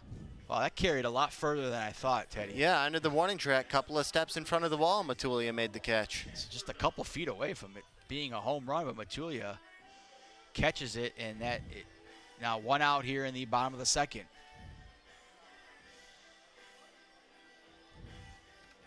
So good start here for Harvin here as he'll face Chandler Dunn. It's a nice pitch there for a called strike.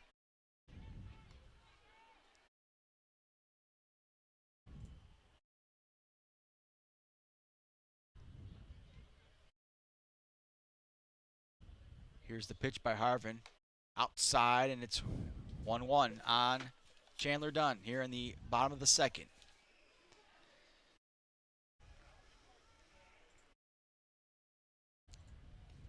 Harvin ready to go, and he fires. And that's a ground ball fouled on the third base line.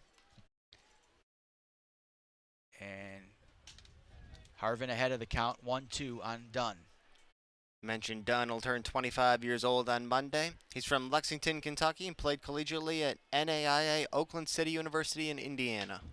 It's a ground ball to Baggett, throw over to first, and they got him. So Baggett takes care of business there, and we got 2 outs in the second inning. Talked about how Harvin needed a quick inning, and so far so good, Teddy. Yeah, since the Joe Califoot RBI single in the first, Harvin's retired 4 in a row. So Alex Pup steps in for the Diamond Hoppers here with 2 outs in the bottom of the second. And a big swing and a miss there. 1 strike on Pup. Pup grounded out to the second baseman, Nick Pastor, his first time. Harvin sets and fires. Foul tip into the backstop, and it's 0-2 now quickly on Alex Pup.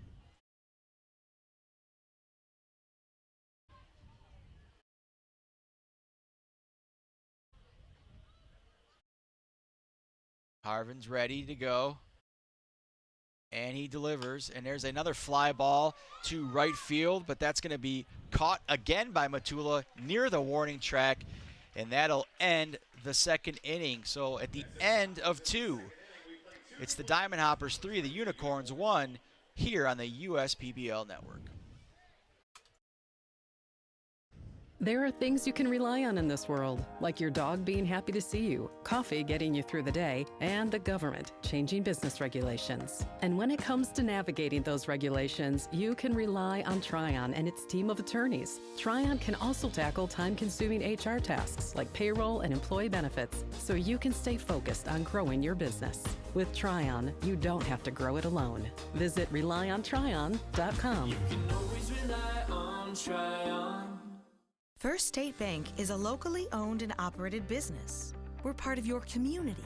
At fsbcares.com, you'll find ways that we're making a difference by featuring locally owned and operated businesses, providing access to helpful financial resources, and engaging with community.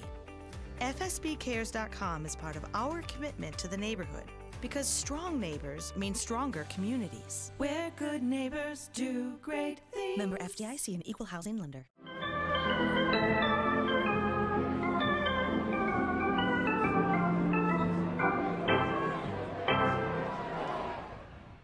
We are back here at Jimmy John's Field as we head to the top of the third inning. The Unicorns getting ready to bat here. 3-1 Diamond Hoppers lead it in the final game of the regular season. And Nick Galatas returns for his 3rd inning of work here in the top of the 3rd. 2-3-4, Seth Gergley, Ramon Enriquez, Josh Baker here for the Unicorns. After a quiet first inning, they pushed a run across. They were better in the second. Military Appreciation Night. That's right. Really good crowd on hand here again. Well, we've had great crowds all season long. Yeah, Unicorn fan and Diamond Hopper fan is terrific, that's for sure. Seth Gergley will lead things off for the Unicorns. First pitch is a strike called.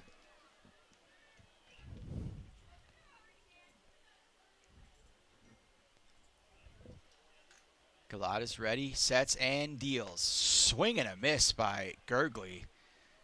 And he is quickly down 0-2.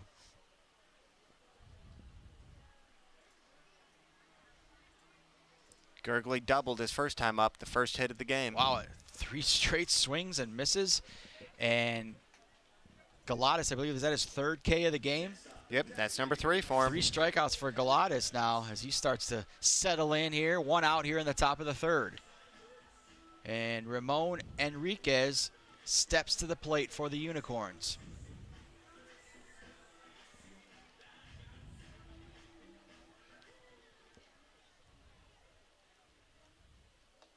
First pitch is a ball to Enriquez.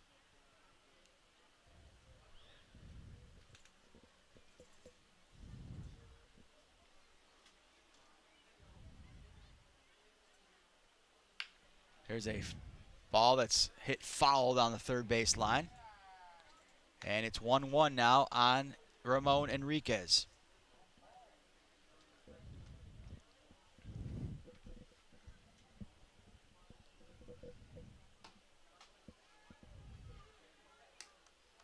Swing and a miss there by Enriquez, and it's 1-2. As he calls his timeout.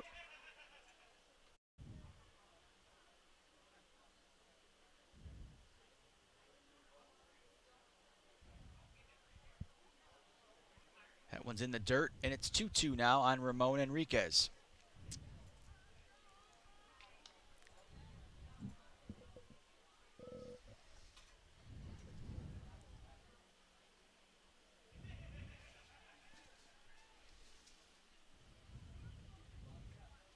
Galatas ready to deal on a 2-2 pitch to Enriquez. Strike 3 called on Enriquez. So Galatas rings up his 4th K of the game, and Teddy Galatas really now starting to really settle in, and his stuff is looking excellent right now.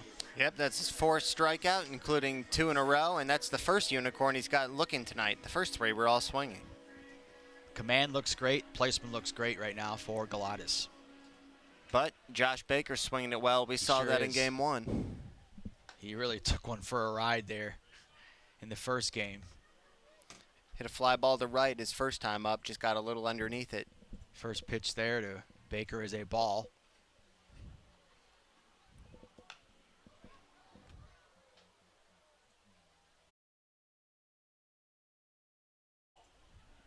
Baker fouls that one away. It's 1-1. Galatas sets and deals. That misses for a ball, and it's 2-1 now.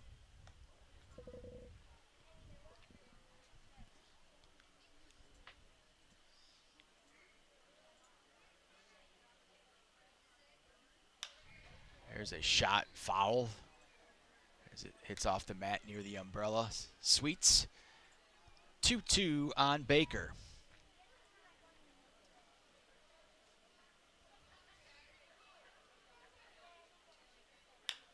There's a high chopper to second base. That's going to be fielded by Dunn. Over to first. He makes the play, and that's going to end for the Unicorns in the middle of the 3rd. So we'll head to the bottom of the 3rd here at Jimmy John's Field. The Diamond Hoppers lead it 3-1 over the Unicorns here on the USPBL Network.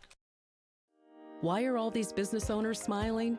Because they rely on Tryon to handle difficult and time-consuming HR tasks like payroll, benefits administration, and more. Working with one of the nation's top professional employer organizations provides access to top-tier healthcare and employee benefit plans and Tryon's team of attorneys and HR experts. With Tryon, you don't have to grow it alone. Visit RelyOnTryon.com. You can always rely on Tryon. Slide into a new home. Work with a local mortgage pro who works for you. Get a cheaper, faster, easier home loan. Find a mortgage broker near you today at findamortgagebroker.com.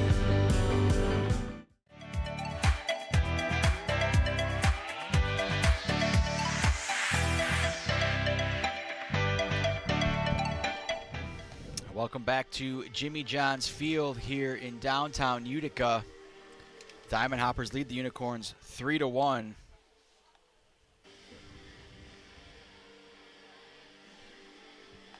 as the Diamond Hoppers get ready to bat here in the bottom of the third inning. And looks like we have a new pitcher on the mound for the Unicorns. No, that's the same guy. Same play. Okay, same pitcher. All right. So Harvin's still on the hill for the Unicorns here as he pitches his final warm-up tosses. And leading things off for the Diamond Hoppers will be Noah Marcoux.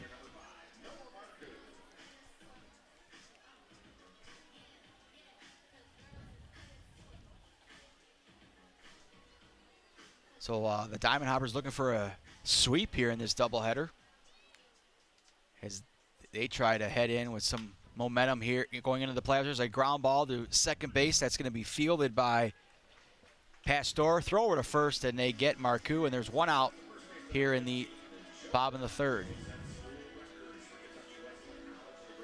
Once again, next time these teams play will be, for the Diamond Hoppers, it'll be Friday, September 8th, as they get that bye, the second seed, and the Unicorns will be back at it on Thursday, first round of the championship weekend, taking on the Beavers. And Westside Woolly Mammoths will be waiting to see who they will face in the championship game on Saturday, September 9th, a week from today. 6:05 will be the start time. That one gets away from Harvin. And it's 2-0 to Burke. Harvin lost that one right there, but Dayton to Anthony Flores back in the first inning. He's sent down 6 in a row. He's settling in himself here.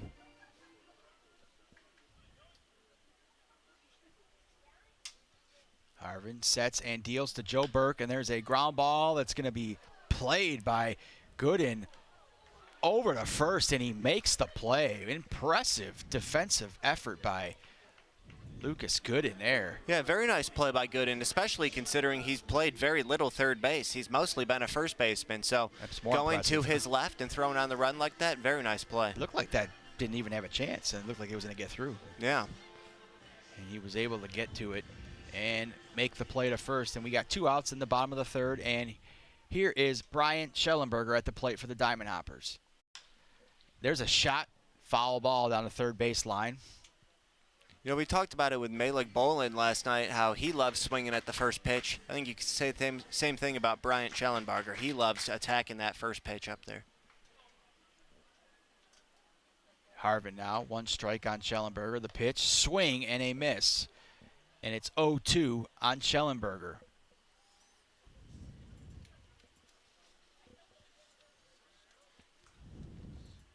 So Harvin looking strong now here in the third inning. He's set and he fires. That's a foul ball into the net, and it stays at 0-2. Yeah, Harvin trying for his second consecutive 1-2-3 inning. So we got a timeout called by Schellenberger. Barger, excuse me. Here's the 0-2 pitch by Harvin. That foul ball, and that's going to get out of play. Over the Umbrella Suites. Stays at 0-2.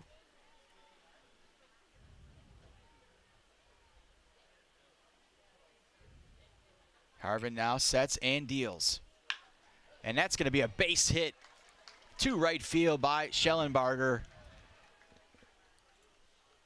as he's on with a single there. And Joseph Califoot now steps to the plate for the Diamond Hoppers. Good piece of 2-strike hitting by Bryant Schellenberger.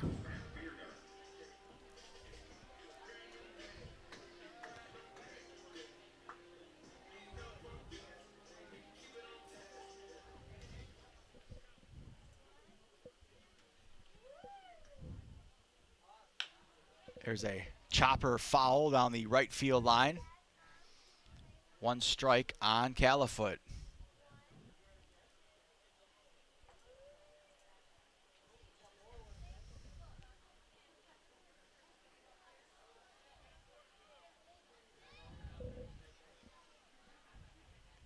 Hervin sets and he delivers. There's a fly ball deep to right field. This ball is going to the warning track, and it's out of here. A 2-run blast by Califoot. And the Diamond Hoppers extend their lead to 5-1 here in the bottom of the third. Great swing by Joe Califoot, high in the air to the night sky in right center. Number 2 this season, and RBI number 11 and 12. So the Diamond Hoppers bats really starting to heat up here at the perfect time of the year. 5-1 Diamond Hoppers off the 2-run blast by Joseph Califoot. 2 outs here in the third. Here's a ground ball. Gooden plays it at third over the first, and they got him. But the Diamond Hoppers add 2 more runs on the 2-run blast by Califoot. They lead the Utica Unicorns 5-1 at the end of 3. We'll go to the top of the 4th here on the USPBL Network.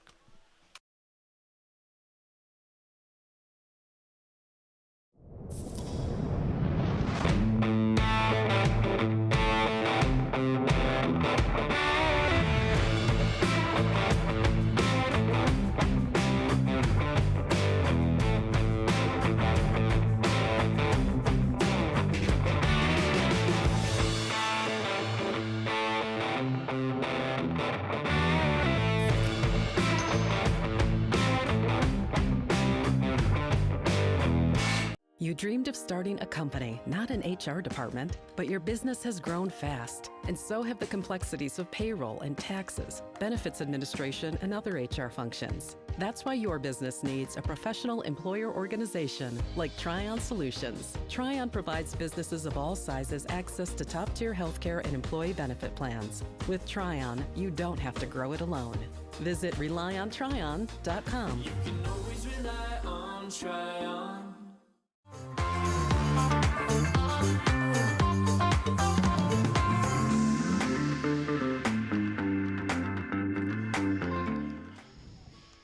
Back inside Jimmy John's Field in downtown Utica, we are headed to the top of the 4th inning, and the Diamond Hoppers lead it 5-1.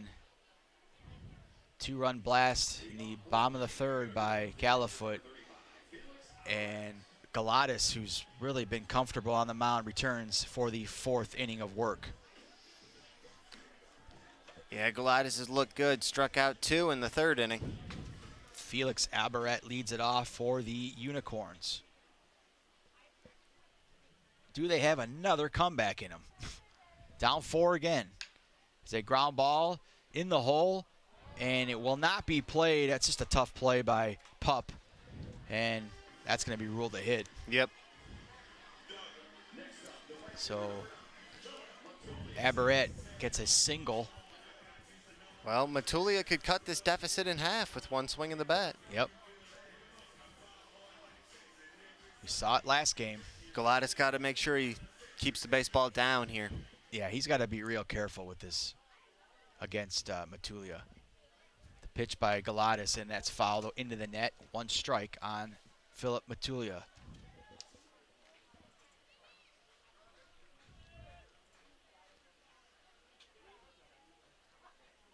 Tell you what,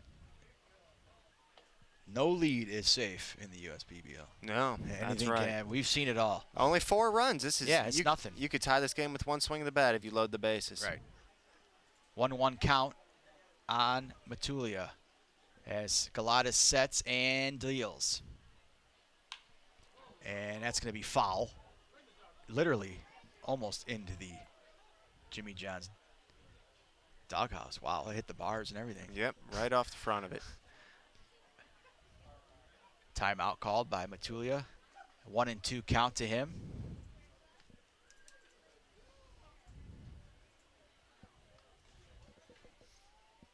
Here's the pitch by Galatis. And here's a fly ball, but that's not going to be deep enough, and it's going to be caught by Schellenbarger, and that's quickly 1 out here in the top of the 4th. So 1 out here in the top of the 4th, runner on first, Angel Diaz steps to the plate for the Unicorns.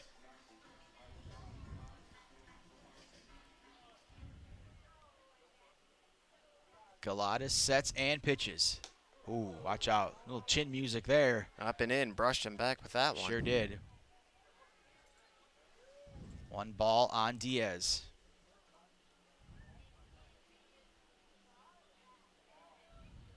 Galatas sets, delivers, swing and a miss by Diaz, and it's 1-1.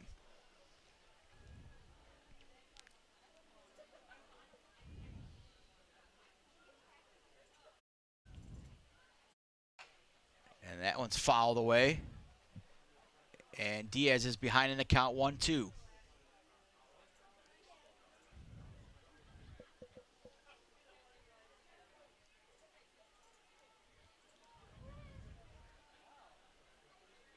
The pitch by Galatas, and that one is high, and it's 2-2. Diaz struck out his first time up back in the second. 2-2 offering coming from Galatas to Diaz. That one's fouled away. Stays at 2-2.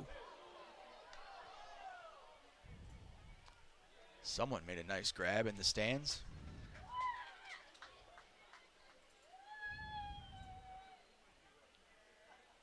Here comes the 2-2 pitch to Diaz. Oh, and that just missed. That's a great pitch, though. Just missing, though, but it's a full count now on Angel Diaz.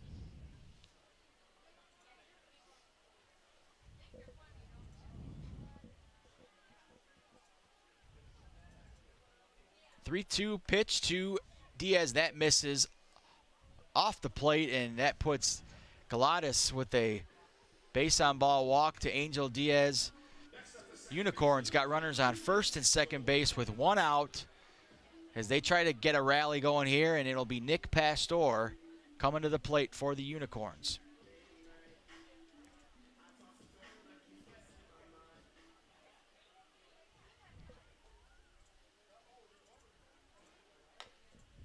A first pitch strike called, and 1 strike on Pastor.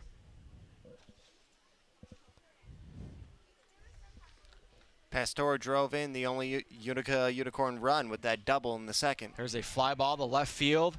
Charging in is Califoot, and he's not going to get it, but they throw out the runner at third. Wow. It looked at first like Califoot was going to catch that ball. Yeah, Aberrett had to hold up there to, like you said, Califoot was unclear if he's going to catch or not, so Aberrett had to hold up in between second and third. It's kind of like he was caught in no man's land. Yeah, really. And then when it did drop, Califoot was able to pick it up and quickly throw over to third, although Califoot kind of lofted that throw over there, did not put a lot on it. At first, you thought like he was going to easily make that catch, but that came dropping. That was dropping in fast.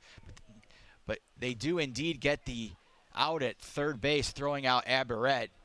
And 2 outs now with runners on first and second. And Patrick Baggett now at the plate for the Unicorns.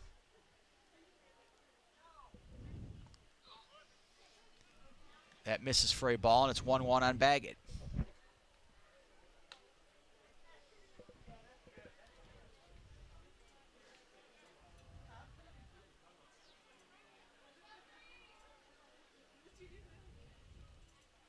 So Galatas, the pitch.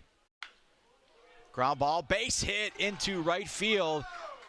Baggett singles, throw home, and the runner will be safe at the plate.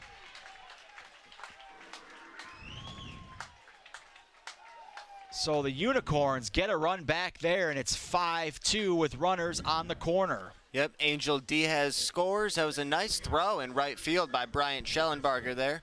And for Patrick Baggett, that is RBI number 12. So first time really all night that Galatas has gotten into a little trouble here. We'll see if he can work his way out of it. Runners on the corners, 2 outs. He'll face Lucas Gooden. First pitch is a strike called. Well, Califoot throwing out Aberrett at third base is looming large. That's huge right now. Difference between a 2-run game and the current 3-run game. And the runner takes off for first. He's safe. A runner's coming home, but it's just a wild throw. And Pastor will score. Just that ball totally got away from Alex Pup there. So a stolen base at second. The runner ends up at third, and another run comes home. So that's a good call by the Unicorns. Yeah, Patrick Baggett took off for second on the pitch. Whit Hughes acted like he was going to throw all the way through to second, and then Alex Pup, the shortstop, tried to catch Pastor at the plate. That ball just got away from right off the bat. Yeah, just a poor throw. Good throw. They very well may have had him.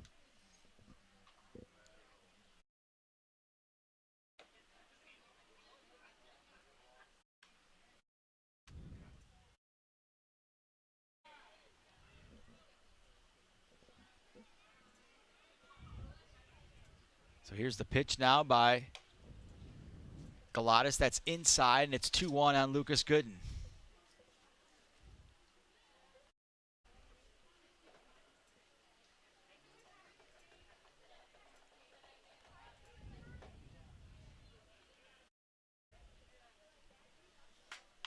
Here's a ground ball. Base hit up the middle. Gooden gets a single. Baggett scores for the Unicorns, and it's a 5-4 ball game. Just like we talked about it. The Unicorns are back in this game like no problem. In the first game, it was the long ball. This game, it's small ball. No home runs, just stringing together some hits. Lucas Gooden, ground ball single right back up the middle, and it's a one-run game here in the fourth. Just like that, a 5-4 ball game. And I mean, really, Nick Galatas was on cruise control during this game, and he's ran into some serious trouble here in the fourth. Yep, and this visit's to buy some time for that Diamond Hopper bullpen down the left field line. And Galatas just trying to get one more out and hold on to this lead through 4 at this point.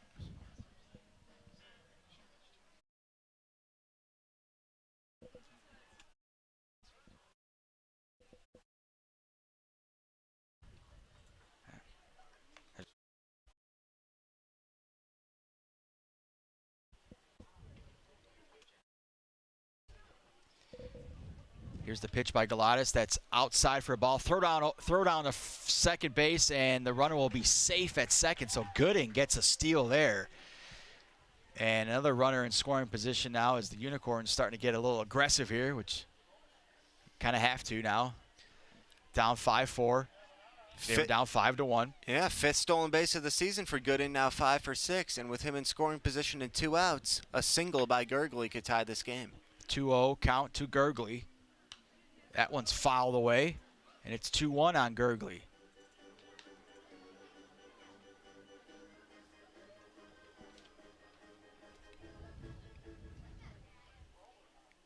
Galatas now 2-1 pitch to Gurgley.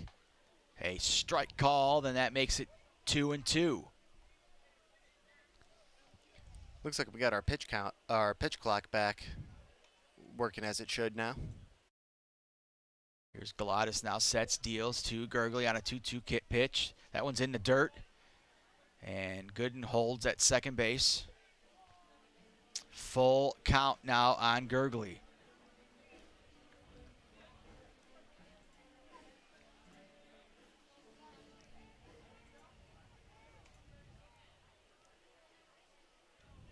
Galatas is ready to go, and he fires. Gooden's off running. Hit and runs on, fly ball to left field, but that's going to be caught by Califoot to end the Unicorns' threat, but they do some damage. They score a couple runs. They get back in this ball game. It's 5-4 Diamond Hoppers over the Unicorns in the middle of the fourth, and it's now time for our 7th inning stretch brought to you by Genesis Credit Union.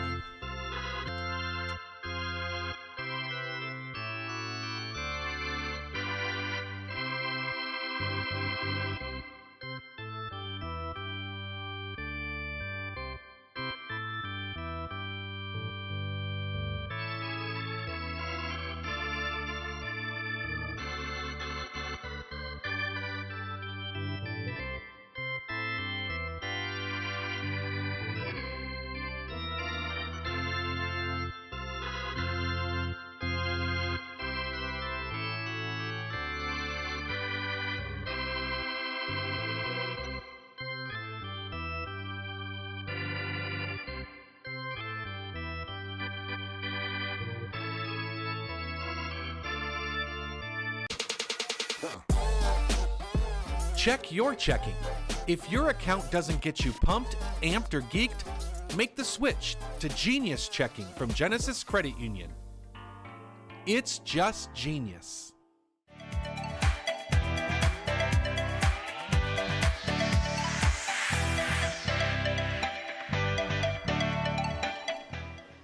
Welcome back inside Jimmy John's Field as we head to the bottom of the fourth inning. The Unicorns get a couple runs back.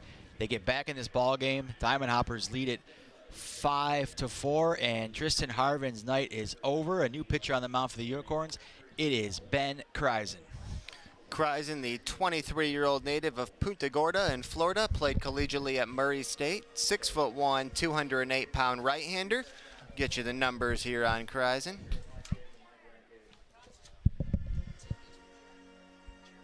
This is going to be Kreisen's 11th game. He's 0-3 with a 4.22 ERA in 10 2/3 innings. He's walked 7 and struck out 18. The opposition's hitting .283 against him. You notice that 18 strikeouts in 10 2/3. That really jumps off the page. Kreisen will sit about 91, 92 with his fastball and can get all the way up to 94. All right, we'll see what Kreisen's made of. Really one of their best pitchers on his staff. A couple of unfortunate outings for him, but he's been really solid. Attended Florida A&M and Murray State. He's also a teammate of Jared Weber. So he gets ready to deal, and he'll pitch to Todd Maddox to lead things off for the Diamond Hoppers. First pitch is high for a ball.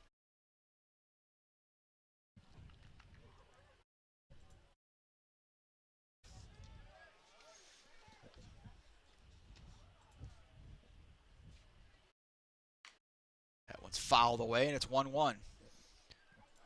Mostly fastball slider from Ben Kreisen, but he does like in 2-strike counts going to that big curveball.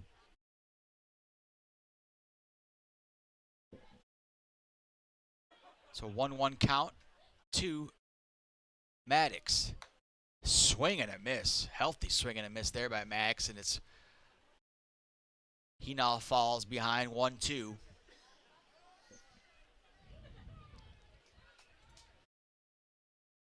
To Ben Kreisen. Kreisen pitches. Oh, that was a great pitch. Did he go? No, he did not. So he holds up there, and it's 2-2 on Todd Maddox. Yeah, Todd Maddox just held up there. That was a close one. Kreisen sets and delivers. That one's fouled away. Onto the roof here at Jimmy John's Field.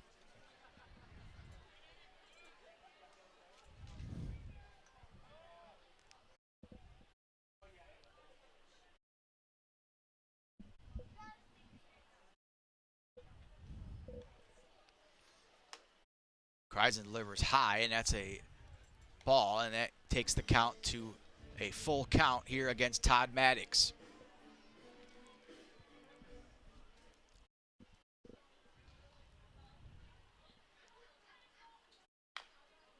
That one's fouled off his foot, and it stays a full count.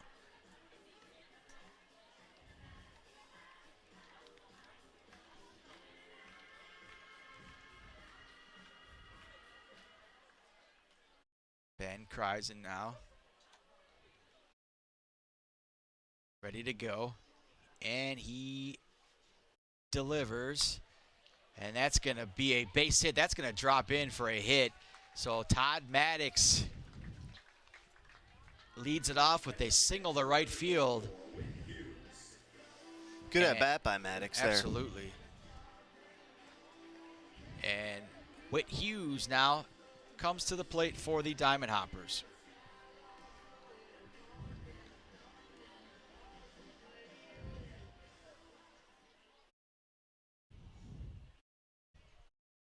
Kreisen checks his runner over at first. Oh, and a big swing and a miss there by Hughes.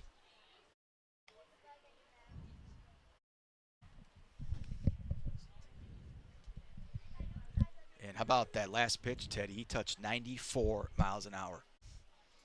Yep, that's about the top end for Ben Kreisen, but Oh, he cries and throws it away, checking the runner at first, and he's just going to keep on running. Maddox goes all the way to third base on a wild throw over to first by Kreisen.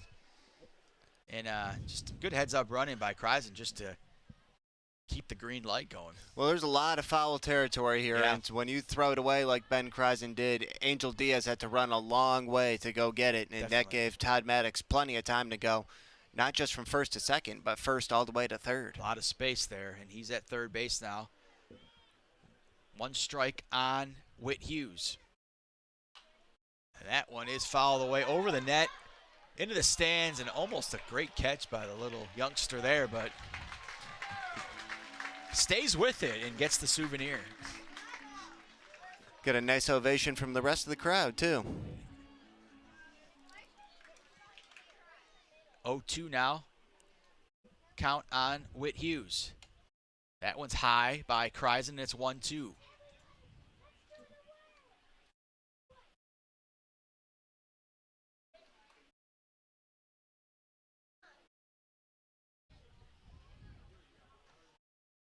Kreisen sets and deals. Swing and a miss, and Whit Hughes goes down swinging. Strikeout for Kreisen.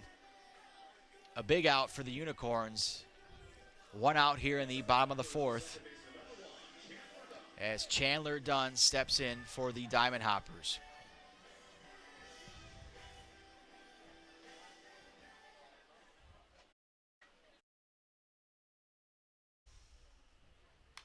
That one's fouled back into the netting.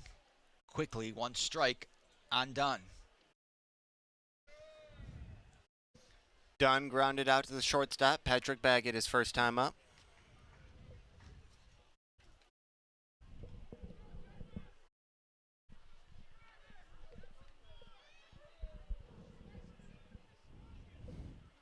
Kreisen ready to throw. Sets and fires. And that ball just missed on the outside of the plate, and it's 1-1.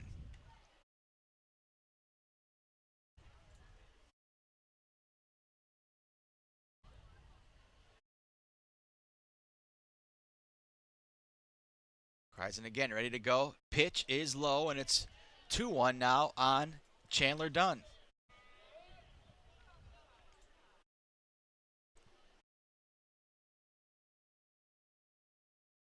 Got the infield playing in here for the Unicorns. Going to try to cut down Maddox at the plate. Oh, watch out there. Brushed him.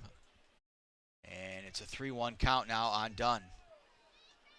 Big pitch right here with Dunn being the number 9 hitter in the top of the order on deck.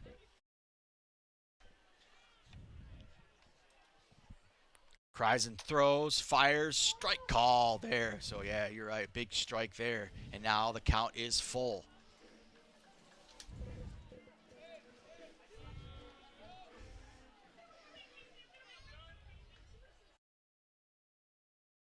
Here's the pitch by Kreisen.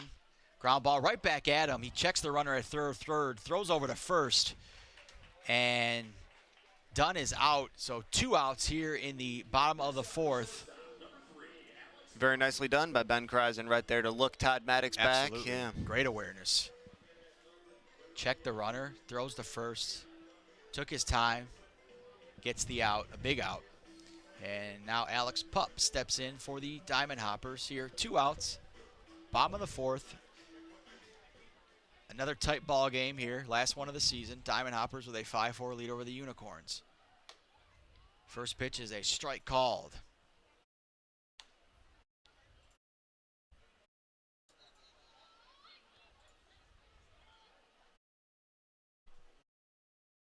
Kreisen pitches, and a big swing and a miss by Alex Pupp, and he is down 0-2 to Kreisen. Get the feeling Kreisen's fastball might play up a little bit. That one was 90 miles per hour, but it looked like it jumped out of his hand. Here comes the pitch by Kreisen. Swing and a miss. Wow, Kreisen, 93 miles an hour there. Mows down the Hoppers. And we've played 4 complete. A strong inning by Horizon coming in out of the bullpen. Diamond Hoppers lead at 5-4 at the end of 4. We'll go to the top of the 5th here on the USPBL Network.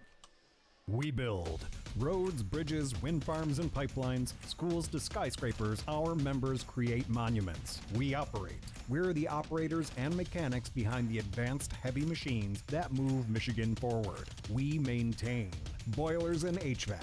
Our members run the complex heating and cooling systems that we all depend on. Our training is second to none, and safety is our priority. We are operating engineers 324, and we keep Michigan running.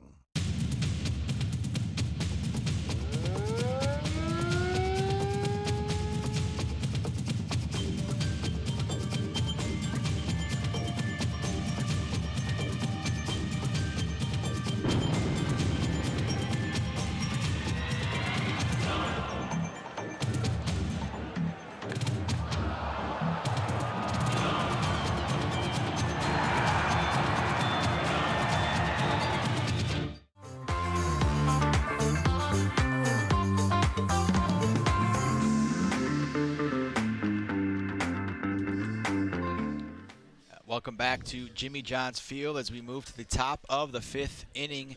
The Diamond Hoppers lead at 5-4. Galatas' night is over, and new pitcher for the Diamond Hoppers is Danny Sullivan. Yep, Danny Sullivan taking over here. 23-year-old right-hander, 6'5", 190 pounds, native of New Jersey, and played at NAIA University of Antelope Valley in California. Let's get the numbers here for Danny Sullivan. This will be his 13th game. All of them have come in relief. He has 3.26 ERA in 19 1/3 innings, 10 walks, 10 strikeouts. Opponents hitting .293 off him.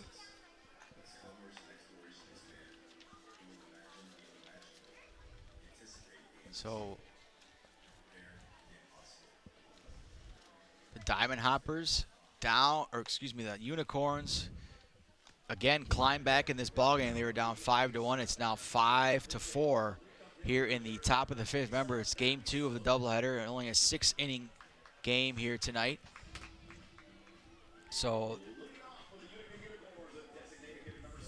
the Unicorns, again, a short game. 6 Only more down outs. 6 more outs. Yeah. So Ramon Enriquez will lead things off for the Unicorns.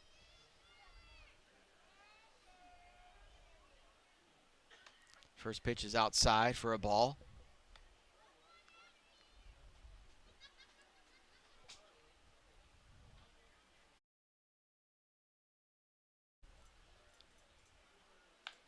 That one's fouled away by Enriquez. And it's a 1-1 count.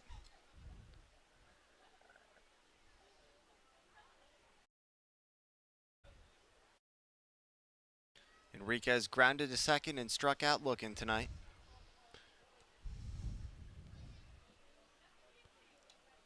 That one misses outside, and it's 2-1 on Ramon Enriquez.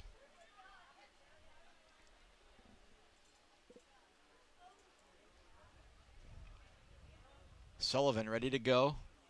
Sets and fires. Oh, watch out. That hit him. Drilled him right on that front left knee. I was going to say, was that catch his kneecap? It looks like Enriquez is okay. Yeah, wow. He gets up quickly, but Sullivan making sure Enrique was okay as he acknowledged him. And he's going to get replaced. Donovan Curiel will pinch run for him. Yep, Donovan Curiel.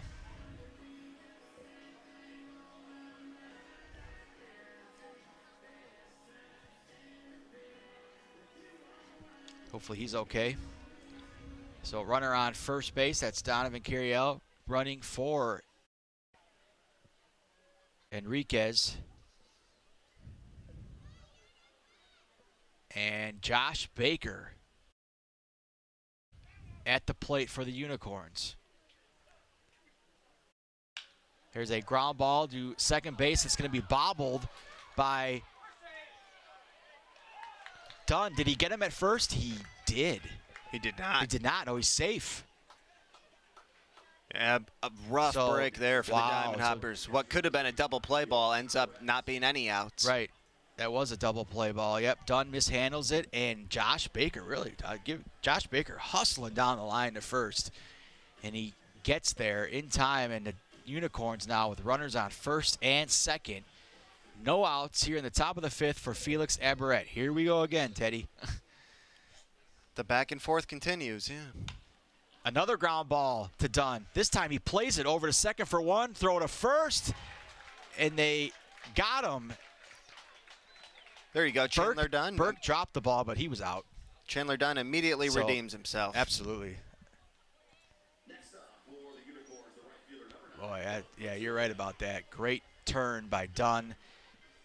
Tosses it over to Alex Pup, too, who turned it real fast to turn that double play. Yeah, very nicely done. 2 outs now as the runner moves over to third base, and Philip Matulia batting for the Unicorns. Tying run at third. What looked like maybe this inning could kind of get away from the Diamond Hoppers. They've kind of got it back under control. Matulia 0 for 1 with a walk tonight. And there's a foul into the net, and it's 1-1 on Matulia. Yeah, that double play, what a change in momentum. You Right. go from 2 on, no outs, to 1 on and 2 outs.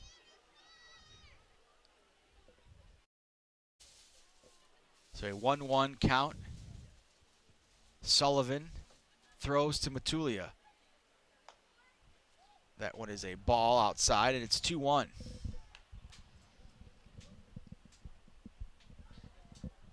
I'll tell you what, that was a textbook turn double play. Here's the 2-1 pitch to Matulia.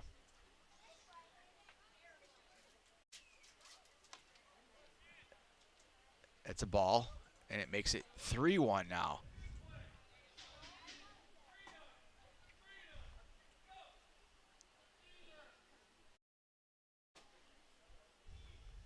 Sullivan sets, and he's ready to deal.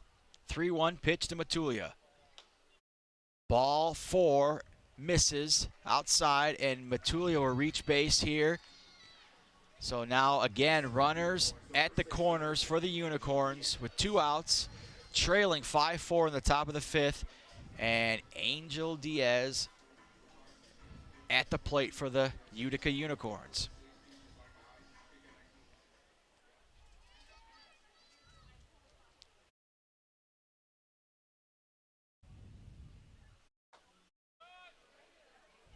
That's a ball low, and it's 1-0.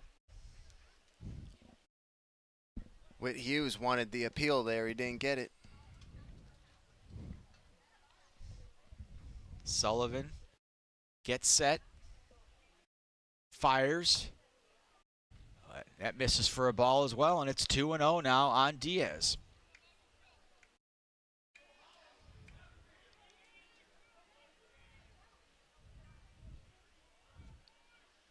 Here comes the 2-0 pitch by Sullivan. Ground ball to short second base. Dunn gobbles it up, throws over to first base, and they get the 3rd out of the game. So the Diamond Hoppers get out of that one. It's 5-4 Diamond Hoppers as we head to the bottom of the fifth. Bottom of the fifth here on the USPBL network. We're for people, the pioneers, the underdogs, the players, and the slow and steadies. We're for people, for who they are and who they could become. Yes, we're a bank, and some say our business is all about money, but that's an old idea. Because look past the money, and you'll see real human lives. We see it, because we're for people. Huntington, welcome. They call me Prospects. Since the day I was born as a diver's watch, the challengers of the world have taught me many things. Life is not a numbers game. It's about challenging ourselves. No matter what happens, just follow your heart. These pioneers drive our generation forward, not by setting records, but by never giving up. keep going forward. Prospects. Available at Lucido Fine Jewelry.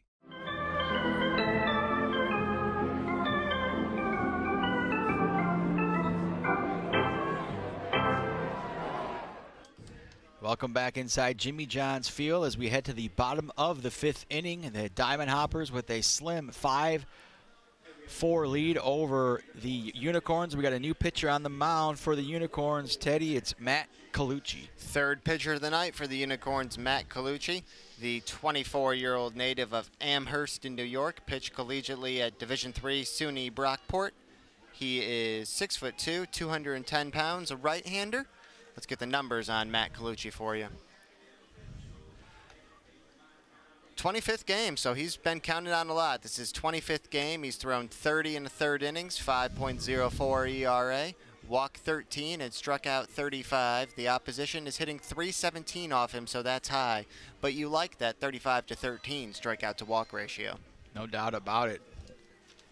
As he will face Noah Marcoux here in the bottom of the 5th inning to lead things off for the Diamond Hoppers. 2, 3, 4 hitters for the Diamond Hoppers.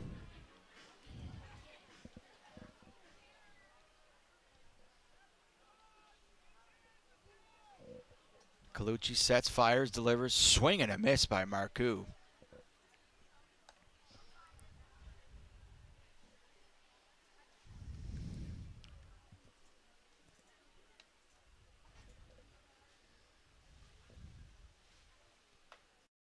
Another strike call there, and quickly Noah Marcoux down 0-2 to Matt Colucci.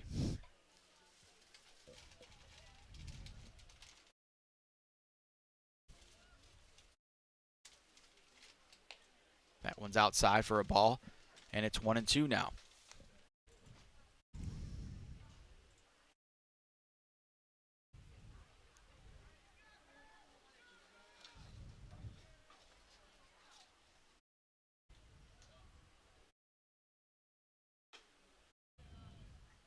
That one, another ball there, and it's 2-2 on Noah Marcoux. Marcoux had a single in the first inning. It was the first hit of this game for the Diamond Hoppers. 2-2 pitch by Colucci to Marcoux. Swing and a miss, and he goes down swinging. So Colucci looking strong here, 93 miles an hour.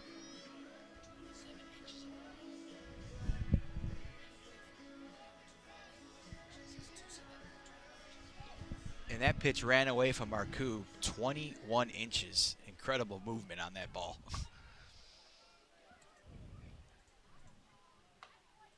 There's a swing and a miss by Joe Burke. Quickly, one strike on him, one out here in the bottom of the 5th.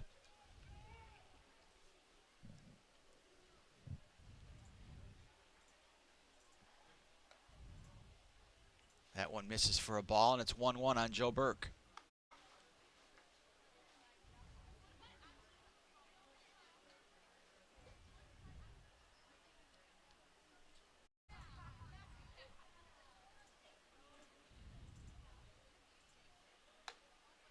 That ball misses on the outside, and it's now a 2-1 count on Joe Burke.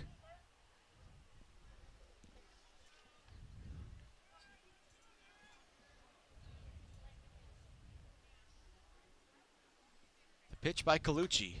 Strike call there, and it's 2-2.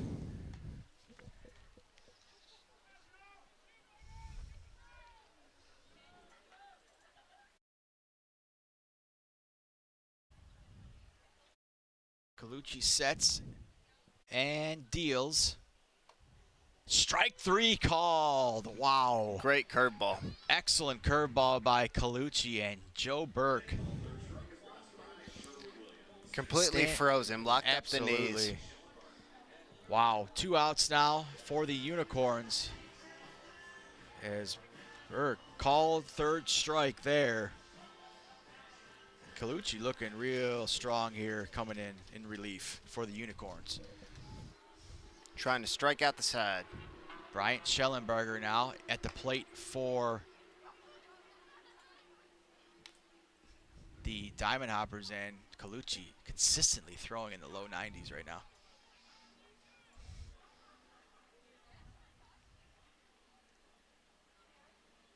Swing and a miss. No one can catch up to this fastball coming. The cutter there by Colucci. And that is now a 1-1 count for Bryant Schellenbarger. That one's fouled into the net, and it's 1-2 now. Yeah, that cutter from a right-hander like Colucci is tough for a lefty like Bryant Schellenbarger because it's coming in on you, coming in on your hands. So Colucci now 1-2 count to Bryant Schellenbarger. Here's the pitch. Ground ball to third base. That's going to be played by Gooden over to first, and they got him. So stress-free inning for Colucci. We've played 5 here at Jimmy John's Field. It's the Diamond Hoppers 5, the Unicorns 4. We'll go to the top of the 6th here on the USPBL Network. At Ascension, Michigan, we're committed to being your first choice for healthcare. Our nationally recognized heart program is the leader throughout Michigan in minimally invasive heart valve procedures. For joint replacement, spine, and cancer care, patients choose our specialists for advanced care and treatment. And we also excel in the things that can't be measured. Listening more closely, caring more compassionately. The Dave & Buster's method is designed to help you unlearn adulthood and discover the funner you hidden within you. The you that doesn't think about adult things and stuff. Ashley, I don't want to hear anything about your car registration when we're at Dave & Buster's. Okay. The you want to be. Let the Dave & Buster's method illuminate you. Begin the method today with 5 free games. You know you want to.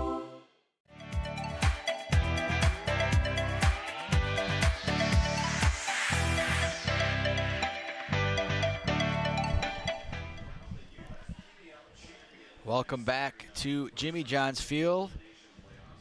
Top of the 6th, last call for the Unicorns as the Diamond Hoppers lead it 5-4 as Danny Sullivan comes back out and tries to close the deal here in the 6th. Second inning of work for Danny Sullivan, and he will get to face the 8, 9, and 1 hitters. Pastor, Baggett, Lucas Gooden. I'm going to get a chance now just to thank the entire staff for just a great year we've had all season long. Everyone in the ballpark, the broadcast from top to bottom. Absolutely. It's been a great year. We've had great crowds, and that's just great work, hard work by the entire crew, staff here at Looking forward to the championship, but I'm definitely bummed it's going to be ending, yeah. For sure.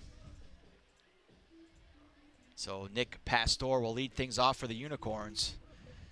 We got some heroics once again here in the 6th. That one's fouled away.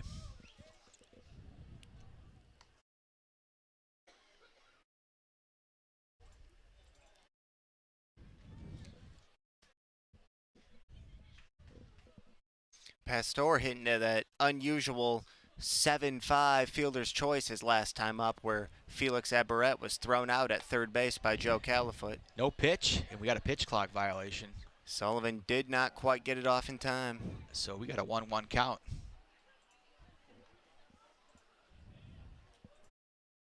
So a 1-1 count to Nick Pastor here. And Sullivan now gets ready to fire. And the pitch. That's a foul ball as Joe Burke dove for it, but nonetheless, it was a foul ball. So 1-2 count on Pastor.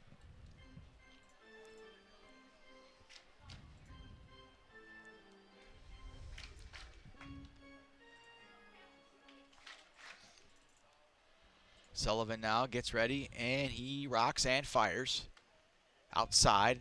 And it's 2-2 on Nick Pastor.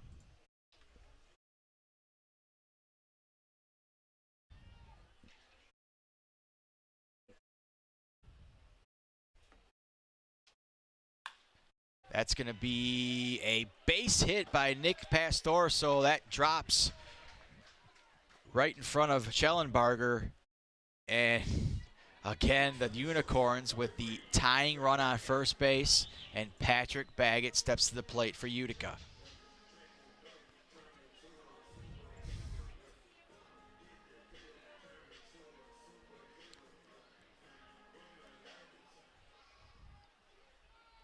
Baggett's been swinging it well. Sure has. And he squares the bunt.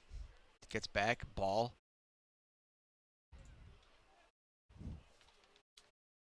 Let's see if Pastor's on the move now.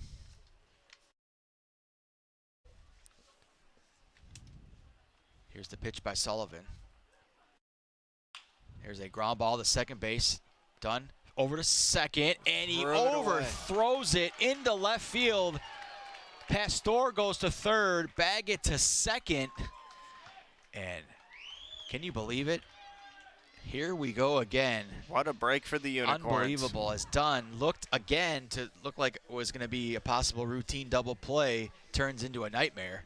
And he overshoots second base and ends up in left field. And we got runners now at second and third for the Unicorns.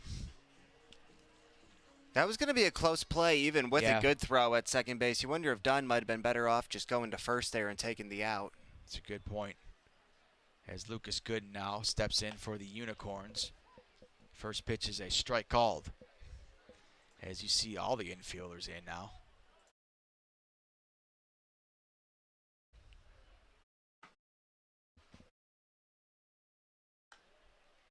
The umpire called time, so no pitch there.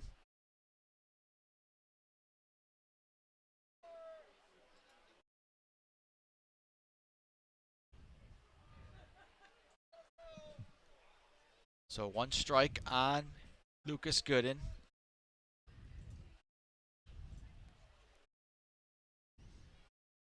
As Sullivan pitches. There's a shot off the glove of Pup into center field. Pastor scores, and we are tied up again at 5 runs apiece. A line drive, a missile off the bat of Lucas Gooden. Alex Pup, the shortstop, took a step to his left and got his glove on it, but couldn't make the play. It skipped into shallow center field, and we are tied up. So we got runners on the corner now. 5-5 ball game here in the top of the 6th, and Seth Gurgley at the plate for the Unicorns. First pitch is a strike called. Sullivan dropped that slider in there in the outside corner to Gurgley. Here's the pitch by Sullivan. Off the plate for a ball, and it's 1-1.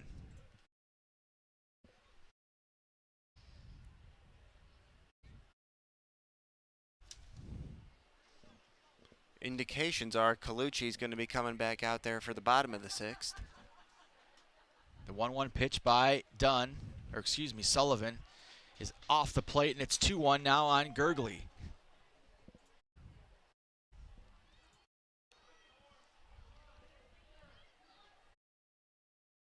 Sullivan now sets and delivers. Outside, and it's 3-1 now.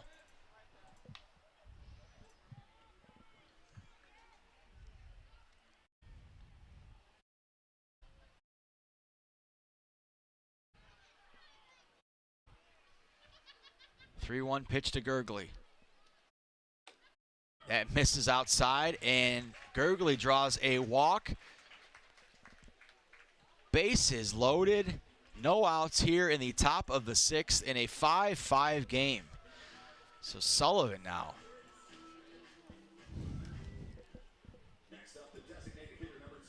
And Donovan Curiel, who came into the game for Enriquez, is now batting for the Unicorns.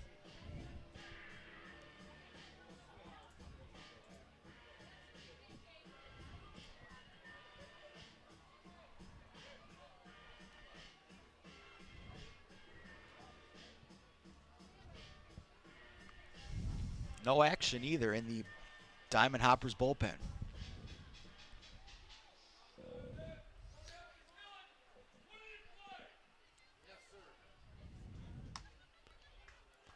Curiel squared the bunt, but that was a ball. No, it's like we were talking about in game one. And we were saying how this is Jacob Harsiny's game. I think this is Danny Sullivan's inning right here. I think they're going to leave him out here unless it gets just ridiculous. There's a strike called, and it's 1-1 on Curiel.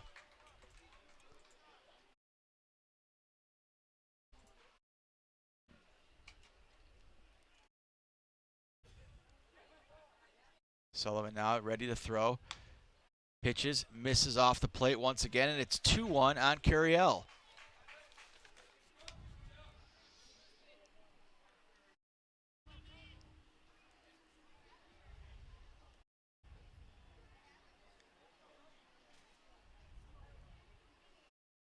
Here's the pitch by Sullivan, and a big swing and a miss there by Curiel, and that evens the count at 2.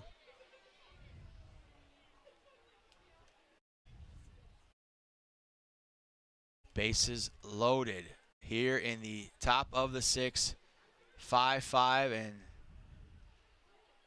there's a timeout called by Curiel. Bases loaded, no outs here. You're just looking to put something in play if you're Diamond Curiel. You don't want to strike out here. Put something on the ground, force this Diamond Hopper infield to make a play.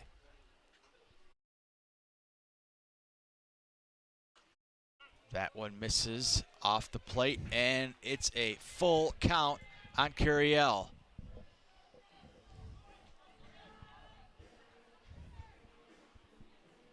Again, the drama building here at Jimmy John's Field in a 5-5 ball game.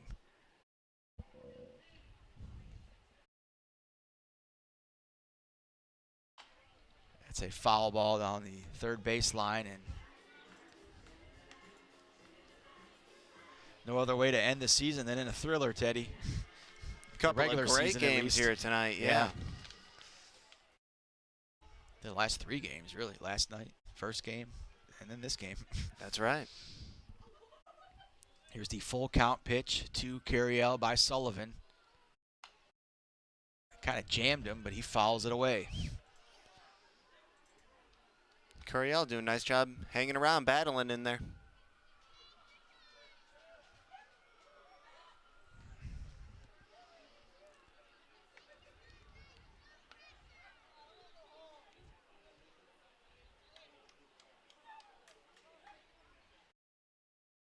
Sullivan delivers on the full count pitch to Curiel. Is it going to drop? It is. It drops, and Baggett scores from third base, a little Texas leaguer. And that puts the Unicorns ahead 6-5, still bases loaded with no outs.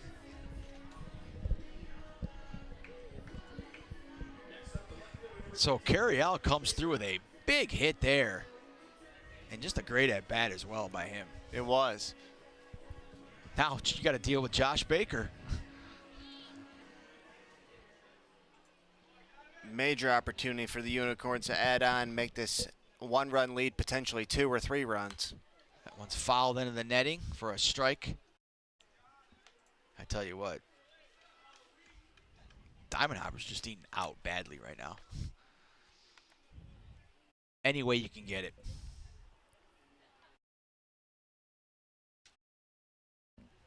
Sullivan pitches to Sullivan, or to Baker. He's swinging a miss there. And it's 0-2 now on Josh Baker. Yeah, strikeout would be ideal here for Danny Sullivan, but yeah, it goes back to that ground ball to Chandler Dunn there. Yeah, but I tell you what, how huge is that right now? The turning point in this game right now. Absolutely. Sullivan now getting ready. He's going to fire away to Josh Baker. 0-2 count. Fly ball deep to left field. It's going to be off the wall, and all 3 runs may score. Here comes 1. Here comes 2. They're going to hold the runner at third, and Josh Baker again comes up clutch. A 2-run double off the left field wall, and the Unicorns now stretch their lead to 8-5.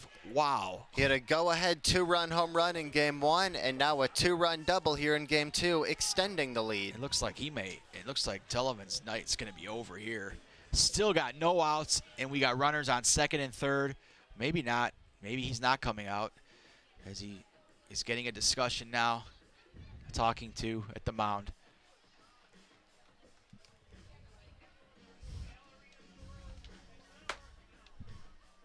They're going to keep him in the ball game here. And still no outs here, and just a monster inning for the Unicorns. They've already scored 4 in this inning, and still no outs in the top of the 6th.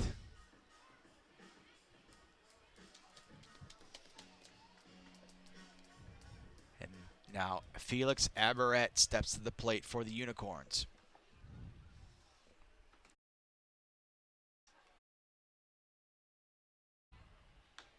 That misses for a ball outside.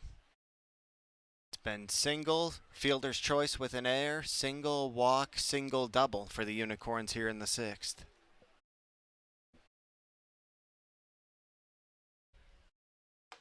That one misses inside, and it's 2-0 on Abaret.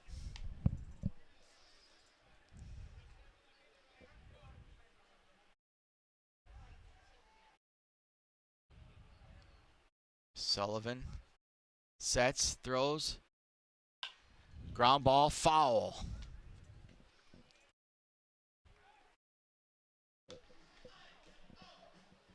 Two-one count on Abaret, no outs. 4 runs already in for the Unicorns. They lead it 8-5. Runners on second and third, no outs.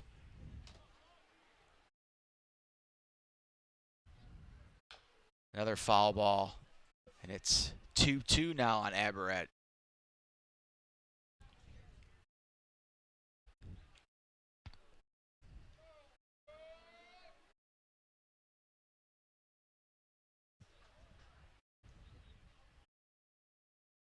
Here's the pitch by Sullivan.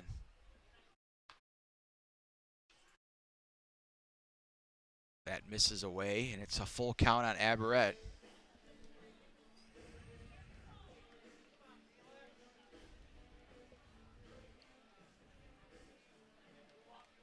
Here's the 3-2 pitch to Abaret here. That one's fouled. That could be on the roof as well. So Abaret now hanging in there.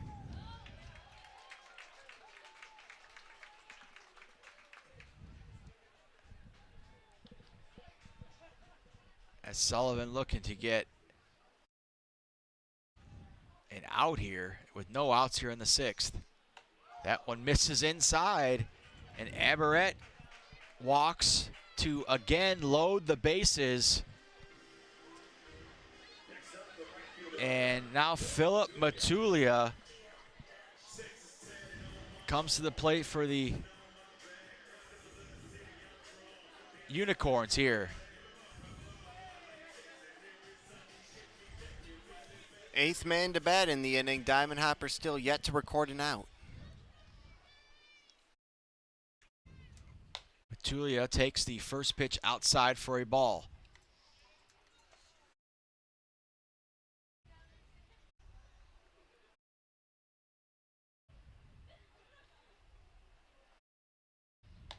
That one misses high, and it's 2-0 on Matulia.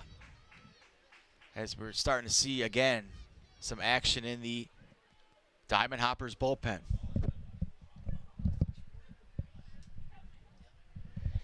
And believe it or not, folks, Taj Porter is warming up in the Diamond Hoppers bullpen, the catcher for the Diamond Hoppers. There you see him right there.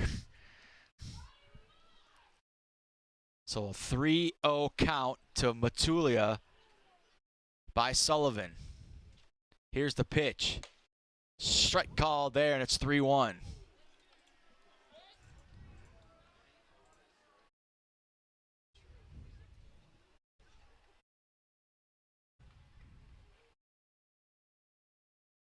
Another swing and a miss by Matulia, and the count is full now. As we still no outs here in the top of the 6th. Base is loaded for the Unicorns. That one's fouled away. 4 runs already in, and they're looking for more.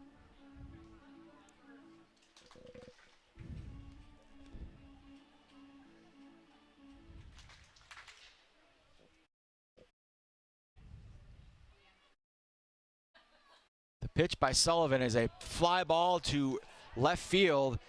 That's going to be caught by Califoot.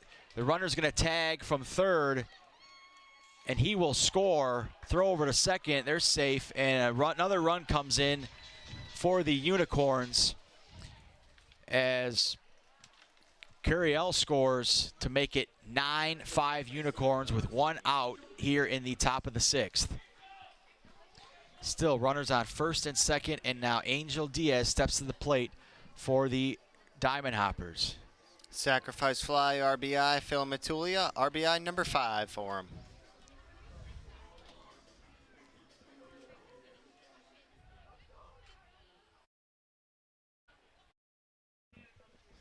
Sullivan throws, misses, and that's a ball.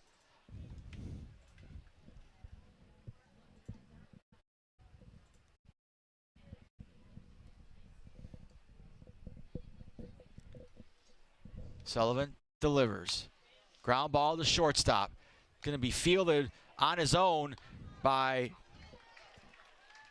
Pup, and he turns the double play himself, unassisted, and the Diamond Hoppers get out of the inning, but lots of damage done there as Utica puts up 5 runs in the top of the 6th. They lead at 9-5. Last call for the Diamond Hoppers. We'll go to the bottom of the 6th here on the USPBL Network.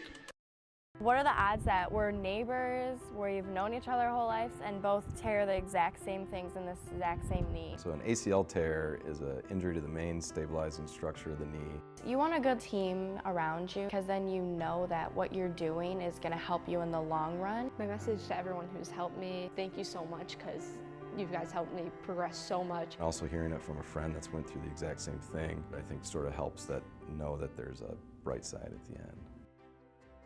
Fifth Third Bank. Yeah, it's a quirky name. But here's the thing. 5/3 equals 166.7%. So we put 166.7% into everything we do.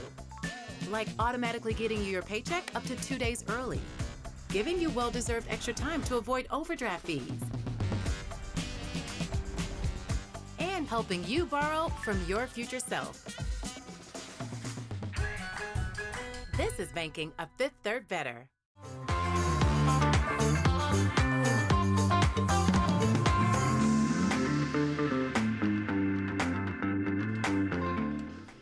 And welcome back to Jimmy John's Field, bottom of the 6th inning here, and the Unicorns put up 5 runs in the top of the 6th.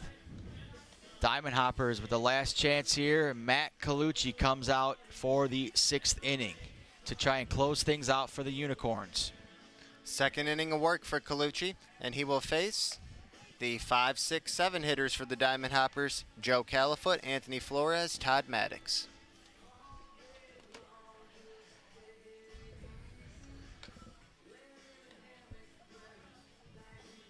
So here we are, the final regular season game of the season here on Military Appreciation Night. Again, want to thank our veterans. We thank them for their service.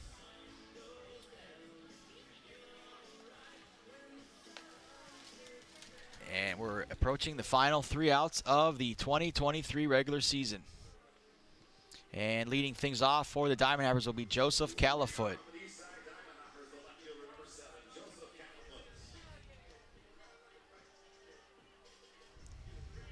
Colucci and Ben Kreisen before him have both looked good out of this Unicorn bullpen tonight.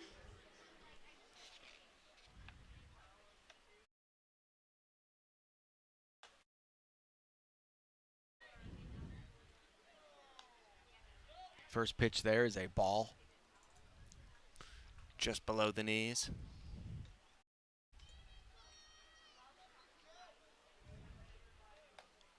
Colucci fires, strike called there, and it's 1-1 on Califoot.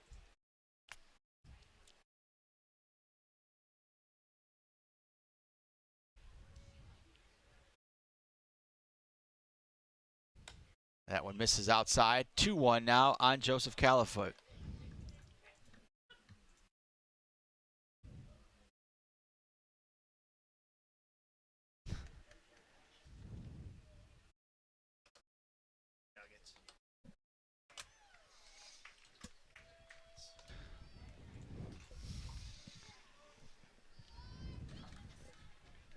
2-2 pitch now coming from Colucci to Califoot. There's a line shot foul into the netting, into the Utica Unicorns dugout. Exit speed 102 miles off the bat of Califoot on that one. There's a ground ball to short third base. Couldn't be fielded by Gooden. And Califoot ends up at second base. That's a tough play by Gooden, though. Oh, yeah, that'll be that's a hit, absolutely. I think it'd be a double, yeah. Gooden had to try to backhand that, moving toward the line there, and it was hit hard, too.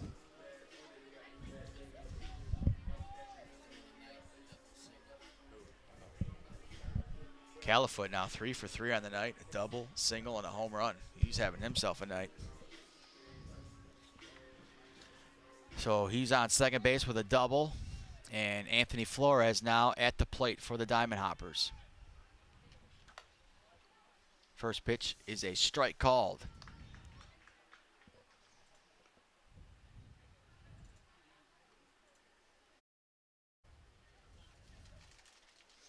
Califoot a triple shy of the cycle. Impressive night for him. That's a swing and a miss by Flores. And it's now a 1-0-2 count as Colucci looks to close things out for the Unicorns.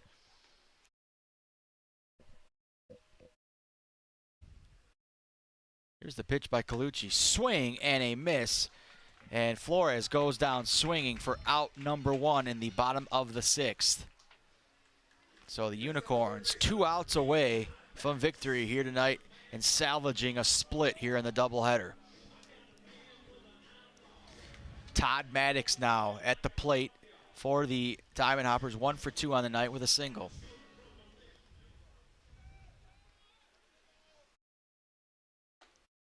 Another swing and a miss by Maddox. 1 strike on him.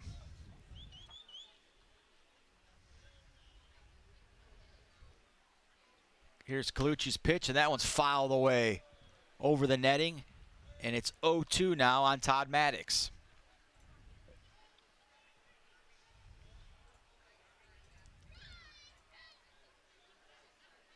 Colucci sets, and timeout called by Todd Maddox. Whit Hughes on deck. Oh, watch out there. That one got away from Colucci. And the count goes to 1-2.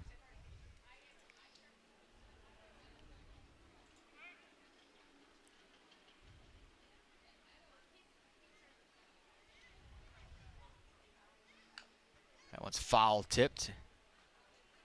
And the count stays at 1-2.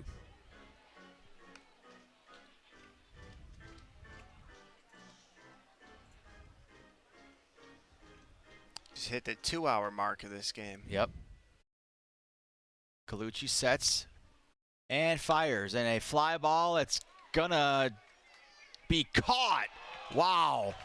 The runner tags from second. A great catch by Matulia. Wow. Lays out for that one. Didn't think he had a chance, Teddy. And full extension, wow. Phil Matulia on the right center field gap there. And after he made the catch, quickly got to his feet and delivered a strong throw to third base. He did. There. I didn't think he even have a chance catching it, and let alone having a chance to throw out the runner at third. He made it close, but the runner indeed tags to third. So we got 2 outs here in the bottom of the 6th, and that'll leave it up to Whit Hughes. He fouls that one away, and it's quickly 1 strike on him.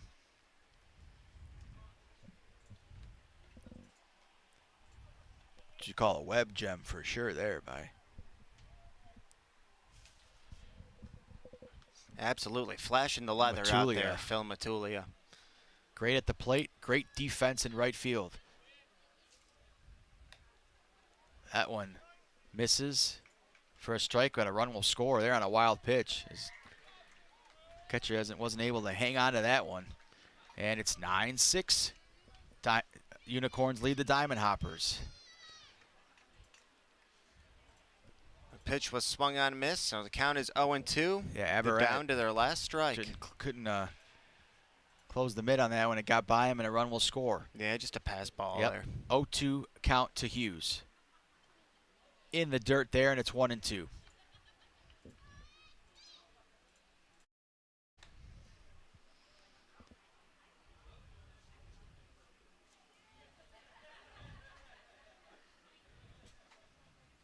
Colucci sets, fires the 1-2 count to Hughes. Swing and a miss. And that is your ball game as the Unicorns come out on top in this one. They win it by a final score of 9-6, and they do indeed salvage the split here on this doubleheader. And Teddy, that concludes the 2023 regular season. The final thoughts here tonight. Regular season feels like it went by in the blink of an eye. Looking forward to the postseason, though. And for the Unicorns, nice positive momentum. Get that conclude the regular season with a win. And we'll see if, as the 4 seed, they can use this as a springboard to possibly make some noise in the postseason. Yep. So it's on to championship weekend. The matchups are set. It will be the Beavers taking on the Unicorns next Thursday, September 7th, and the winner of that game will take on the Eastside Diamond Hoppers as the Woodside Woolly Mammoths are waiting to see who they'll play in the championship game. They have a double bye straight to the championship as the #1 seed regular season champions. So that's going to do it here from Jimmy John's Field. The 2023 season is complete. Thank you all for watching. We'll see everybody championship weekend. And everyone have a great night from Jimmy John's Field. So long, everybody. Nice job. If I hit a home run, then you know what's going out of the park. Yeah, bases loaded, we ain't letting up. Scoring back to back, you can count it up. United we stand together, divided we fall. Ain't no turning back, we done came too far to turn around and have a seat now. We don't compare, cause we unicorn. Illuminate the dark with my uniform. Every time you see me stand up and salute me. It ain't no competition, not even from you. If I hit a home run, then you know what's going out of the park. Yeah, bases loaded, we ain't letting up. Scoring back to back, you can count it up. United we stand together, divided we fall. Ain't no turning back, we done came too far to turn around and have a seat now.